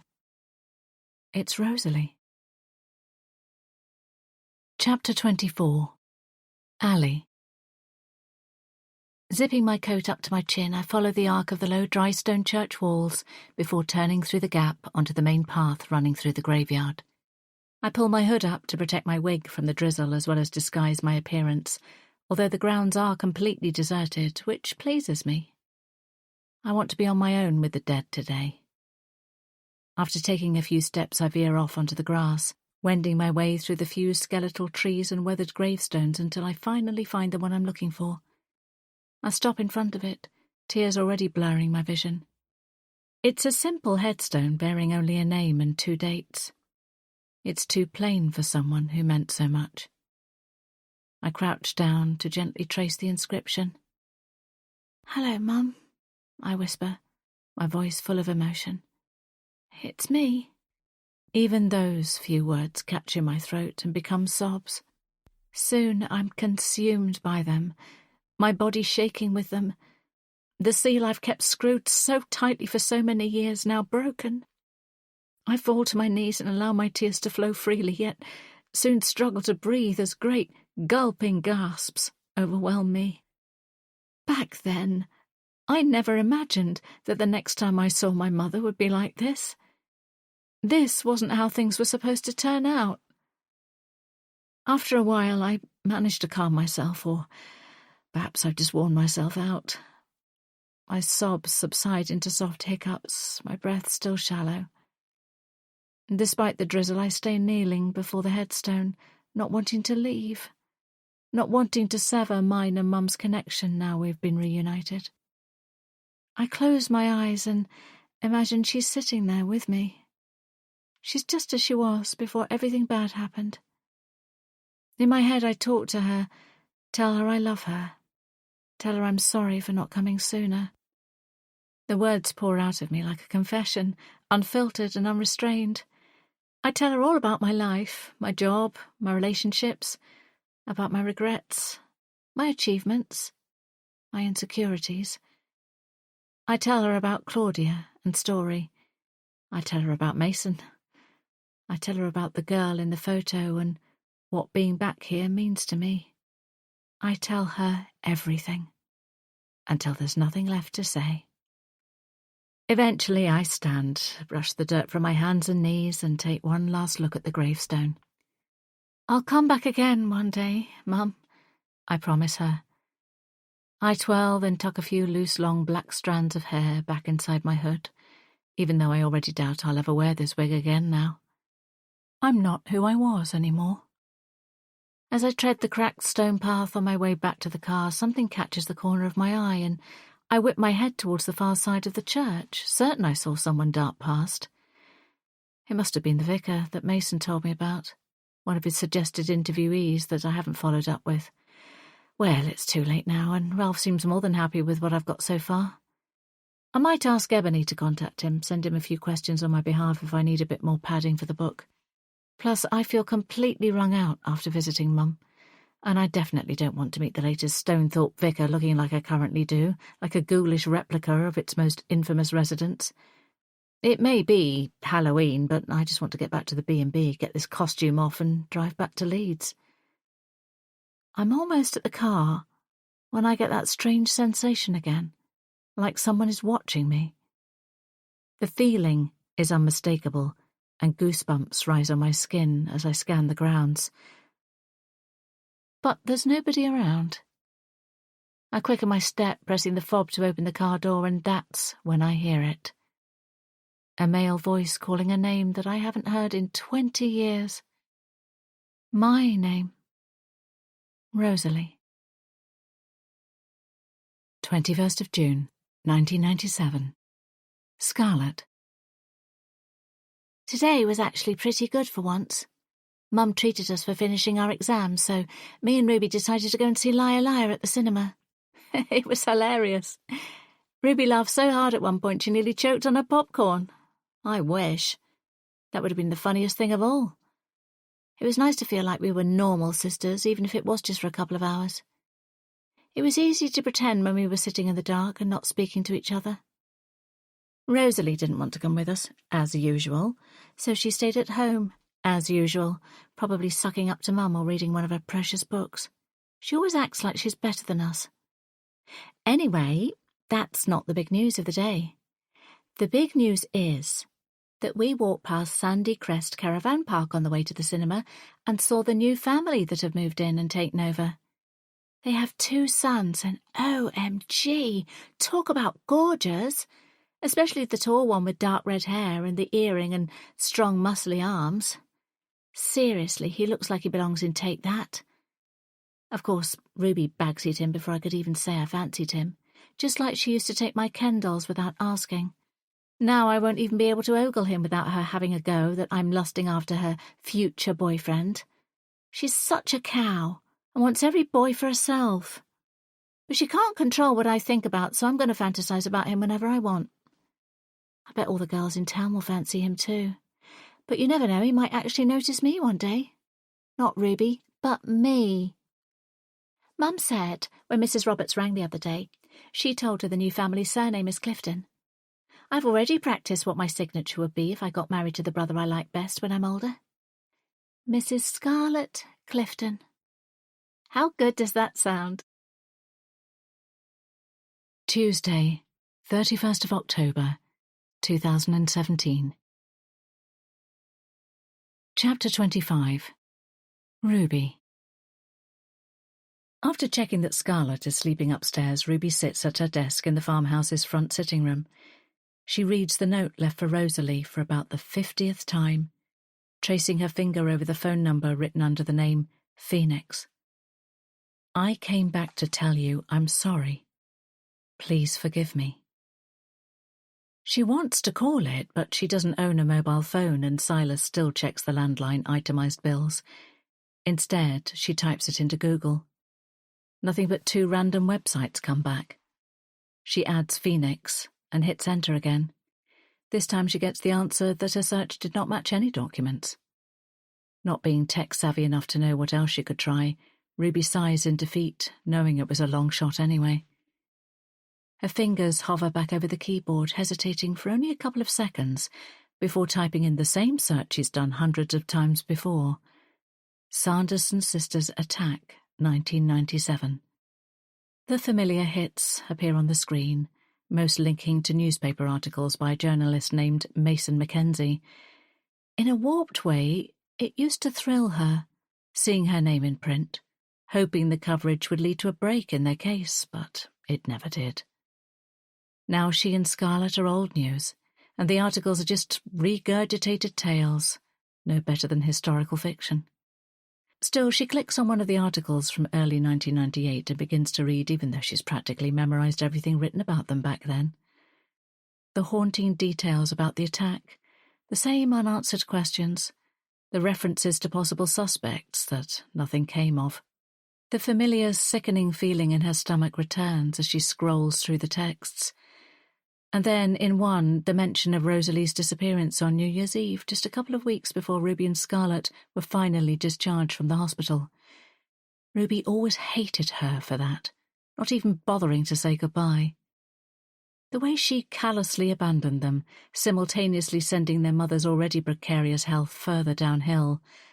And then she stubbornly stayed away with whoever she chose to shack up with, subjecting them to Silas and his savage ways, leaving Ruby to shakily hold the shattered pieces of the Sanderson family together.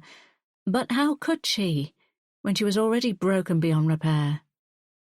Or maybe Rosalie didn't choose to leave.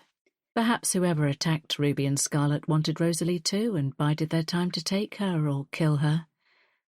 But Ruby's gut has always told her that was less likely. She really feels that her sister is still out there somewhere, and that belief has been reinforced now a strange man is looking for her. She shoves the keyboard forward, rests her arms on the desk and lets her head fall onto them. A tornado of emotions swirls within her, dragging an assortment of scenarios into its inescapable funnel. A glamorous Rosalie living in a London townhouse. A sun-kissed Rosalie sipping wine in a rustic chateau.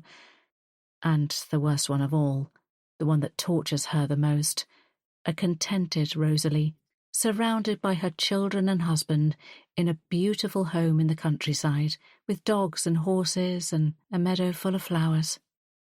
Wherever Rosalie is, she's free of the rusty old chains that keep Ruby tethered here, and she can't bear the longing, the jealousy, the not knowing for even one more day, especially today, their birthday. She makes a decision.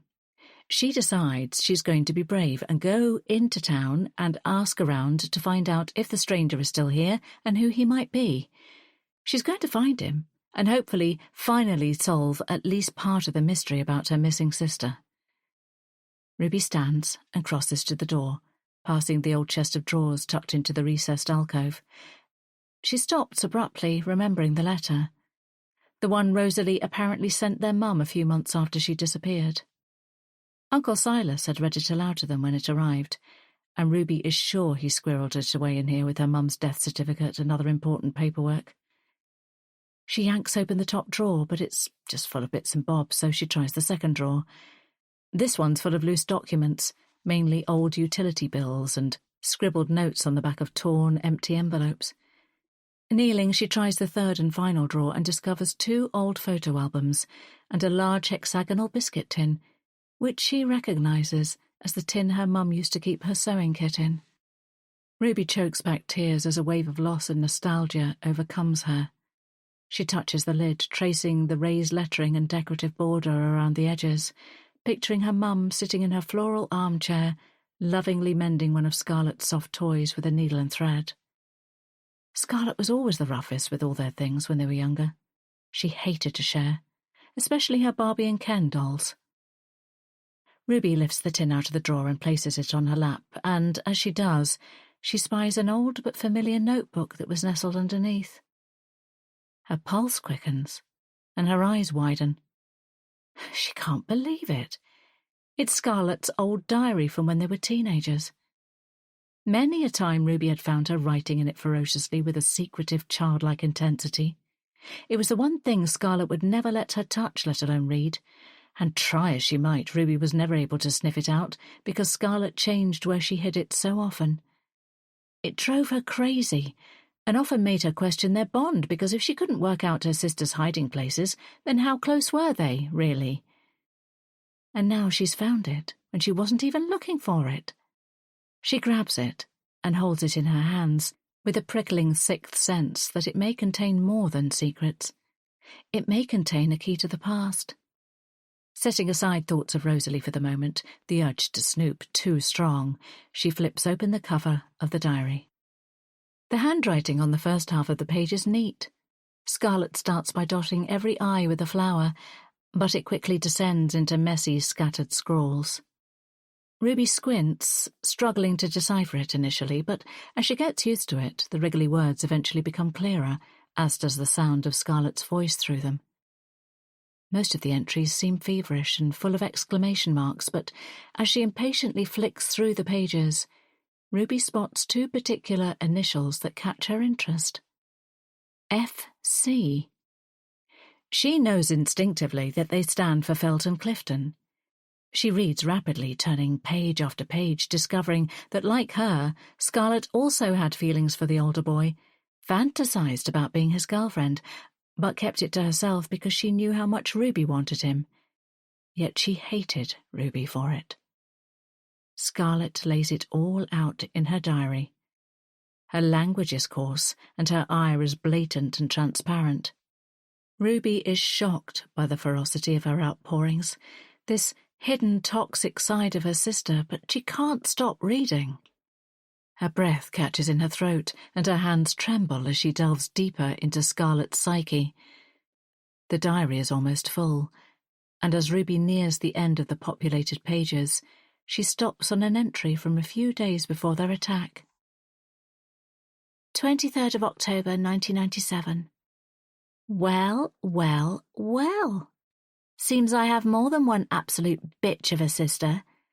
Ravishing Ruby has competition for FC's affection, and I don't mean me.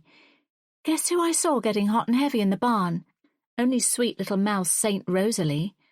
Her and FC were lying on the dirty hay-covered floor like animals in heat. Gross! She was letting him rot her from behind, and her hair was all loose and fanned out like she thought she was a movie star or something. The best part about it is that all this time, Ruby was paranoid about me swooping in and stealing FC from under her nose, which I definitely could do if I wanted to, when Rosalie was the real threat all along.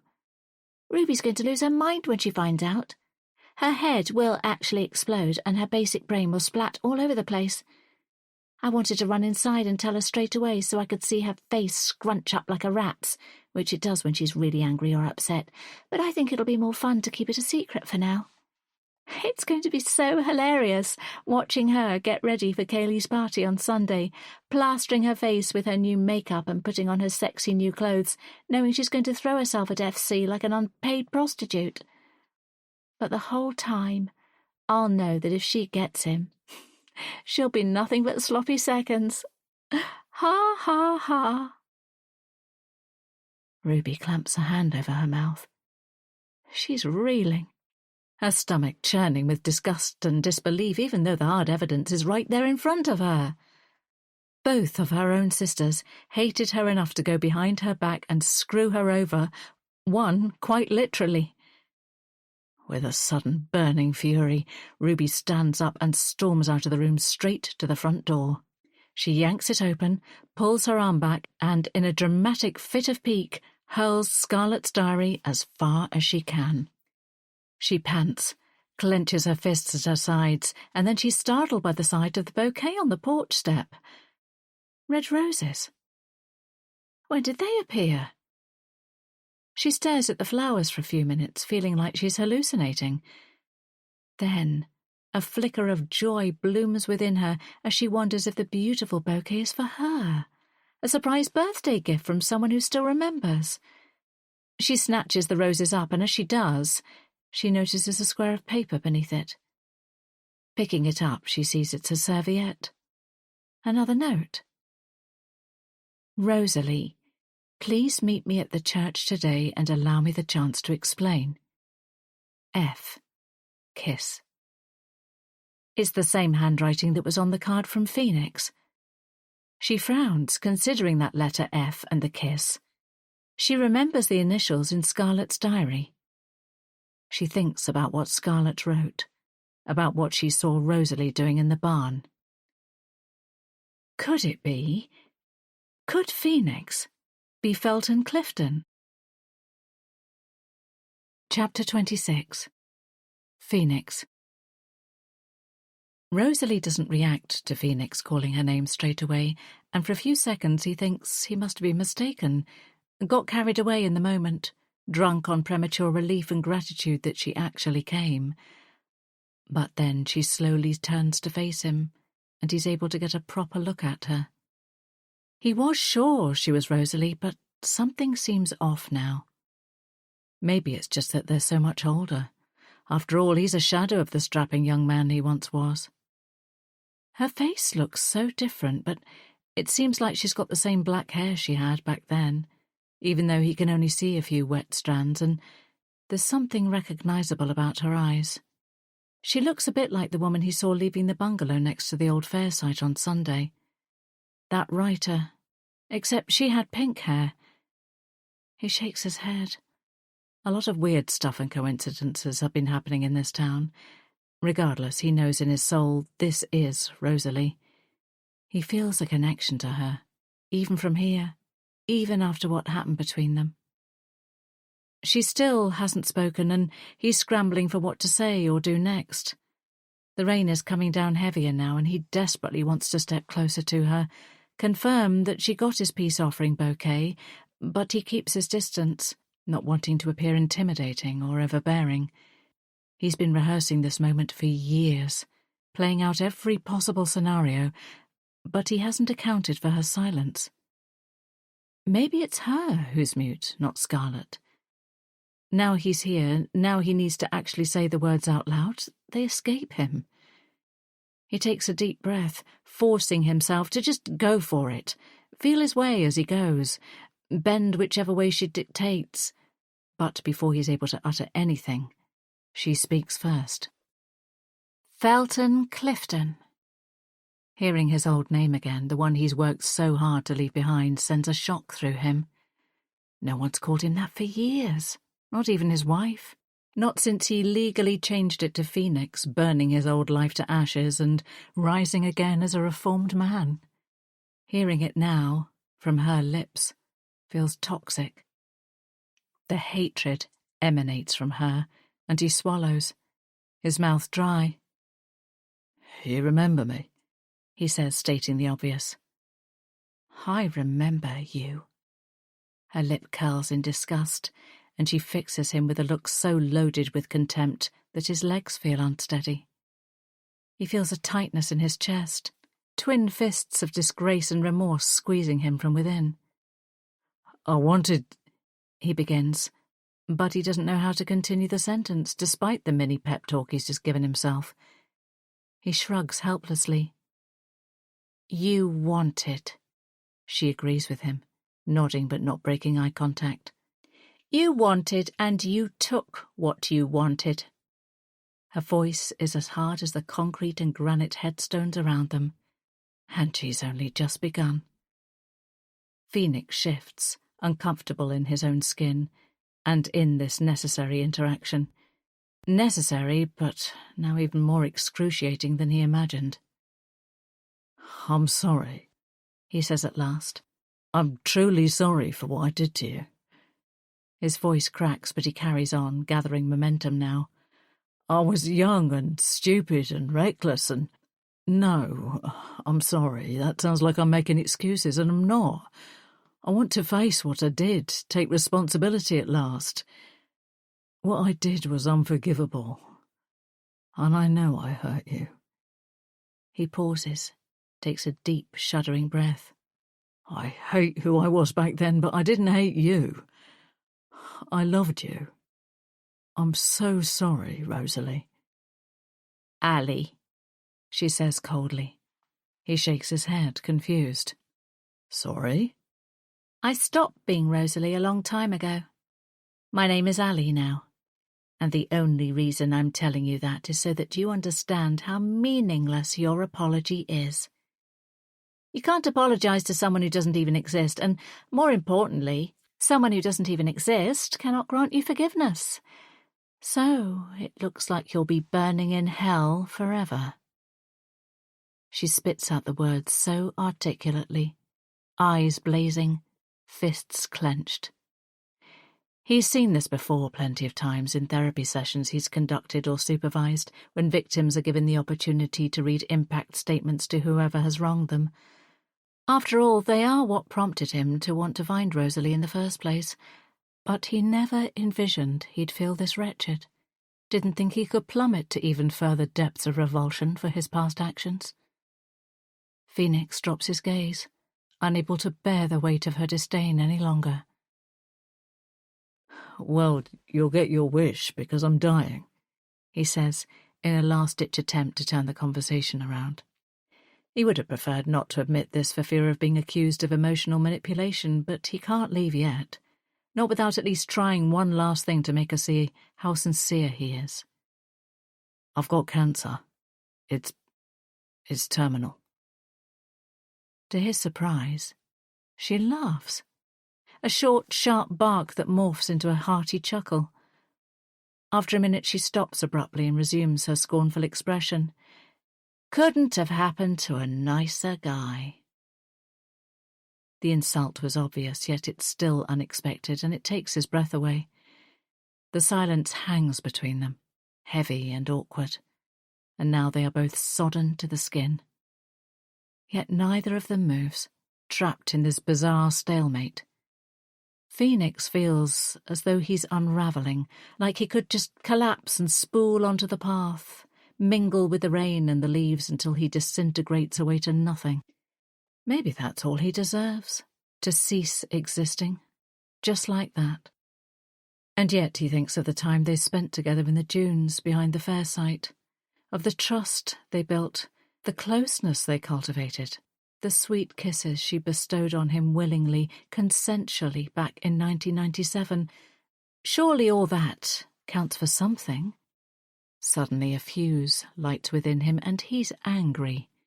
Angry that she won't accept his heartfelt apology, that she's making him feel even worse than he already does, that she won't believe the honest words of a dying man. It's time for a change of tack. Chapter 27. Ruby. Ruby doesn't know what to do first. She's overwhelmed with emotion, frustration, information, all of it. She's learned more in the past half an hour than she's known for the past 2 decades, and now, because of this note, there's a chance she might find out even more. Today. Her birthday. Scarlett's birthday. Rosalie's birthday.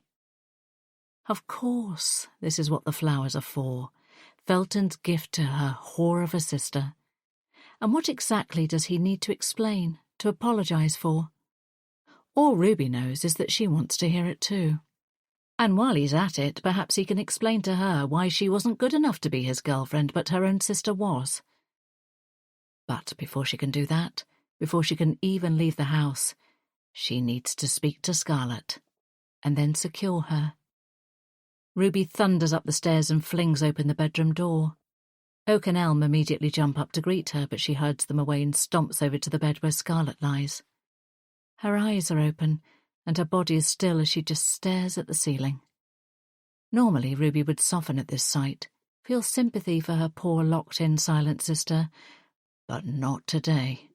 Not now she knows what a double-crossing little bitch she was, and maybe still is. She leans down close to Scarlett's face and waits for her eyes to lock onto hers. Ruby smiles widely. "Thank you for the birthday present," she says sweetly. Scarlett pinches her eyebrows together questioningly. "The gift of insight," Ruby says. "Very thoughtful. Or should I say thought-provoking?" Scarlett blinks. Ruby drops the smile and replaces it with a hard glare. "I found your diary from 1997, she clarifies. "Quite the novel." She pauses, watching Scarlett carefully for a reaction, but her sister simply gazes at her. Ruby is trembling. She's had enough. "You never told me," she shouts, her voice shaking with rage. "You never told me you saw Felton and Rosalie in the barn. You knew I was in love with him. You let me make a fool of myself with him at the party. You wanted me to." Scarlett flinches at the force of Ruby's wrath, and then her face crumples, tears swelling in her eyes. But it won't wash with Ruby this time. She has more questions, needs more answers. "What other secrets have you been keeping all these years? What else do you know?" She grabs Scarlett's notebook and pencil from the windowsill and throws them onto the bed. "Write it down. Tell me." Scarlett covers her face with her hands and turns over, burrowing further under the duvet. "Tell me!" screams Ruby, pummeling the mound Scarlett has created in the bed. The dogs begin to whine and bark, picking up on Ruby's distress, and she realizes interrogating her sister is utterly futile. Scarlett hasn't spoken in 20 years. She's not going to start today. And even if she did, Ruby wouldn't believe a word that came out of her lying little mouth. No, if she wants answers, she's going to have to ask somebody else, and she knows exactly who. Ruby crosses to the door, clicking her fingers so the dogs follow her. Before she steps out onto the landing, she looks back. The duvet mound hasn't moved. "Well, she can stay there and fester," thinks Ruby. Taking the hidden key from the top of the doorframe, she locks Scarlett in their bedroom and follows Oak and Elm downstairs. After putting on her coat and wellies and settling the dogs in their beds in the kitchen, Ruby heads out in the rain, clutching the note that came with the roses inside her pocket. She thought about putting makeup on before she left the house, just in case the mysterious phoenix really is Felton, but then realised it was pointless. If he didn't want her when she was young and beautiful, he's certainly not going to want her now that she's old and scarred. Besides, the only makeup she still owns is well past its use-by date. Just like her. She would have probably ended up looking even more grotesque than she already does.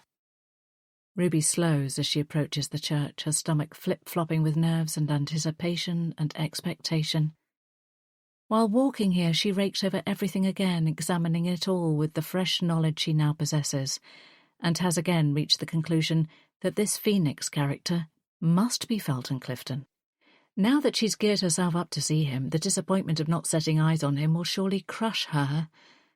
She's been wondering and daydreaming and fantasizing for 2 decades, and those flimsy pastimes just won't sustain her anymore.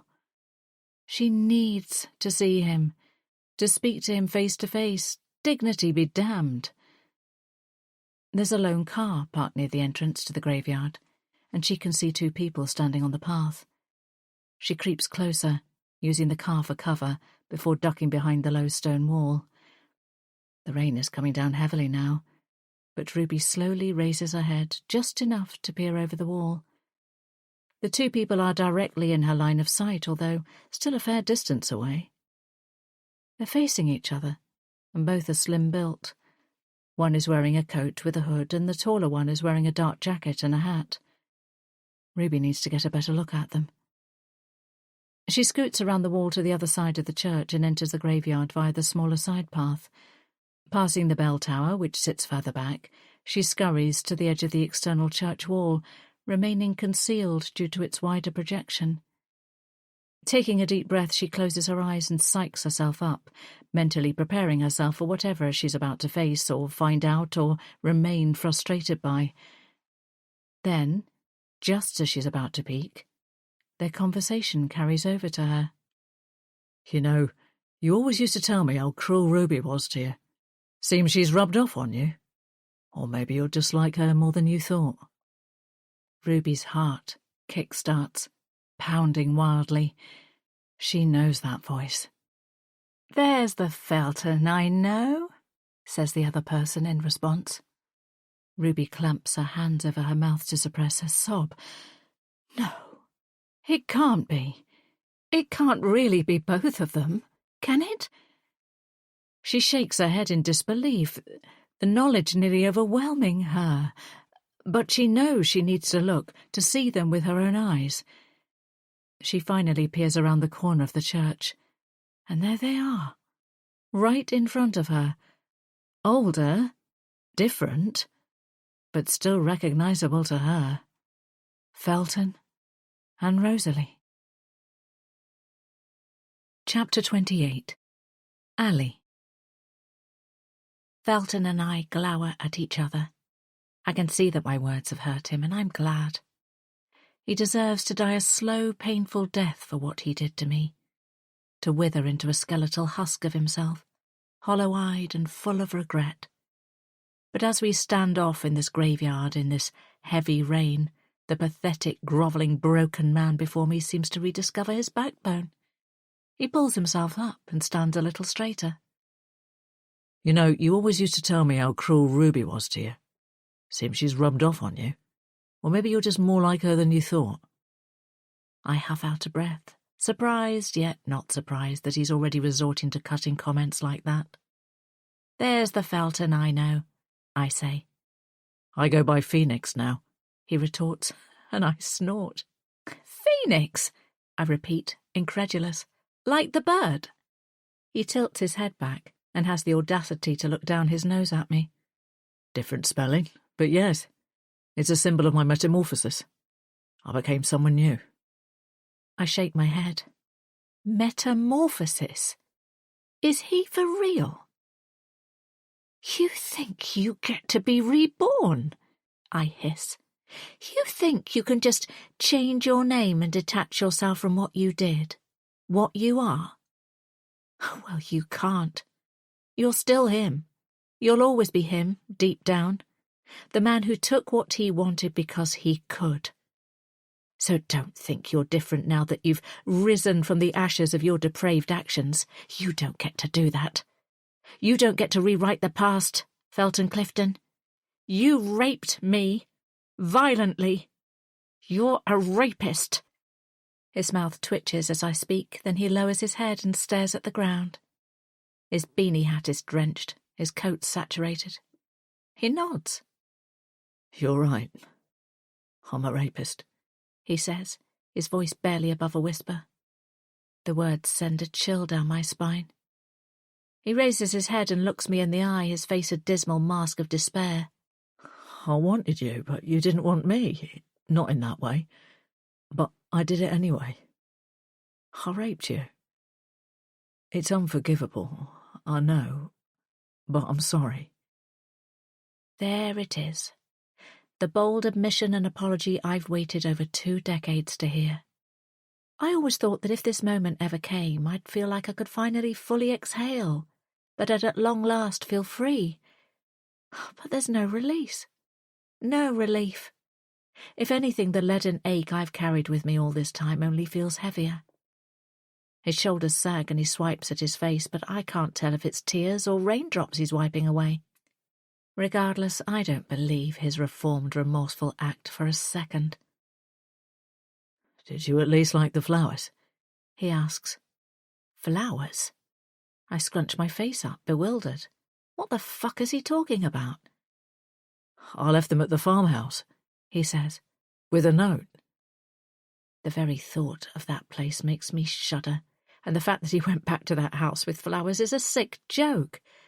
But then again, it's widely known that criminals like to revisit scenes of their crime and romanticize the experience, or simply revel in it, reliving every last depraved detail. I'm still angry at myself for not seeing his true nature straight away, but I've also learnt to give myself grace over the years. I was just a 16-year-old grieving for her father, caring for her mother, and being bullied by her sisters. Thinking of them, there's a question I need to ask him. Did you attack Ruby and Scarlet after you attacked me? I bark at him. He jerks his head up. No, he says vehemently. No, I swear that wasn't me. They left the party before me. I was with Colton all night. Phil Roberts was with us for most of it too. How convenient that you and your brother and your mate were each other's alibis, I say sarcastically. It's true. The police would have arrested us if they thought any of us had anything to do with the attack. The police didn't arrest you after you attacked me, I shoot back. He nods sadly. Oh no. Thank you. Fresh rage fires within me. Don't you dare thank me. I had my reasons for not reporting it. I clench my jaw so hard it hurts as I consider what to do or say next. On the one hand, I don't want to spend another second in the vicinity of this excuse for a man who nearly destroyed my life. I want to walk away and go home to Leeds, safe in the knowledge that karma has already delivered its comeuppance in the form of cancer. On the other hand, I want him to understand the full extent of his actions, of the living and breathing and heartbreaking consequences I was forced to bear. I really want to stick the knife in, make him understand that a pathetic sorry just won't cut it. I want what I've always wanted. Closure on my terms. Chapter 29. Phoenix. What reasons? He asks. Why didn't you report me? He's desperate to know. This is something he's thought about often. He understands how heavy-handed he'd been in the barn that night, and the shame of it suffocates him. He really hadn't meant to be like that, not with her. But she was so tempting, and once he'd got worked up, he just couldn't control himself. He'd still been much gentler with her than the others, but he supposes she wouldn't have known that. Couldn't have known that he'd exercised some restraint. Don't flatter yourself, she snarls. Flatter myself? No, I don't mean... He shakes his head. This is not going the way he imagined it would go. He assumed she wouldn't immediately forgive him, and he had braced himself for some hostility, but she's not thawing at all. Can't she see how sincere he is? Doesn't she have any sympathy for a dying man trying to right his wrong? Movement catches his eye, and he squints beyond Ali at a figure entering the graveyard. Great. An interruption at the worst possible time. He knows Rosalie, Ali, won't agree to go somewhere else to talk.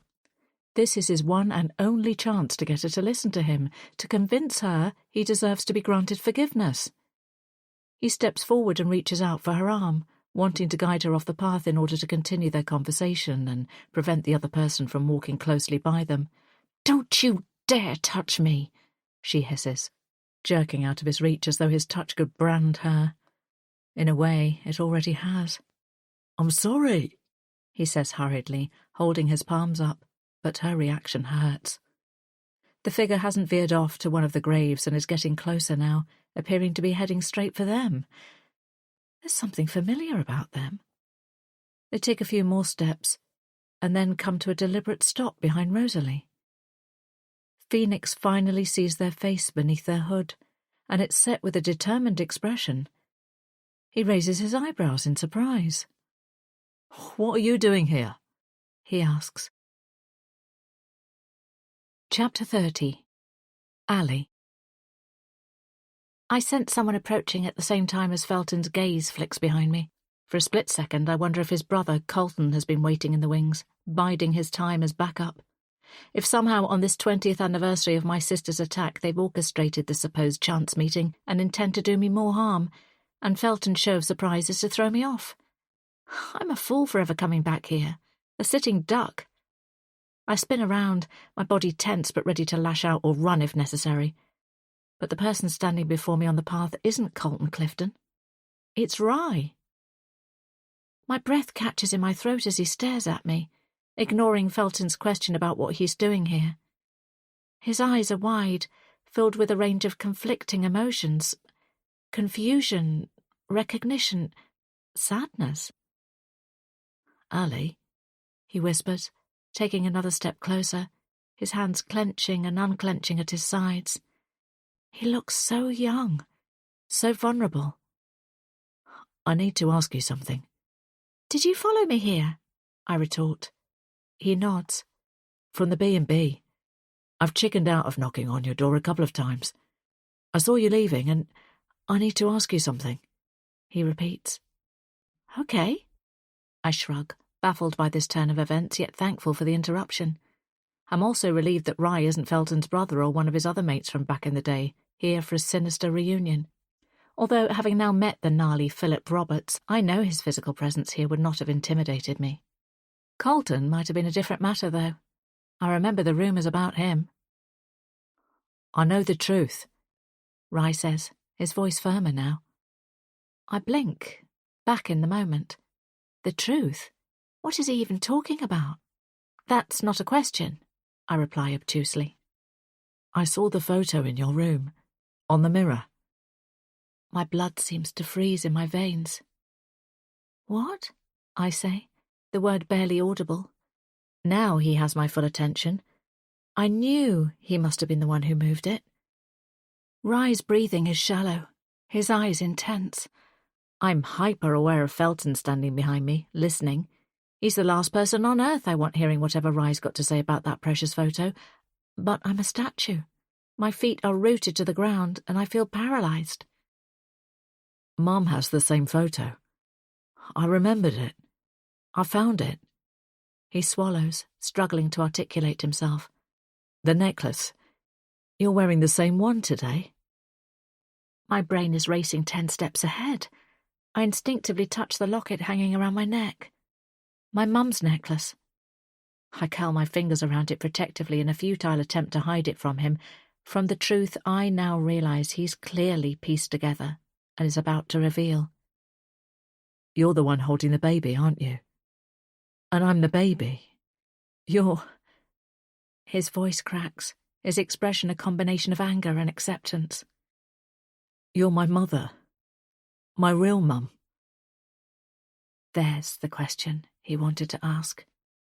The solid ground beneath me seems to tilt, and my head swims. I feel like I'm going to faint. Rye is my son, the baby I gave up. My chest burns with panic as I look at him, really look at him. And suddenly I wonder why I hadn't seen it before. Maybe I had, but like everything else I just pushed it down, blocked it out. He has my eyes, my original cheekbones before my treatments. His hood is up now, but a few dark red strands of hair are plastered to his forehead. The same colour as his father's was. What's happening here? First Felton and now Rye, all of us here on Stonethorpe-on-Sea where it all began. It's too much to process, and I don't know what to say. I don't know what to feel. Marla's words come back to me, ever since we got him. I realise now she must have meant adoption. She and her husband adopted Ryan and brought him up here. What are the chances? But then I have another thought. What if this is a cruel trick, something Felton set up to manipulate me? My brain feels like mush, yet the sharpest it's ever been at the same time, vacillating between past and present, considering myriad options and outcomes, all of them able to send shockwaves through my carefully curated life. I didn't ask for this. I didn't expect any of this to happen. I need to buy myself some time to think, to talk to Rye properly, away from Felton. But just as I'm about to speak, Felton asks an explosive question that catches me further off guard. You got pregnant, Rosalie? Shut up! I shout at him. You don't get to ask me that. Rosalie? Asks Rye. You're Rosalie Sanderson? He shakes his head. Did you come back to find me? Please tell me, begs Felton, and I clamp my hands over my ears and close my eyes, too overwhelmed to answer either of them. Stop! Both of you! I cry. Suddenly I feel arms wrapped around me like a straitjacket. I scream, jerking my body, throwing them off. Hey, get off her! I hear Rye's voice and open my eyes. In a swoosh of movement, he lunges towards Felton, who has hold of me. His fist is clenched and raised, his face twisted and determined. He throws a punch which Felton dodges, but he lets go of me, and they both go down and begin grappling on the path. Rye, it's okay. I'm okay. I try to grab his arm to pull him back, but he's too strong, too intent on protecting me. He didn't need me to answer his question. He already knows. Rye, please stop! I shout. He's got cancer. As much as I'd love to see Felton Clifton dead, I don't want it to be like this, for Rye to have to live with the aftermath and consequences of killing him. Maybe I am capable of thinking like a mother. My words finally register and Rye scrambles up. He stands, panting, while Fenton peels himself off the soaked path. He was hurting you, said Rye, his harsh tone at odds with his kind reasoning. He looks ashamed of himself, yet also proud, and I wonder if that was his first ever fight. If it was, I feel strangely grateful. At least I got to witness one milestone in his life. He wasn't. I smile sadly. He can't any more. Who is he, anyway? He asks, flickering a withering glance at Felton. I consider my answer. I don't want to tell him, but I owe him the truth. He's your father, I say. 23rd of October, 1997. Chapter 31. Rosalie. The barn is so quiet and peaceful. It feels like a different planet compared to the constant chaos of the house. Plus, I like the fact that Dad's oak tree is close by. I always come here when I need to escape, even when my bedroom offers no privacy from the nebby noses of my invasive sisters. Mum won't let me lock my door, so they just barge in whenever they want, whenever they're bored, which is most of the time. I'd be bored if I had their personalities too. Their cutting remarks from earlier echo around my head. Just fuck off and read one of your books or something, Rosalie, you creepy little mouse, Ruby had snapped after accusing me of spying on her and Scarlett, giving each other one of their frequent makeovers as they tested looks ahead of Kaylee's party on Sunday. As if I'd ever want make-up tips from them and their more is more mentality. More blush, more gloss, more sass. Scarlett, as always, had backed Ruby up instantly, snorting at her comment. Honestly, Rube, she's probably reading those steamy romance novels, getting her kicks from books because she'll never get them in real life. I cut off their bitchy cackles by slamming their bedroom door, but their insults stayed with me. So much so I needed to come to the barn, my sanctuary, to get away from them properly. I thought that after losing Dad we might know how to get along, but his stark absence and Mum struggling with her MS and surly Uncle Silas visiting more often has only widened the wedge between me and them. Crossing my legs, I lean against a bale of hay with my book open on my knees. It's not a steamy romance, as Scarlett scoffed at, but a V.C. Andrews novel I borrowed from the mobile library. I need to read as widely as I can if I want to do an English literature degree one day. The thought of leaving Mum to go to university makes me sad, but she's always encouraging me to go for it. She says it would be a crime to waste my brain. The barn smells musty and earthy, but it's grounding and familiar. I breathe it in, attempting to calm my frazzled nervous system as I try to lose myself in the sinister story of the Dollanganger siblings. But I still can't concentrate on the pages in front of me, thanks to my sister's mocking faces swooshing smack bang in the middle of my mind's eye, chanting their cruel names for me, repeating their cruelest insults to me. It's not just their nastiness that bothers me, though. It's the way they make me feel within this now fractured family. Being a triplet isn't as special as people think it is, and being an identical triplet is worse. Always seeing the other two staring back whenever you look in a mirror and constantly being surrounded by two other versions of yourself as though you've been cloned. It's freaky and actually messes with your mind. A sound from outside snaps me out of my glum and familiar train of thought. I'm instantly on high alert, wondering if one or both of them have come to invade my peace and taunt me further. But after a few moments, no one appears in the doorway of the barn, and I breathe a sigh of relief. Settling back against the hay bale, I consciously guide my thoughts in a different direction, towards my biggest secret, Felton Clifton. I think about his crooked grin and dark red hair and strong, muscly arms. He's so different to his friends and his brother, the loud, brash boys who think catcalling girls is attractive. Felton is quieter, brooding, always ready to listen. He really makes me feel heard and seen. He makes me feel unique and not like I'm just one of the 3 interchangeable Sanderson sisters. I was wary of him at first. The Clifton boys have quite the reputation in town. Most state that they're troublemakers. Some whisper they're worse than that, criminals even, the same as their father, but the family's caravan park is good for tourism. So blind eyes are often turned, apparently. I prefer not to listen to hearsay and to judge people on their actual behaviour, and Felton has never been anything but sweet to me. He kissed me for the first time last week, on the same sand dunes where we first crossed paths earlier in the summer. He was so gentle and respectful, nothing like the rumours I'd heard. Afterwards he looked at me with such affection in his eyes that I swore my heart skipped a beat. I sigh, finally admitting to myself that I'm too wired to read tonight. I close my book and set it down beside me before closing my eyes and leaning my head back.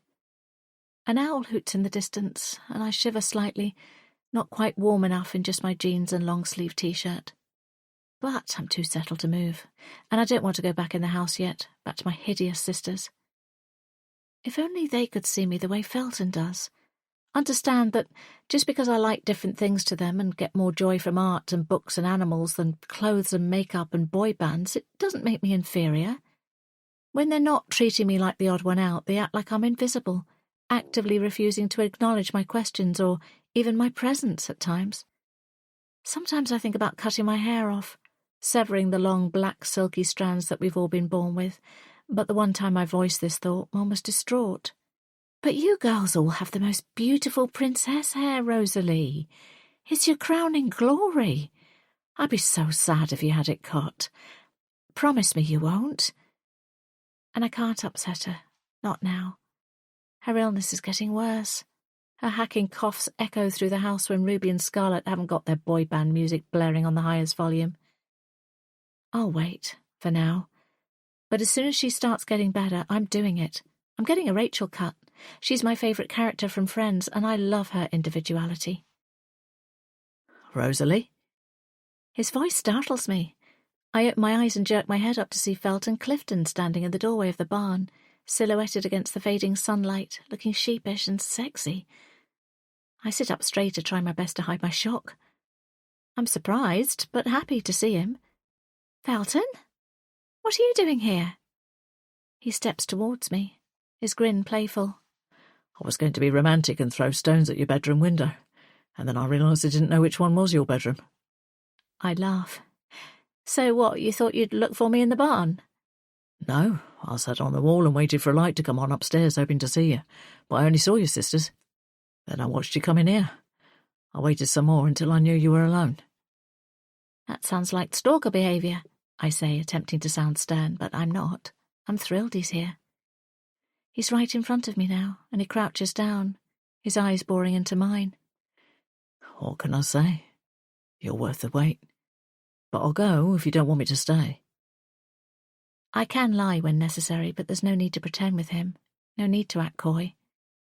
I smile. I want you to stay. I'll be glad of some good company for a change. He moves to sit beside me, so close that I can feel the warmth of him. He stretches his long legs out, crosses him at the ankles. He smells so good. So why are you hiding out here? He asks.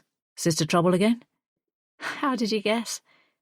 I hesitate, conscious that I complain about my sisters a lot, but the words just spill out. They always make me feel so inconsequential to them, like I'm an annoying insect in the summer of their lives. How poetic, he says, grinning again. I swat him on the arm playfully, and he laughs, catching my wrist.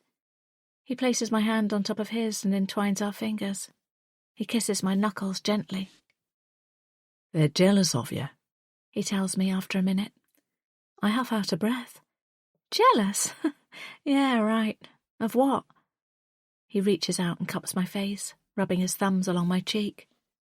Of this, he says softly. I roll my eyes. It's the same as theirs. It's not. Nor this.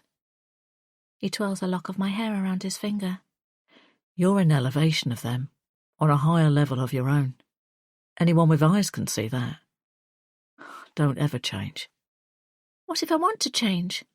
I was actually thinking about cutting my hair, I say. Don't, he says, gently tugging on the strands he's holding, pulling me closer. Before I know it, he's kissing me. I let him. I welcome it. His lips are soft, his movements unhurried, and the flutters in my stomach intensify rapidly. He shifts, bringing one of his legs over both of mine, and our kisses deepen. But when he hooks an arm around my waist and manoeuvres me into a lying position, pressing his body on top of mine, I murmur his name and ask him to stop. A relatively chaste kiss on the dunes is one thing, but this feels like it could turn into something else, and I realise now I'm not ready for that. I want to go slow. It's okay, Rosalie, he says, nestling into my neck, pulling my t-shirt to the side to plant kisses along my collarbone, before clamping his mouth back on mine. The weight of him feels suffocating, and panic starts to set in. I twist my face away from his, trying to breathe evenly, to stay calm. What I'm suddenly afraid is going to happen can't actually happen, can it? Felton, please stop, I say again, unable to disguise the tremor in my voice. And then his hands are everywhere, no longer gentle. He rakes his gaze over my body, no longer appreciative, but primal, dangerous. Tell me you want me, he says.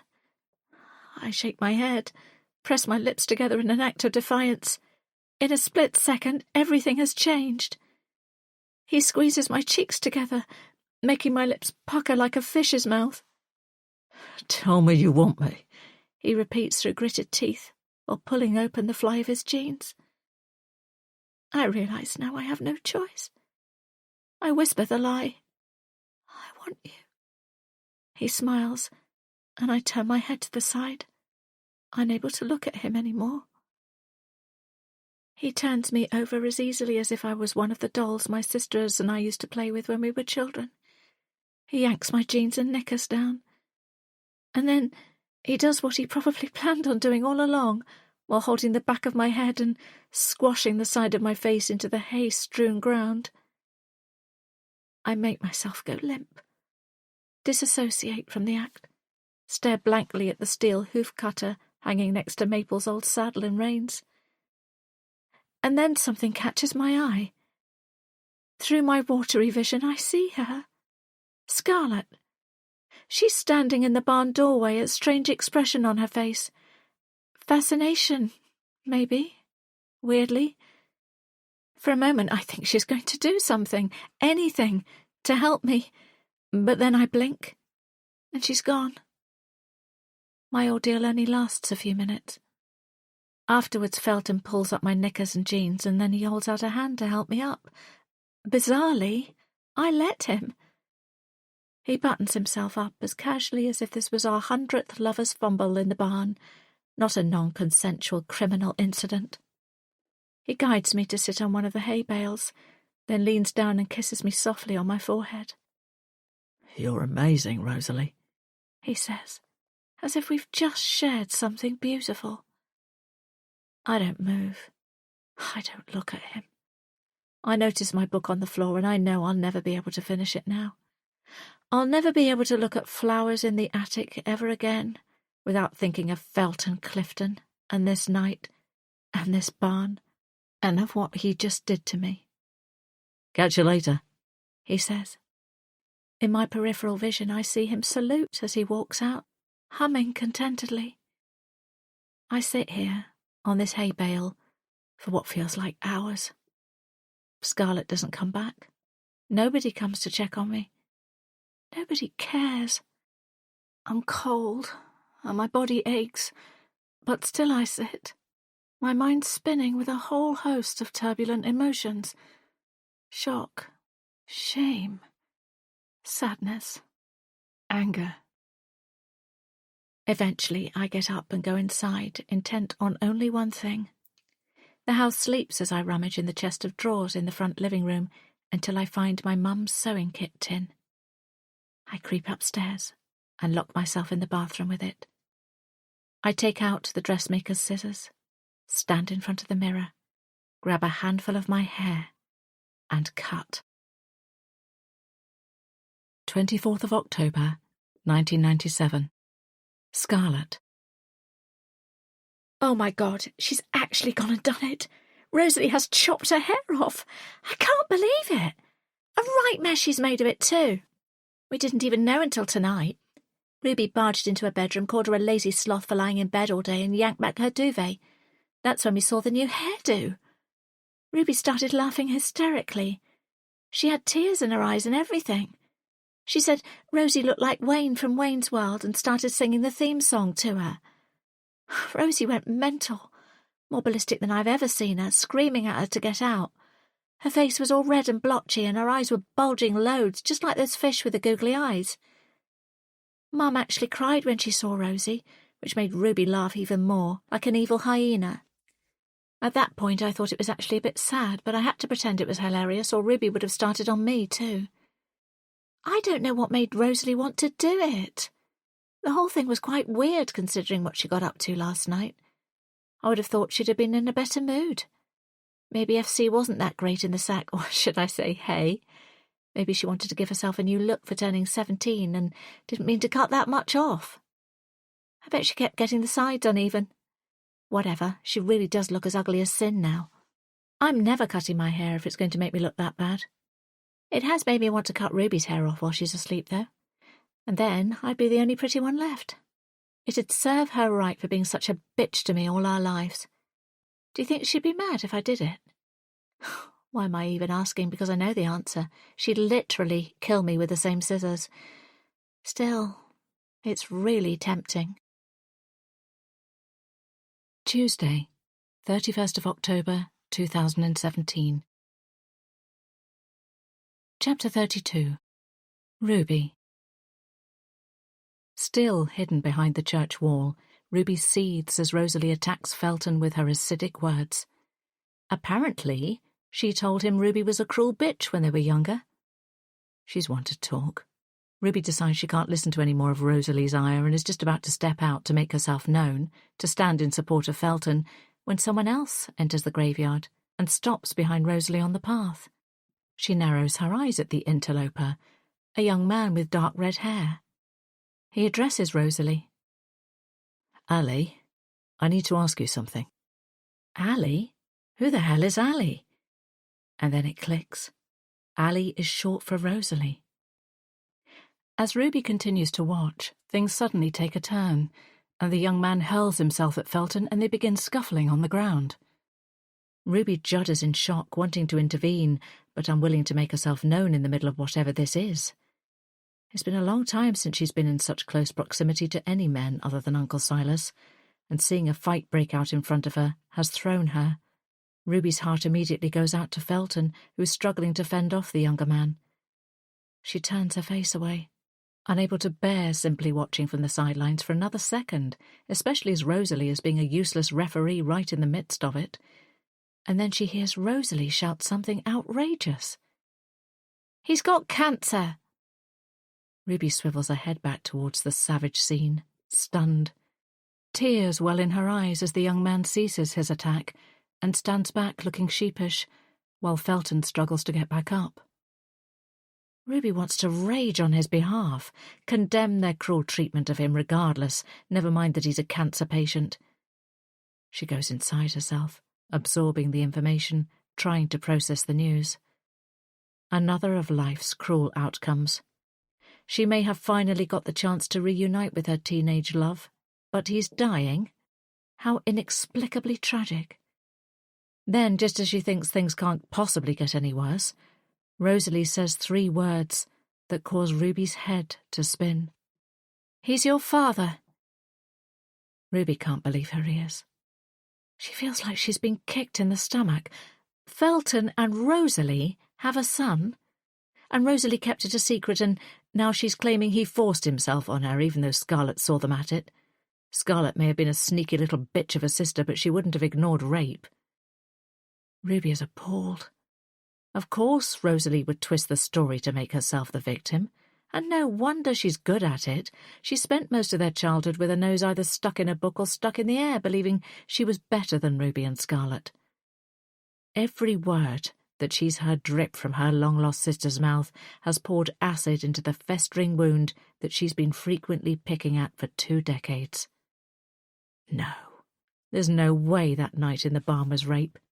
Every girl in town wanted Felton, and Rosalie wouldn't have been the exception. But she got herself knocked up and chose to run away rather than explain herself to their mother and Uncle Silas, who would have both burned with the shame of her teenage pregnancy. Yet Ruby is insane with jealousy that her sister got to bear Felton's child, got everything that she herself wanted. Ruby digs her fingernails into the soft flesh of her palms, but the pain is dull in comparison to her internal agony. Her heart goes out to Felton, again, this man she wanted so desperately, the man she thought would whisk her away from sorry old Stonethorpe-on-Sea. But that's not what happened. After the attack, she never got the chance to speak to him ever again. Not that she wanted to, looking like the bride of Frankenstein, and he was probably warned to keep his distance from their family after being questioned by the police. But she wonders now, in the light of knowing that Scarlett kept secrets from her, if he had ever dared knock on their door years ago, before he left town. Maybe Scarlett saw him or heard him asking to see Ruby, not Rosalie. Maybe Silas sent him packing then, too. Maybe she missed her chance back then. Ruby takes a fortifying breath. It's time. She steps forward, finally revealing herself to the twisted trio. Her heart pounds painfully, and her whole body shakes with rage. The years of pent-up fury burst out of her, and she screams one word, raw and rage-filled. "Liar!" Her voice startles them, and they turn to her, shock registering on Rosalie and Felton's faces, surprise on Rye's. Good. Let them be shocked. "You selfish, cowardly bitch of a liar!" she shouts, taking another step towards Rosalie, her fists clenched at her sides. "You ruined everything for me and Scarlett, and now you have the cheek to come back and act like some sort of victim, like you deserve sympathy." Rosalie, or Ally, as she calls herself now, swallows, but stands stock still, her altered face pale beneath her hood. Phoenix, Felton, is also frozen, gaunt and slim. The young man, Rye, steps back wearing a bewildered expression, almost losing his footing on the soggy grass. "You took everything from me, Felton and Mum." Ruby swings her arms wide to encompass her losses, Her voice cracks, but she doesn't stop. She's waited a long time to get all this out, and she's not going to stop now. Do you know how much worry you caused after you ran away and played dead? Mum's darling Rosalie, her angel who could do no wrong. All the pain and grief and abuse we've endured for 20 years. We've all suffered, Rosalie. But now here you are again, the little mouse with the tall tail of your own that Felton raped you. That he's a bad guy. Well, Scarlett knows otherwise. She saw you screwing him. Why do you want to destroy his life too? Tears burn behind Ruby's eyes, but she blinks them away, refusing to let them spill down her cheeks. She won't give Rosalie the satisfaction of seeing her cry.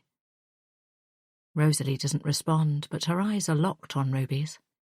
For a moment, Ruby considers lashing out, wanting to make her feel even a fraction of the pain she's lived with, that she currently feels. Her estranged sister's expression is unreadable, reminding Ruby of Scarlett's frequent blankness. She comes to the conclusion that they're both dead inside. Ruby moves her gaze to Felton for the first time and isn't surprised to find a look of pity on his face following her honest outburst. The skinny man so far removed from the strapping hunk he once was, this cancer-ridden shadow of his former self, pities her. She's pathetic. Why did you want her more than me? She asks, her desire for the answer greater than her shame for asking it. Felton shrugs, a dismissive gesture. The pitiful look has gone, replaced by something harder. You were too easy, he admits. His bold admission is another punch to her gut. She gapes at him, struggling to recover. You were practically begging for it, throwing yourself at me like some pygmy girl. That doesn't really do it for me. I wanted something different. He glances at Rosalie. Someone with a bit more depth. Ruby blinks rapidly, trying again to prevent the tears from coming. It wasn't like that, she says, shaking her head. You led me outside to a secluded spot. You kissed me. You said I looked gorgeous. Felton sighs. Look, I was wasted and horny, and it was a 2-minute fumble in the garden. Let's not romanticise it, okay? It was a party, and we had some fun, that's all. Standard stuff for me and my mates back then. Ruby glances at Rosalie, embarrassed by Felton's cold, casual summary of what she has convinced herself was a meaningful union. Rosalie has a face like thunder, yet she still doesn't speak. No, that's not all. It was special, protests Ruby. Felton frowns, impatience now crossing his face. Look, I'm not here to rehash the night of the party with you, Ruby. I've got enough to deal with already. This doesn't involve you. Ruby gasps. Doesn't involve me? She screeches. Are you kidding? That party was the only good time I've had in the past 20 years.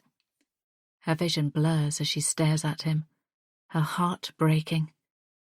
Felton hasn't been thinking about her all this time, too afraid to return to Stonethorpe in case he's questioned again about her attack.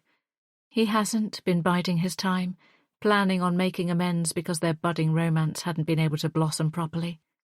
She didn't make the lasting impression on him she thought she did, the way he did on her. No, Rosalie was the true object of his affections all along. Now that her fantasy has finally been extinguished, her embroidered memory unpicked, she's got nothing left to lose. She clenches her fists at her sides and screams, I deserve better than you. Chapter 33. Ally. No, I deserved better than both of you, I scream, every ounce of hatred I've been holding on to for the past 20 years wrapped around my words like barbed wire. I want them to cut Ruby and Felton, to puncture them and make them bleed. I turn to Ruby. My throat is raw and I'm trembling with adrenaline, but I need to say this. I need to get it out. I know Scarlett saw us in the barn. She stood and watched him raping me, and then she just left. I feel my bottom lip wobble, but I refuse to let myself cry. I power on, my voice cracking with emotion. And I know she told you because you always told each other everything. But neither of you helped me or checked on me afterwards. Not that night. Not the next day, even though I'd hacked all my fucking hair off. And not a few days later when you went to Kaylee's party. Then you even had sex with him there. I point at Felton, throwing him a look of disgust. And I already knew that back then, because I heard you telling Scarlett all about it, how mind-blowing it was. But now, it sounds like he didn't rate you as highly as you told her he did. I laugh nastily. Ruby shakes her head, her jaw clenched. You're delusional. You couldn't have heard me telling Scarlett about it, she retorts. Even though 20 years have passed, she sounds exactly like she used to when we were teenagers, her tone bitchy and superior. I only told her while we were walking home, just before we got attacked. You were at home in bed then, little mouse. Her derogatory old nickname for me enrages me, but I let it soak in, savouring the moment, knowing exactly what I'm going to say next. I slowly smirk at her. I was there, I say. I fix my stare on her and wait for her to figure it out. The penny finally drops, and Ruby raises a shaking finger, pointing at me. Her mouth open and closes like a blobfish. Her wet hair is plastered to her head, barely covering her angry scar. It was you! She lets out an anguished cry, disbelief quickly giving way to realization. It was me. The debut confession tastes bitter on my tongue, but it's also a relief to finally say it out loud. I attacked you and Scarlett that night. To my right, Rye sucks in a shocked breath. What the fuck? Cries Felton. But why? Asks Ruby in a pitiful tone. It reminds me of when we were little, and her standard response to our mum's repeated, whispered requests for her and Scarlett to let me play with them too. I smile sweetly, feeling high on the honesty. Is this why people confess their sins to priests, to get this rush? When you were getting ready for the party, I heard you bitching about me to Scarlett, as usual, and then fantasizing about Felton. How do you think I felt, knowing my own sister was planning to have sex with my rapist, and that my other sister was encouraging it, despite what she knew he had done to me? The only thing I regret is not finishing you off both properly, I add cruelly, rubbing salt into the raw wound. Ruby suddenly snaps out of her stupefied state. She launches herself at me like a wild animal, teeth bared, emitting a guttural scream that echoes around the graveyard. Her nails make contact with my neck, gouging my skin, and I yelp. I manage to push her off, but she scrambles straight back up. This time, I'm ready. I've been ready for this rematch for years. We collide with a force that knocks both of us off balance, and we crash onto the grass, grappling, shoving, scratching, thrashing. I'm vaguely aware of Rye trying to separate us, but our deep-seated anger and hatred for one another keeps us bound together, finally united in one common purpose, to overthrow the other. Will this be a fight to the death? I grab her hair, still long, but now stringy rather than lustrous, and yank her head back, her scarred cheek close to my face. It really is a deep gouge, an ugly, puckered, permanent deformation. I feel absolutely no remorse. Somehow she twists and jabs me just below my ribcage. I pull my knees up and she rolls off me onto the other side of the path. Rye is panting beside me and I realise he must have pushed her. He holds out a hand to pull me up and I take it gratefully. Ruby is now on her feet too, wiping blood as red as her name from her cut lip. You hated us that much? She asks, flapping her arms against her sides. She reminds me of a penguin with her black hair and white face and dark clothes, and I laugh. This clearly riles her, and she comes at me again, swinging wildly. I manage to sidestep her, but she's relentless and moves quickly, grabbing at my coat. The grass is slippery, and I almost fall as I twist away, but a headstone helps me stay upright. I propel myself off it, only to see Ruby taking off, weaving through the graves. Rye jerks forward, as if to chase after her, but I don't want him to. I want to catch her myself. I shake my head at him and take off. She's slow, lumbering, not the lithe little nymph she once was, and I close the distance between us easily. I hear Felton shout my name, my old name, and it all comes flooding back again. That night, that degrading, hideous encounter in the barn that Scarlett witnessed, yet chose to ignore. I know in my bones that she told Ruby. They never kept secrets from each other. It was always me that was the odd one out. The loathing I feel for them, will forever feel about them, consumes me like a black fog. With a burst of energy, I make contact, shoving Ruby hard in the back. She shrieks in surprise and stumbles forward, falling face first against the headstone of our mother's grave. The sickening crack makes me grimace. She slides to the ground like liquid. For a moment I stand there, breathing hard, staring at her limp form, her bloodied, bashed-in head. I'm aware of Rye appearing by my side. "Fuck," he says succinctly. I step closer, the adrenaline still fizzing within me, and look down at my sister. Kneeling, I reach out, stroke the blood-soaked hair back from her forehead, regard the face which used to be so like my own, but now is just saggy and scarred and severe. "Happy birthday, Ruby," I whisper. "We need to call an ambulance." Felton's voice makes me jump. I'd forgotten he was there, watching the drama from the wings, silent and sullen. I bet he was getting off on seeing two sisters catfighting. "Rye," he calls out, his voice desperate now.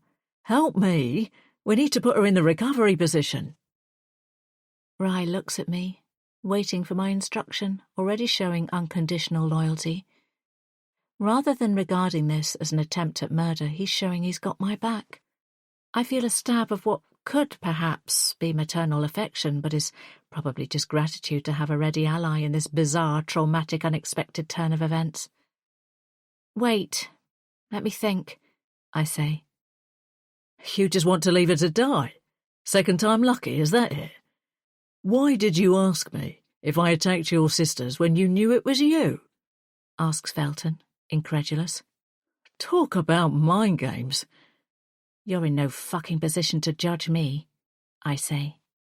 Suddenly, a deep, stern voice breaks through the air, jolting us all out of the situation. "What in God's name is going on here?"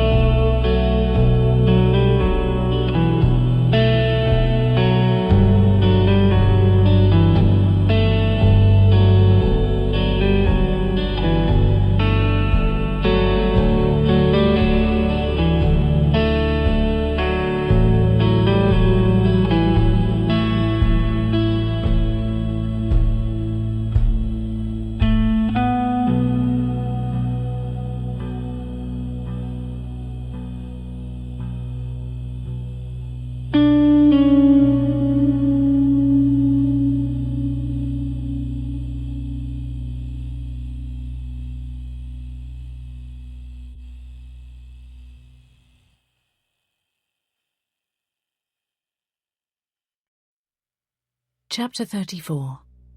Ally. I snap my head towards the interloper. The vicar stands at the edge of the graveyard, his face pale with horror, frozen at the end of the path. His concerned, confused gaze flits between Ruby's prone body and Felton, who is standing next to where I'm kneeling. He's arrived back to the church at the worst possible time. Bizarrely, I wonder if I ought to ask to interview him for the book, as Mason suggested, even though he's not the same vicar that was here in the 90s. I'm ringing the police, he calls as he fumbles in his pocket for his phone. The second he retrieves it and looks down at the screen, I seize my chance. With a burst of adrenaline, I spring up and start running across the graveyard towards the side gate, past the bell tower end of the church. Ally, wait! I hear Rye cry, but I keep going, not looking back. If the vicar summons the police and Felton calls an ambulance, I can't be here when they all arrive. I've managed to outrun my past for 20 years and I want no part of it now. I refuse to revert back to being Rosalie Sanderson in the eyes of the public. And then I hear the heavy thud of footsteps behind me.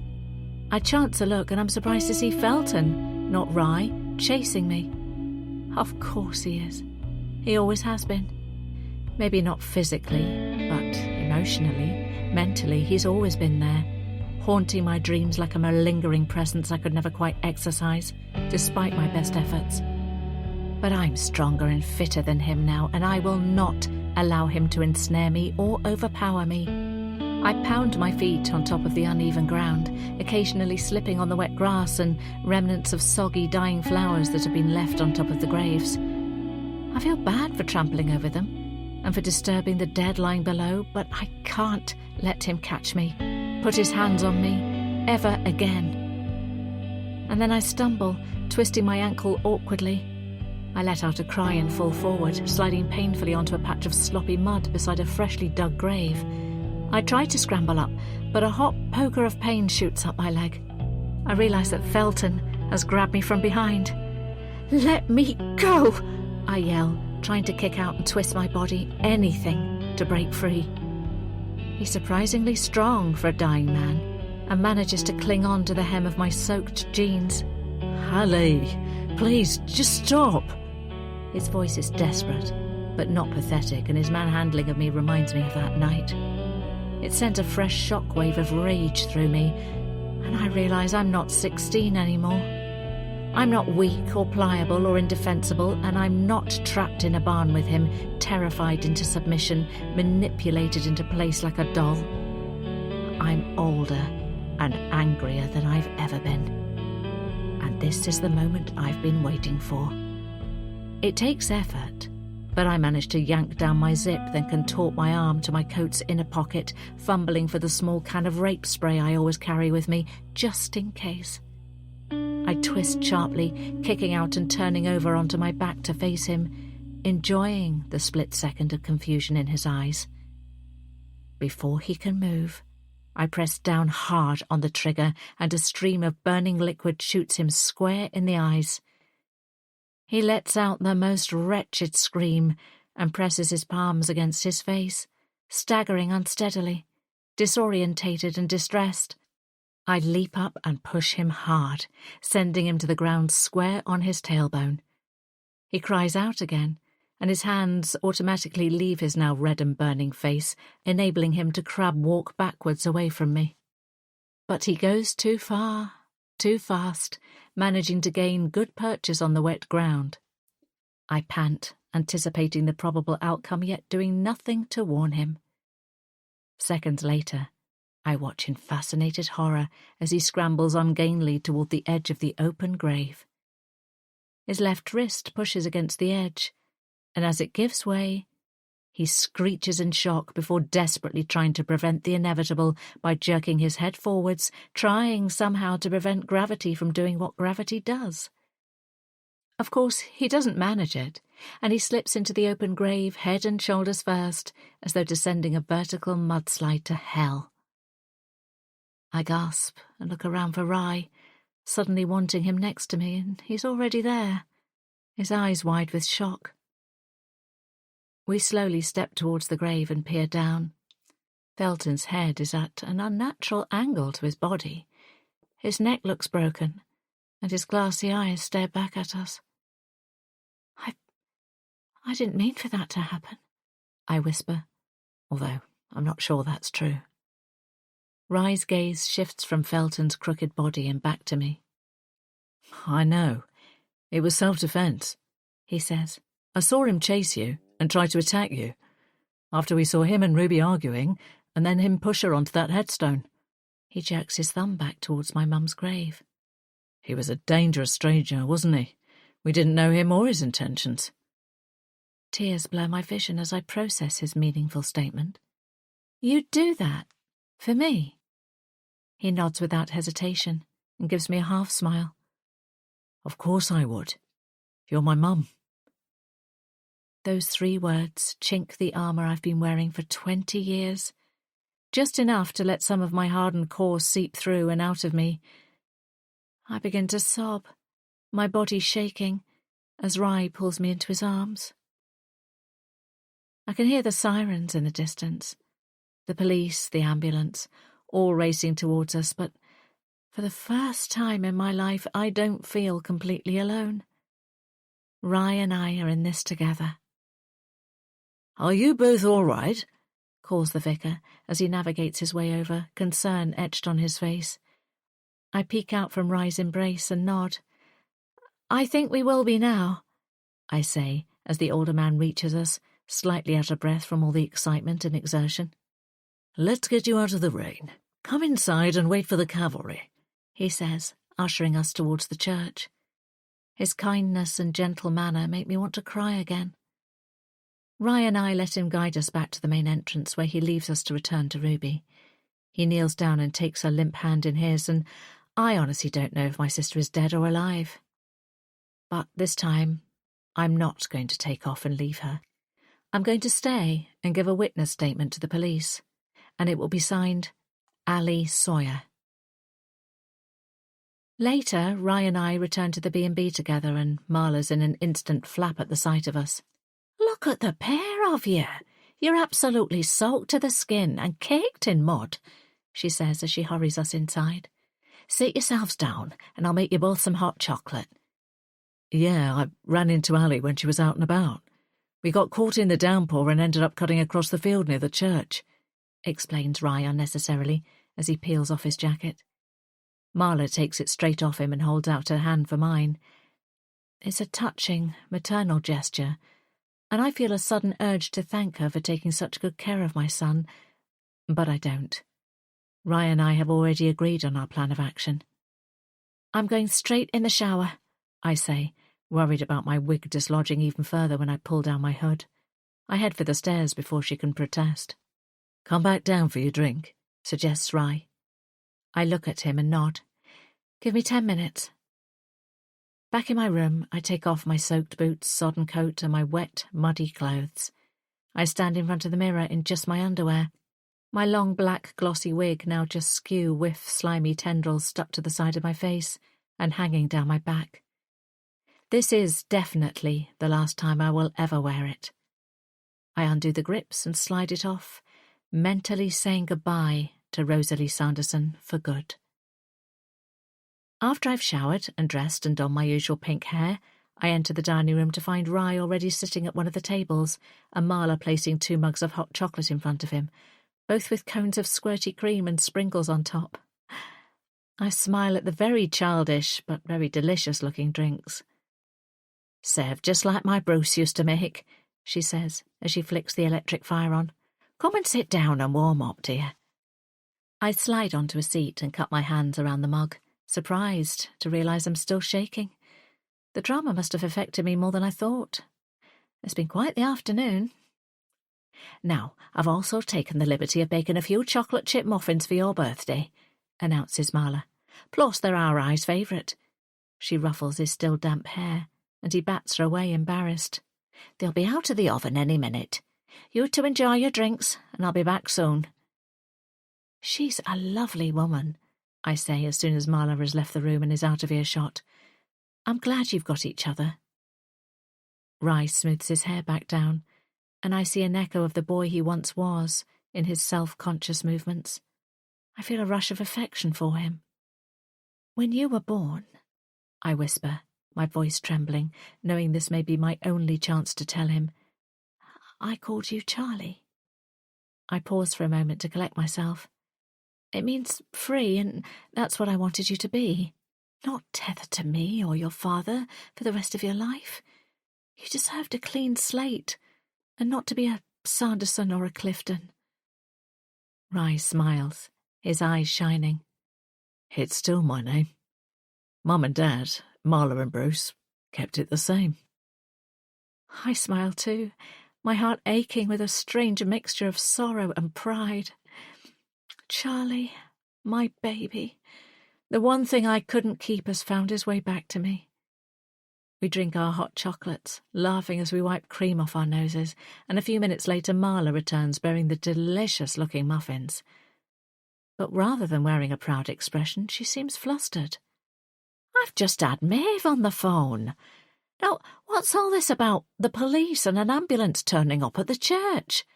She says Father Keeley called them some altercation or other. Did you two see or hear anything when you were out and about? Rye glances at me, then turns to his mother. Yeah, actually, we were there. It was the weirdest thing. He begins. Wednesday, 31st of October, 2018. Chapter 35. Ali. The sunlight is glittering on the surface of the ocean like a million diamonds.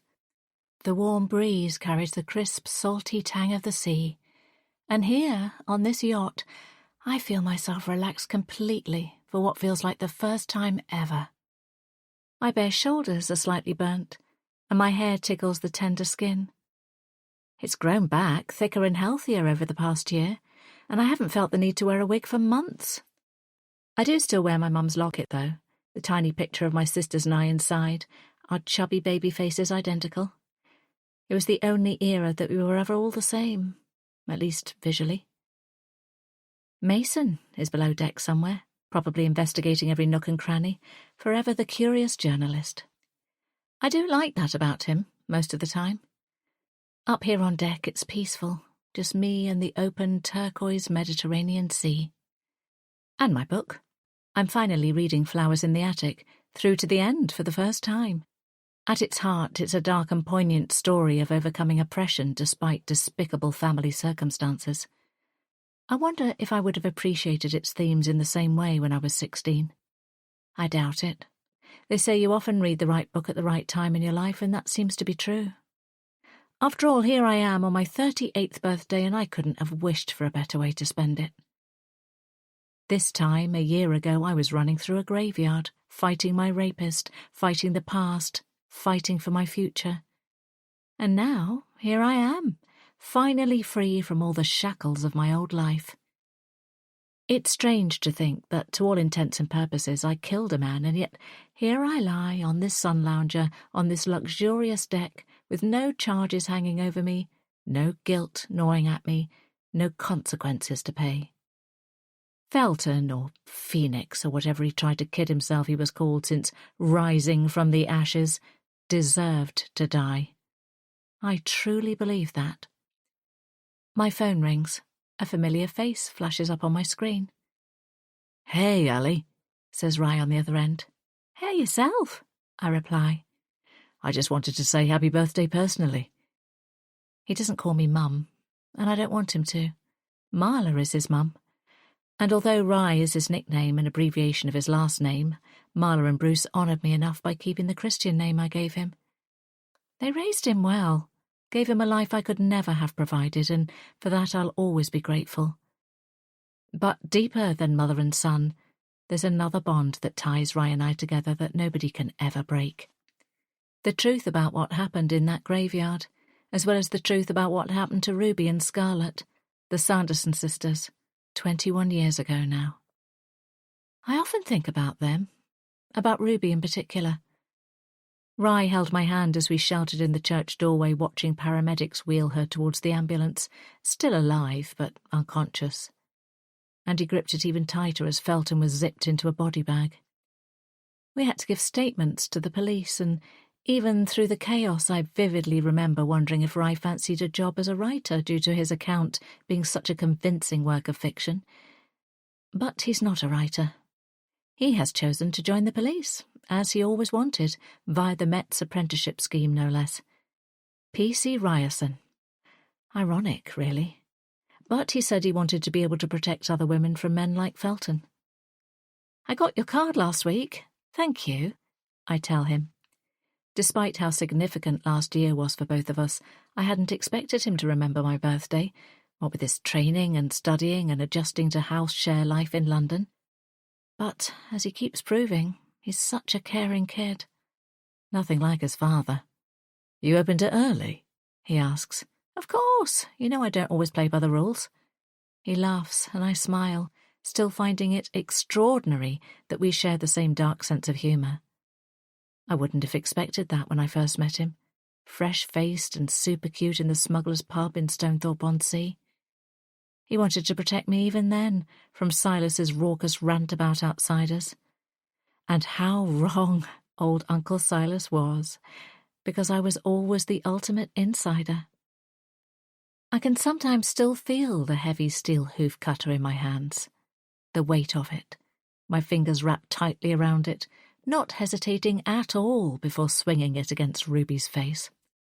She dropped to her knees with a grunt, then fell forward against Scarlett, who tripped and face-planted the ground. I moved quickly, treating her to the same punishment, making sure both my sisters were treated equally, and then I hit them both again, blinded by rage, wanting to hurt them as much as they had hurt me, wanting to differentiate myself from them permanently. Afterwards, I ran home, cleaned the hoof cutter, stripped out of my blood-spattered clothes and into my pyjamas, and woke Mum up to solidify my alibi, ratting out Ruby and Scarlett for sneaking out to the party.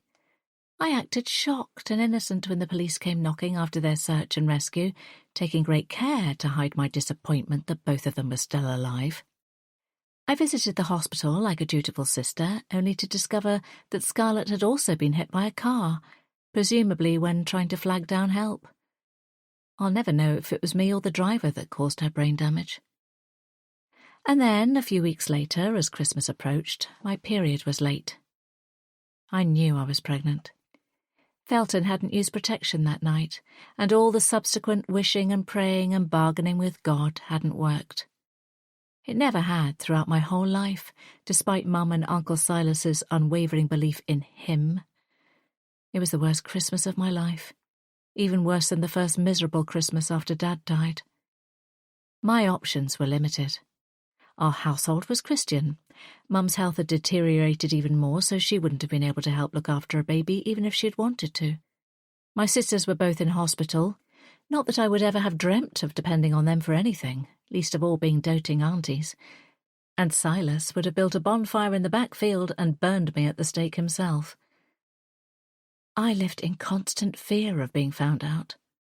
That, plus the nausea brought on by the pregnancy, made me so ill. The police had been conducting interviews with the local men, but no arrests had been made due to lack of witnesses or evidence. Journalists were still buzzing around the house and the hospital daily. Although Ruby still couldn't remember any details about the attack and Scarlett was in a coma, their conditions could have changed at any time, and either or both could have pointed the finger at me. I had no choice but to run, and I had to go before my pregnant belly began to show. On New Year's Eve, when Uncle Silas came back to Stonethorpe for another one of his frequent visits and to take Mum to the hospital again, I packed a few things and said goodbye to the farmhouse for good. I took Mum's gold locket, some money from the secret stash under Ruby's bed, and then hitched a lift out of town. It broke my heart to leave my loving Mum, who had always championed me in her soft, quiet way, but who had become too unwell to control Ruby and her increasingly nasty rages. But I reasoned that having one less daughter to worry about would be better for her, and that Ruby and Scarlett needed her more than I did. For want of anywhere better to go, I managed to get to Leeds, where I'd originally dreamed about going to university. But I experienced a very different education in the following months and years. Although my memory of that time is still sharp, the pain I felt doesn't cut as deep anymore. I got your gift last week too, Rye says now. signed by the author. I'm honoured. Thanks. It'll go front and centre on my bookshelf. You're welcome, I reply, touched by the pride in his voice. Before I even finished ghostwriting the final book in the Forgotten Fairground series for Ralph, I began pouring all my true creativity into a new project. A tale about 3 sisters and the crime that tore them apart. I changed all the names, of course, twisted the truth enough to forge a work of fiction, but the heart of it remains true. The novel was published last week and it's already climbing the bestseller list. The story that nearly destroyed me has become the story that defines me. Did you make that charitable donation you were considering? Rye asks. I did, I confirm. Not the worthiest cause, but you were right. It's only fair, and I do feel better for being philanthropic. I told you you would. I smile at his cheekiness. How did you get so wise? Marla and Bruce, obviously, he says, and I laugh. He's not wrong, though. As much as I would like to take credit for his genetics, his parents were a much better, kinder influence on him than I would have ever been. He's been making me think about a few things differently, and I appreciate his alternative and thoughtful perspectives. He's got a good, logical head on his shoulders, already able to see the bigger picture. How's Mason? Rye asks. Still treating you okay? Speak of the devil, I say, as Mason appears on the deck carrying 2 flutes of champagne. Mason gives me a questioning look and I mouth, Ralph, as he hands me a glass. I don't feel bad about the lie. He doesn't know that Rye is my son yet. We've been dating since he called me last New Year's Eve with the belated Christmas present, the final piece of the puzzle. He'd found the girl who was attacked in 1998 after seeing her obituary notice online. He tracked down her husband, who said she'd only ever spoken about it once. She bravely refused to let it define her. Her attacker? Philip Roberts Sr., her then-boyfriend's father. It seems Philip Jr. was cheating on Caroline with her and his dad wanted a bit of her too. According to the husband's account, Philip Jr. gaslit the poor girl into believing it was her fault. She was too ashamed to admit it, so she let the police believe it was a serial annual crime. Obviously, it culminated in the town getting rid of the fair, which caused Philip Sr. a great loss of earnings, but he got away lightly. Better that than to be locked up. No wonder the Roberts were so guarded when I interviewed them. I knew there was something off about that Philip. When Mason told me the news, I felt strangely disappointed that Felton Clifton wasn't the guilty party of the 1998 attack. I would have bet money on it being him, and I would have liked for him to be named and shamed, albeit posthumously. But he was guilty of enough. I looked him up afterwards under his new name. Unbelievably, he was a qualified counsellor and worked with sex offenders. And he had a wife and young daughter of his own. How fucked up is all that? I nearly choked when I saw his professional profile online, his mugshot staring back at me. The face that other rapists had looked at for guidance, the voice that other rapists had listened to for advice, as if he was even remotely worthy to counsel them. Or maybe he gave them some pointers. Leopards don't change their spots, in my opinion. It still makes me sick. No complaints up to now, I say in response to Rye's question about Mason, who is rapidly becoming a welcome antidote to Felton Clifton and 1 or 2 other undesirable men I was unfortunate enough to encounter in my past. Anyway, I'd better let you go. Keep in touch. Will do, he says. Bye, Ellie. Book sale update? Asks Mason, believing I was speaking to Ralph. No, he was just calling to wish me a happy birthday. He takes off his sunglasses. And is it a happy birthday? Here with me? I nod and take a sip of champagne. I think it might just be the happiest birthday I've ever had. I say, genuinely meaning it, even though there have been a few men who have spoilt me rotten over the years, once I managed to navigate my way out of my vulnerable early 20s. I wasn't lying about the sugar daddies. I did what I had to do back then. I always have and I always will. I must admit that Claudia made a fuss of me too, for the one birthday of mine that we celebrated together. But this feels different, less transactional than most of the other relationships I've had. I idly trace the old horizontal scar tissue on my lower abdomen. Mason hasn't asked me about it yet, and I'm not sure what I'll tell him when he eventually does. Maybe I'll lie, but maybe I'll tell him the truth. I was so distraught at the thought of having my rapist's baby that I tried to cut myself open when I was too far gone to abort. I didn't get very far, thankfully, before my boyfriend at the time intervened, but the trauma caused me to give birth prematurely. Tears pricked my eyes at the hideous memory of that night, the night I hit rock bottom, as well as the challenging weeks that followed. I gave birth early, too early, but Charlie was a fighter. Giving him up for adoption was both a relief and yet the most harrowing thing I've ever done. But I always kept a copy of that photo of us. It was the only time I ever held him, just before they took him away. But unlike the saying goes, what doesn't kill you, doesn't kill you. I was already stronger than I believed at the time. I sniff and adjust my sunglasses as Mason leans down to kiss me. His lips linger on mine for a few seconds, as though he knows I need comfort in this moment. Maybe he senses more than I realise, his old journalistic instincts telling him there's so much more to my story than the sketchy details I've revealed so far.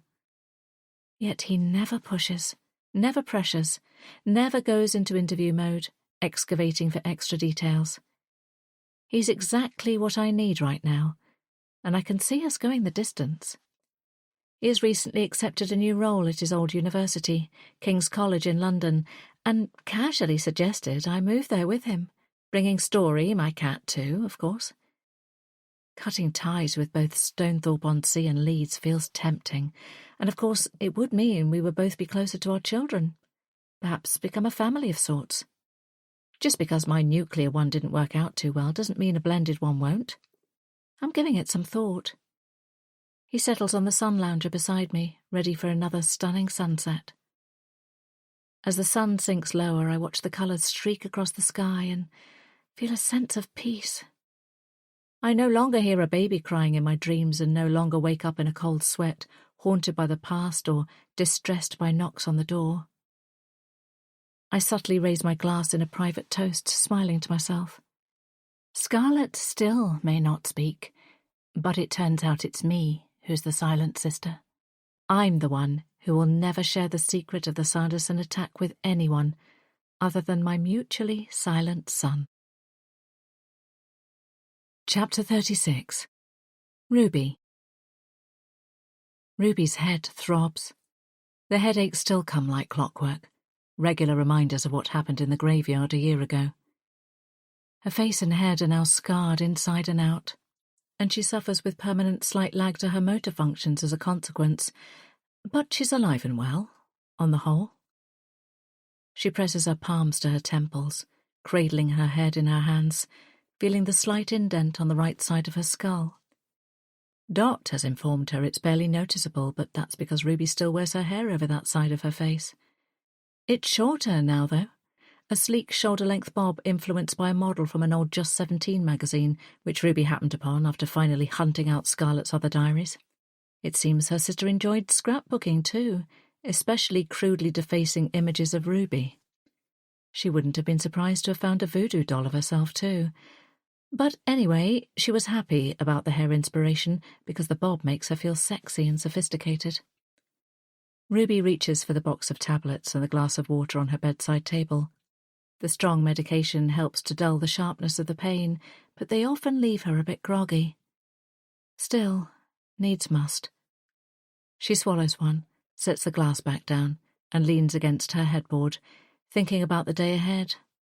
It's her birthday. 38 years old. She made it. She closes her eyes, her thoughts drifting back to last year. Rosalie's venomous voice, the cold concrete of her mother's headstone, falling into a deep, black, unconscious hole. She was surprised to wake up again, to find herself in hospital. For a split second she thought it was still 1997. It took weeks for her to reorient herself, to make sense of the fragments she remembered. She's still not sure she has recalled it all as it really was. The doctors told her that her headaches would cause glitches in her memory. Her new therapist, however, has described it as trauma blocking, the brain protecting itself.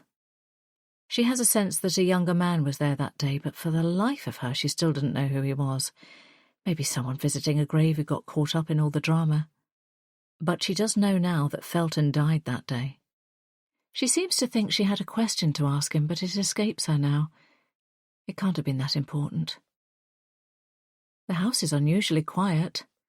Scarlett must still be asleep. Their relationship has changed significantly since Ruby found her first diary last year, the day their bond initially broke. Since finding her other diaries, that bond is now irreparable. She no longer trusts Scarlett, no longer believes that her sister was or is her best friend. And if Scarlett is still mentally 16 years old, then she must still hate Ruby as much as she did then. Well, the feeling is mutual. Scarlett's betrayal still stings so badly that they now have separate bedrooms. Ruby has moved into Rosalie's old room and leads separate lives within the farmhouse. Silas still presides over them, but not as menacingly or aggressively as before, thankfully. Mandated AA meetings and his renewed commitment to religion, both courtesy of the vicar's welcome intervention last year, have helped reduce his violent outbursts, but he's still gruff and difficult at times. It's an improvement, though, and Ruby's grateful for small mercies. She swings her legs out of bed and plants her feet on the floor. Now that the tablet is starting to kick in, she takes her phone out of her bedside drawer. Sometimes she struggles to focus on the small screen due to intermittent vision issues, but today it's manageable. She sees that she has a couple of new orders on her pet supplies website, which cheers her immensely. Her hard work over the past few months in building the business online has been paying off, and she's now earning a few £100s a month. A third notification catches her eye, and Ruby gasps. It's a direct donation of £5,000. She checks the sender's name, A. Sawyer. Ruby knits her brows together. There's something familiar about it. Ah, yes, it's her recurring weekly customer who places the same £50 order every week. They've been her saving grace, and now this. She clicks on the notification and navigates to the donation page. There's a message attached. Happy birthday, Ali, kiss. Ruby's jaw drops. A. Sawyer is Ali. Rosalie. She's the one behind all the orders. Why? Some sort of blood money or a compensation of sorts for what she did last year, speaking to Ruby so cruelly? She can certainly remember them physically fighting, but the exact reason why is still hazy. Their usual deep-seated sister grievances, no doubt. A spark of anger ignites within Ruby, but it soon snuffs itself out. She can't deny the impact her sister's most recent actions have had on her life. Without that confrontation and her injury in the graveyard, the vicar wouldn't have helped her speak to social services, and without that, they would never have been assigned a carer. And without that, Ruby wouldn't have been able to begin online counselling. She might never have found Dr. Richards. Her cheeks flush as she thinks of him. Her therapist. Her saviour. Their weekly online sessions have become the highlight of her life. His velvet voice is like a soothing balm for her soul. His handsome face is now more dear to her than the boy band posters still blue-tacked to the wall in the bedroom she and Scarlett used to share. She fantasises about him often, about meeting him in person one day. In her daydreams, he's her perfect man, kind, understanding, blind to her scars, and deeply in love with her. Everything she once hoped Felton Clifton would be. Scarlett doesn't know about Dr. Richards, and Ruby intends to keep it that way. Dot and the carer Corrine always make sure she has absolute privacy for their sessions, keeping Scarlett entertained elsewhere in the house. Occasionally Ruby can hear her banging or things breaking and knows that Scarlett is acting out again, hating the fact that she's no longer her sister's focus, but she's learnt to simply ignore her now. No, Dr. Richards is a secret she guards fiercely, making sure that Scarlett doesn't see the effort she goes to for their video calls either. It's been fun for Ruby, blow-drying her new bob, wearing a bit of makeup again, wearing pretty clothes, enjoying his appreciative smile when she pops onto the screen. She's sure she's not imagining their deep connection and feels certain that it's only a matter of time before he admits his true feelings, and they progress from doctor and patient to boyfriend and girlfriend. He understands her like nobody ever has, and given her hope for a happy future again. Mrs. Ruby Richards definitely has a nice ring to it, she thinks. Ruby ventures downstairs to the kitchen, where the table is set for breakfast for one. A red envelope with her name on it lays on her placemat. She picks it up, instantly knowing who it's from. Inside she finds a card emblazoned with the message, "Happy birthday to a special sister." Below the swirly saccharine verse, Scarlett has written one word: sorry. Dot or Corinne must have got it from the post office for her. Ruby scowls. Too little, too late. She rips up the card and throws it in the bin, envelope and all. Sometimes she wishes she had been the one to bash Scarlett's head in as they crossed the field that night. If she'd have known back then how much her supposed beloved sister despised her, she might well have done. "You're up," states Dot as she bustles in from outside. Oak and Elm are hot on her heels following their usual morning jaunt out in the backfield. Ruby loves that they're all in routine, the household working like a fine-tuned engine, the pressure finally off her. "Happy birthday," says the older woman, as brisk as ever, while she sets about hanging up her jacket and breaking eggs in a bowl. "Thanks," says Ruby. Dot glances at her as she whisks. "Get your card?" Ruby nods but offers no explanation as to why Scarlett's card isn't now displayed on top of the table. It's none of Dot's business, as Ruby told her in no uncertain terms a while back. It felt good to be assertive, and Dot hasn't directly alluded to the sisters' estrangement ever since, although she must wonder what went wrong between them, considering they were practically conjoined. Or maybe she doesn't wonder, doesn't give it a second thought. Either way, Ruby doesn't care. She takes great pleasure in being utterly selfish these days. While Dot cooks her breakfast, Ruby fusses the dogs, her mind returning to Ali and her £5,000 donation. It's a sizable sum, perhaps enough for cosmetic surgery to tidy up her scar.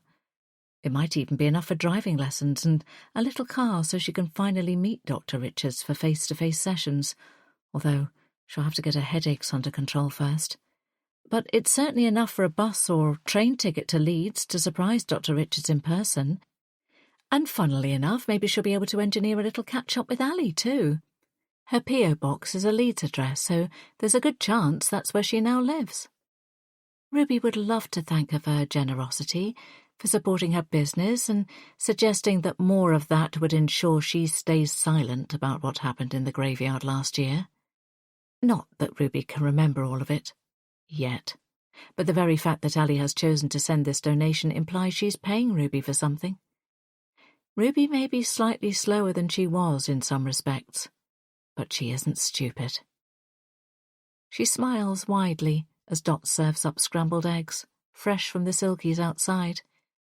"Thank you," she says, meaning it, because she is thankful. Thankful for all she's set to gain after everything she's lost. It's about time. This recording of The Silent Sister was presented by Dreamscape Media, LLC. Narrated by Siobhan Waring. Produced by arrangement with Bloodhound Books Limited. Copyright 2025 by C.L. Jennison. Recording copyright 2025 by Dreamscape Media, LLC. Thank you for listening. Please check dreamscapepublishing.com for Dreamscape's latest releases. If you liked The Silent Sister, here are two similar RB Media titles you may enjoy.